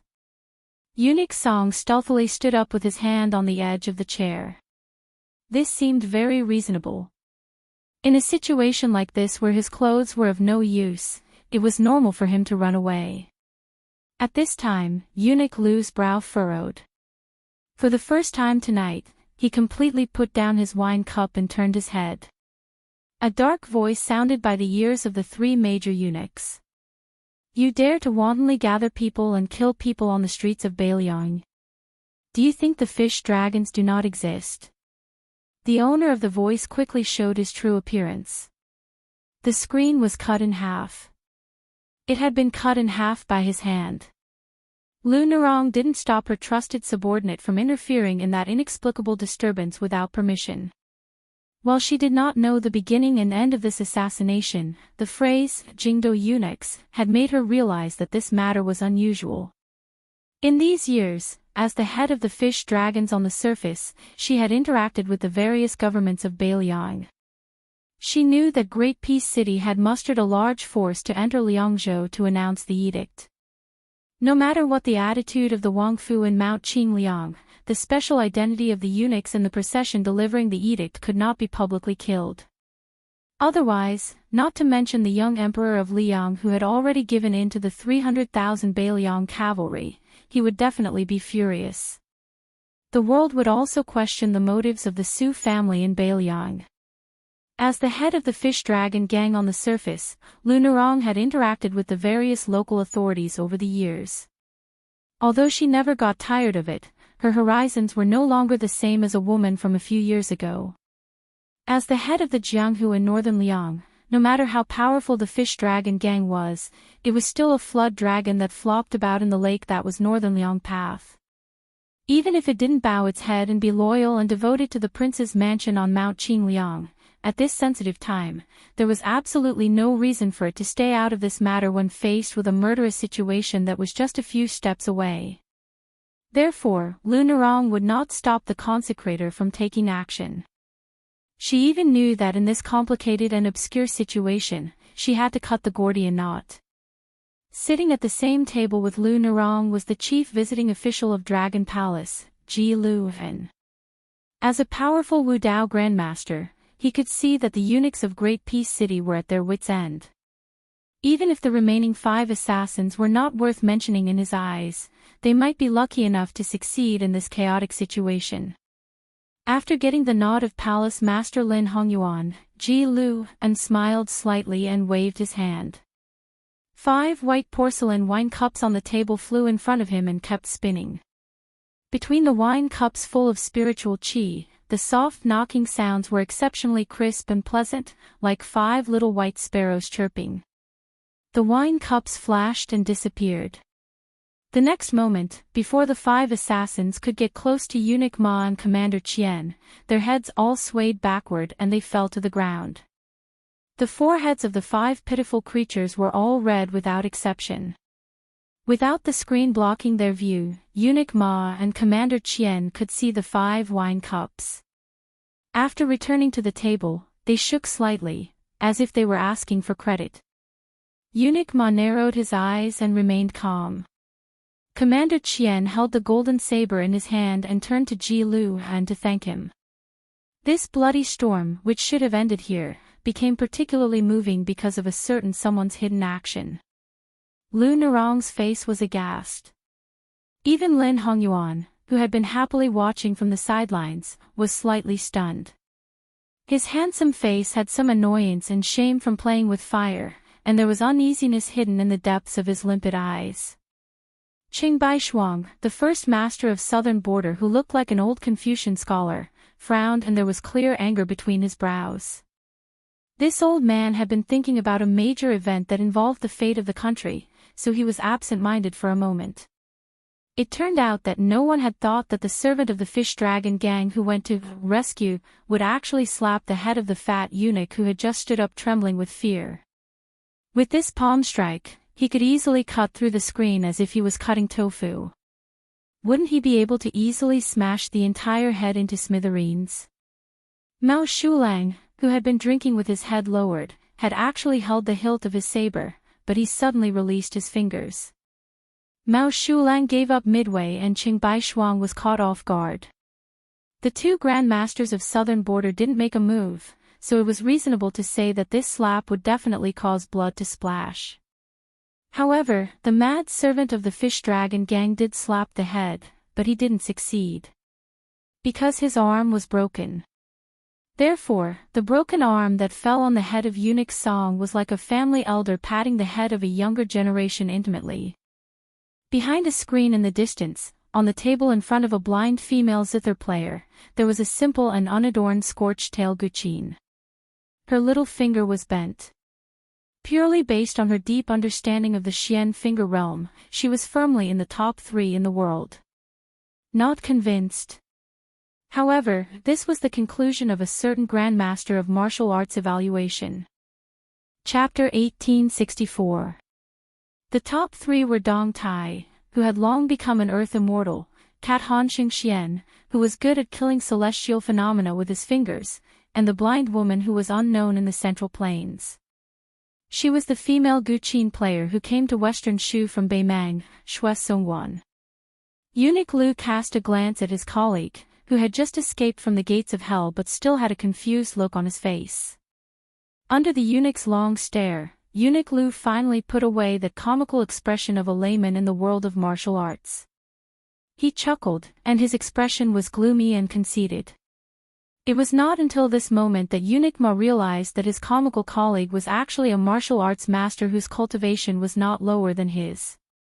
Tonight, the mantis stalks the cicada, unaware of the oriole behind, and all kinds of slingshots that had been shot and not shot. Was there an end to it? Eunuch Ma had mixed feelings. A ghostly wailing voice suddenly rang out, this. What the hell is going on? In the aisle between the left and right private rooms, a middle-aged man in bright clothes looked as if he had lost his parents. Why are so many people dead? How can our restaurant continue to do business? Then, when he saw the frosty expression on Lu Nerong's face, it was as if his parents had died, followed by his son. His face was full of despair. Head shopkeeper, listen to me. These people killing each other really has nothing to do with me. This is an undeserved disaster. Eunuch Ma glanced at the middle-aged man and then turned to stare at Lu Narong. He sneered, "What a fish dragon gang." Eunuch Song also turned his head while rubbing his neck. He laughed and said, "What a fish dragon gang in Bailiang." Lu Narong's face instantly turned pale. The young minister of offerings beside her was full of anger and murderous intent. Zhao Shanhong, the steel opener, was gloating. He didn't care whether Lu Narong had received instructions from Mount Qingliang or not. He only knew that after this assassination failed, it didn't matter whether Lu Narong was innocent or not. The Fish Dragon Gang, which was at the peak of its power in Northern Liang Path, would soon usher in a major change of blood. After all, a new emperor would bring in new courtiers. As for whether Lu Narong would be able to get out of here alive, she would probably have to pray to Buddha and Bodhisattva for protection, right? Lu Narong didn't explain anything to the two great eunuchs of the Directorate of Credentials. She just looked at the second shopkeeper of the restaurant who was crying incessantly. "Guixian, I only ask you one thing. Did you participate in tonight's matter?" The middle-aged man named Guixian was a senior figure in the new Fish Dragon Gang. Not to mention Zhao Shanhong, the steel opener, he was even better than the young minister of offerings who joined 2 years ago. However, Guixian's martial arts were mediocre, but he was good at business management. He took a shortcut and quickly stood out. In the end, he became the second manager of this restaurant in Bayan Town. At that time, in the Fish Dragon Gang, this kind of transfer could only be regarded as an exile because Guixian was one of the few people who were loyal to Lu Narong. He could drink with the old boss of the Fish Dragon Gang from time to time. Guixian left Lingzhou with his tail between his legs. In the end, it was a microcosm of Lu Narong's power. Previously, no one thought that Guixian, who had no soldiers, generals, and little money, could make a comeback and get a place in the top management of the Fish Dragon Gang in Bayan Town. However, Guixian soon made everyone look at him in a new light. The restaurant and the brothel next door could be so prosperous because of Guixian. Lu Narong, who already felt guilty about this person, was happy to see the Fish Dragon Gang prosper in Bayan Town. She even intended to promote him to a deacon with real power in the Fish Dragon Gang next year. It was not a high position, but it was powerful enough to control half of the Fish Dragon Gang's business. Guixian said with a sobbing tone, "Sect leader Lu, I'm just a weak commoner. Why would I kill someone when I can make a lot of money every day?" The shrewd eunuch Song smiled innocently. "Head shopkeeper, second shopkeeper, are you trying to play the role of the good cop? Isn't it a little too late?" On the street outside the restaurant, the sound of horse hooves could be heard. The murderous aura of the cavalry on the battlefield was completely different from the murderous aura of a grandmaster in Jianghu who could single-handedly defeat a country.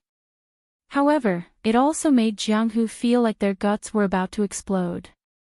At this moment, a warm and mellow voice with an obvious smile sounded throughout the entire third floor. It was filled with inappropriate teasing. "Eunuch Song, you can't say that. Otherwise, I'll charge you for tonight's green and wine." The voice was actually right beside Guixian's ears, but he had no idea why there was someone beside him. He was already full of anger. Now that he was being pushed into the fire pit by this guy with bad intentions, he could not put on a good face. He turned his head and said angrily, "Charge your mother's money. I have the final say on whether the green and wine will charge or not." Then he saw a handsome young face. Then he saw that this person had his hands hidden in his sleeves and a Bailiang blade hanging from his waist. In the current northern Liangdao, there was no longer any young general who dared to carry a cold saber in private. Not a single one. A hero with such courage was either still in prison or had already been in prison. In Bailiang, apart from the border army and the internal garrison, there were only two kinds of people who were allowed to openly wear cold blades by Mount Qingliang. One was the generals who had made outstanding military contributions but had already retired from the army. The other was the veteran soldiers who were born in the old barracks. These two kinds of people were mostly old people. Otherwise, they were high-ranking officials who were in the prime of their lives and had already transferred to the officialdom. The young man looked at Guoxian with a smile and then looked around. Finally, he smiled and said, "In Bailiang, I have the final say." Chapter 1865. The ordinary guests who came to the restaurant to spend money were all scared witless. For example, the official who squatted under a table and cried bitterly. As a county official, he originally came to Bay and town under the guise of observing the people's situation. He wanted to drink some harmless wine and prepare to go to the bed in the neighboring brothel after sacrificing his internal organs. He wanted to tame 1 or 2 rouge horses at the age of 50. How strong was he to throw away his pen and join the army? After knowing that someone had died, he also knew that it was not good to stay here for long. However, his legs were too weak to walk. Secondly, he was afraid that the group of evil people who killed without blinking would find him an eyesore and directly kill the innocent. At this wine table, the only one who was still sitting in the chair and continuing to drink was the foreign scholar who had almost no place in the yamen this year. As a weak scholar, he even slowly moved the screen away just to broaden his field of vision and take a glance at the bloody battlefield where the Jianghu immortals were fighting. What did it mean to be calm in every big event? That was probably it. However, his absurd action, which showed that he was a famous scholar, undoubtedly caused his colleagues in Bay and town to share a common enemy. Not all of the guests were willing to resign themselves to death. There were a few tables of Jianghu people who were trying to sneak down the stairs after the young master with the saber appeared. However, on the railing of the stairs, there was a beautiful woman in a crimson robe. She was like a bodhisattva standing in a Buddhist shrine. She was not angry, but she was majestic. There was no need for her to say anything. All the Jianghu people tactfully returned to their original positions. There was a smart guy who quietly opened the window and tried to jump down. In the end, he was scared out of his wits. He saw a head hanging upside down outside the window. After staring at each other, he did not say anything. He slowly closed the window. He was probably afraid that there would be a gap. He did not forget to pull the window in with all his strength. Only then did he sit back on the chair and silently said, "There are gods 3 feet above my head. If you have grievances, take revenge. Even if you are a ghost, don't look at me, Wang Jian, who is a man in his 30s. I am still a virgin. Young energy is the strongest. If you find me, be careful that both of us will be hurt." At this moment, the atmosphere was extremely subtle. Over at the blind female Guqin player Shui Songguan's side, the screen had already been knocked down by a young Miao woman in gorgeous clothes. She sat cross-legged on the chair and was in high spirits.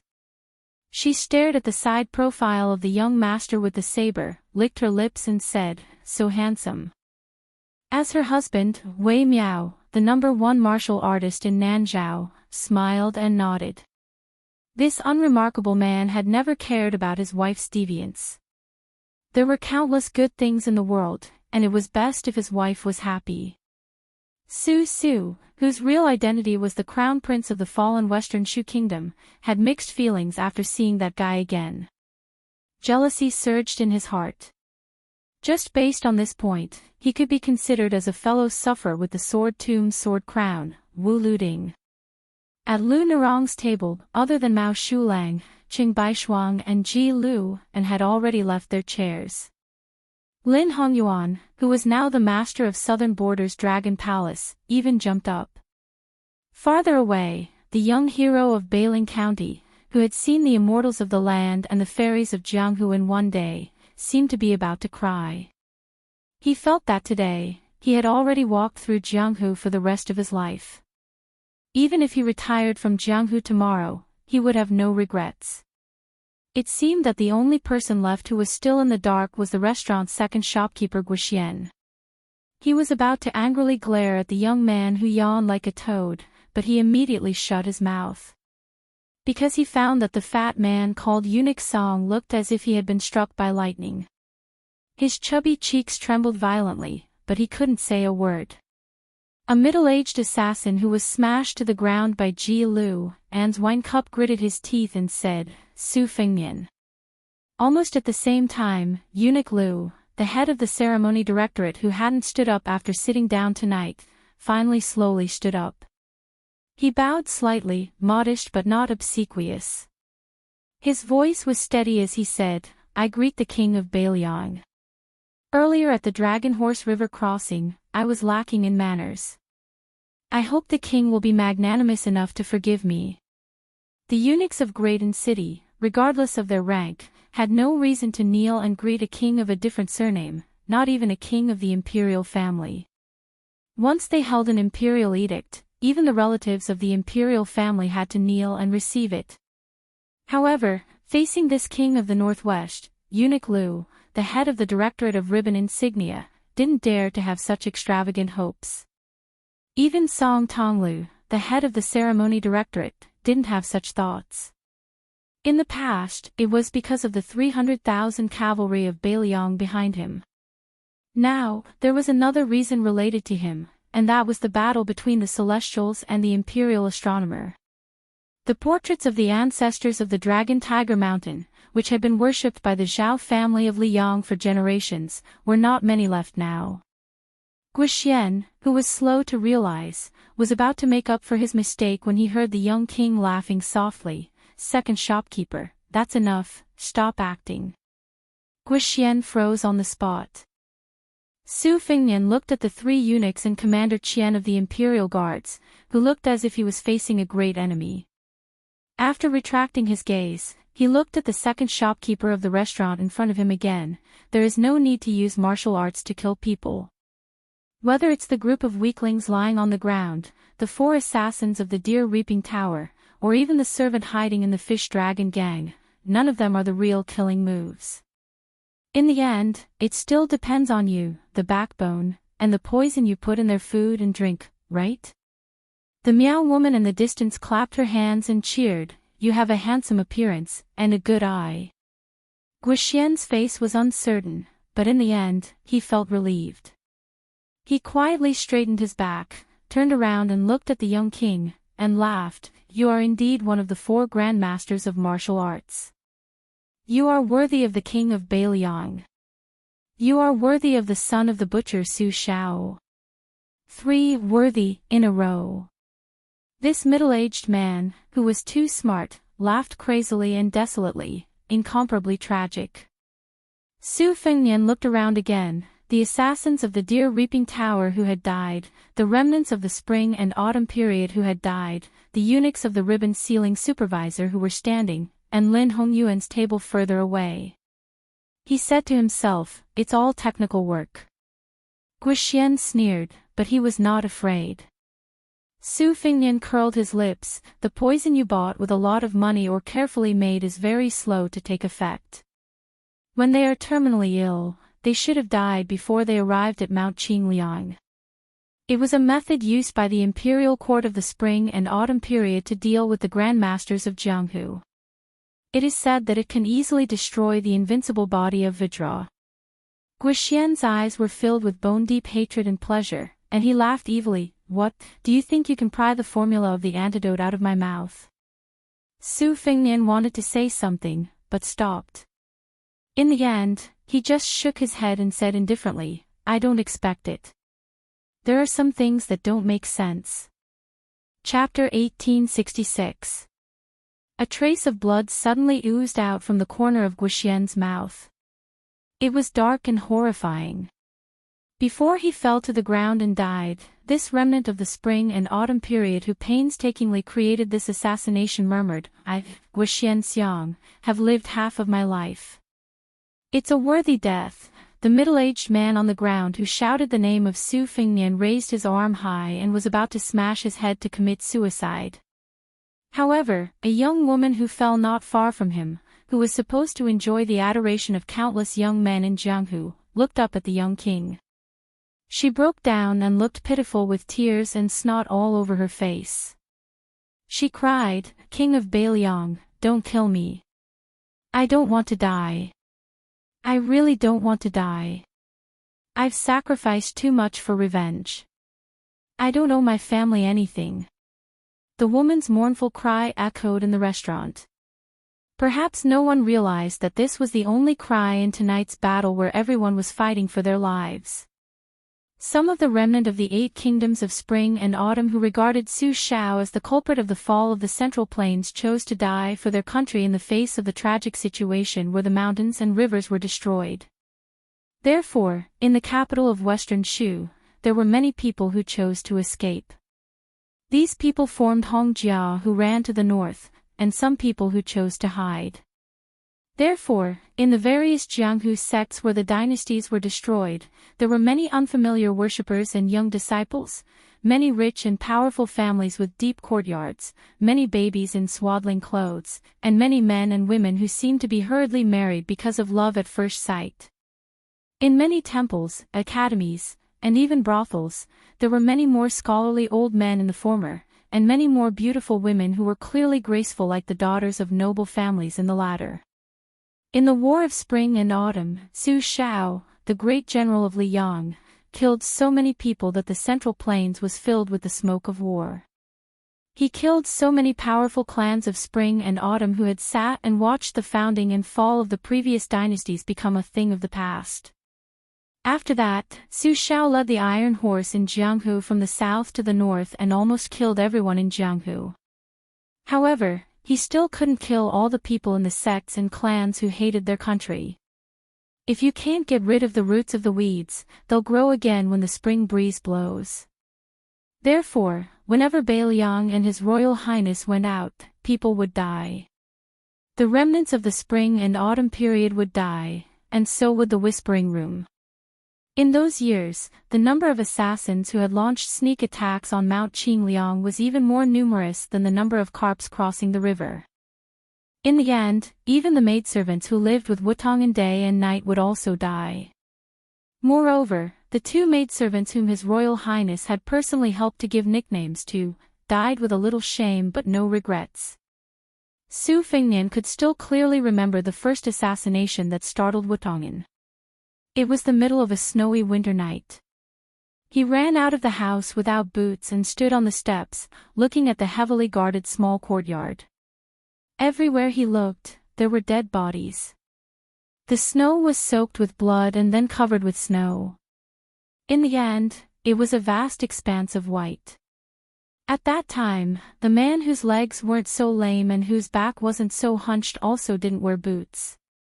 He walked up the steps and stood shoulder to shoulder with the youth. He had the imperial bodyguards in iron armor carry the bodies away. He laughed and said, "In this life, father has too many enemies. I can't count them all, and I'm too lazy to count them. Son, are you afraid?" The youth didn't know if he was cold or scared, but his teeth chattered. However, he still stubbornly said, "What's there to be afraid of?" At that time, the man whose hair wasn't completely white took off the old mink coat he was wearing and put it on the youth. He laughed loudly and said, "You're a descendant of our old Su family." The youth rolled his eyes. He grabbed the warm mink coat with both hands and quickly ran back to the house. The man who hadn't been called father by his son since the death of his wife turned around and walked down the steps. He strode out of the courtyard. However, as soon as he stepped out of the courtyard, he lost his heroic spirit. He was so cold that he almost jumped. When he caught a glimpse of his adopted son, Yuanzhuazong, he kicked him without saying anything. The latter was at a loss. The man stared at him and lowered his voice. 2 words came out from his teeth, "Take off your boots." Unfortunately, the funny scene couldn't be seen by the youth. At this time, on the 3rd floor, an angry shout interrupted the woman's crying. "Shut up!" The woman was suddenly stunned. Then, her heart-wrenching cry turned into a low sob. The middle-aged assassin said sternly to the young woman, "I'm from the Chongshan Song family. We've been loyal for generations. We'll never shame our ancestors. After saying this, the middle-aged man's eyes flashed a complicated look. Finally, he suddenly raised his arm and slapped the woman's forehead. 20 years of living in humiliation, only to die for innocence. This was the only wish of the Song family's man. As for what the younger generation of the family thought, he didn't care. Although the woman could summon up the courage to beg for mercy from the king of Bailiang, she had exhausted all her energy. At this time, she didn't have any courage to resist the anger of the elders of the family. Su Fengnian, who had been gentle, suddenly became furious. The next moment, he appeared in front of the man on the ground and stepped on the head of the man who tried to put justice before family. The assassin, who was killed in an instant, slid several feet away. Su Fengnian took a deep breath and quickly stabilized the qi in his body. Ordinary martial artists did not feel much pressure from the sudden burst of aura. Even Lin Hongyuan only felt a little suffocated. However, Wei Miao, Mao Shulang, Qing Baishuang, Ji Lu and Xue Songguan, these 5 martial arts grandmasters, almost simultaneously raised their auras to the peak. The blind female zither player even pressed her hands heavily on the zither strings. Mao Shulang, who had stood up, almost pulled out his saber from its sheath. Su Fengnian looked at the young guardian beside Lu Nerong and nodded. The latter silently stepped forward and made a cryptic gesture. As the young guardian made this gesture, 3 men and women of completely different identities quickly walked out from the 3rd floor.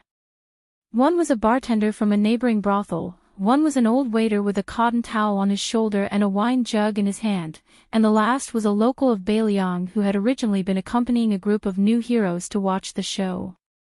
The 4 began to clean up the battlefield together, carrying all the survivors of the spring and autumn period who were still alive down the stairs. No one was interested in whether to drag them out and kill them, or torture them until they were better off dead. If no one recognized the identities of these 4 people by now, then they really had been kicked in the head by a donkey. They were either spies raised by the water whisking room, or men of sacrifice raised by the eagle raising room, or both. The restaurant belonged to the fish dragons, but Lu Nerong had always been an outsider. Su Fengnian turned his head to look at the 3 eunuchs of the Ribbon Insignia Directorate and said expressionlessly, "Don't worry about the poisoning. Also, when you reach Mount Qingliang, put down the imperial edict and you can return to Great Peace City." Eunuch Lu didn't speak and led the way to the stairs. But when he passed by the young king, he intentionally or unintentionally slowed down, his eyes full of questions. When the head eunuch of the Ribbon Insignia Directorate brushed past him, Su Fengnian whispered as if he was speaking in riddles, "Tell him, she's fine." Eunuch Lu looked straight ahead, but bent his waist slightly and then sped up.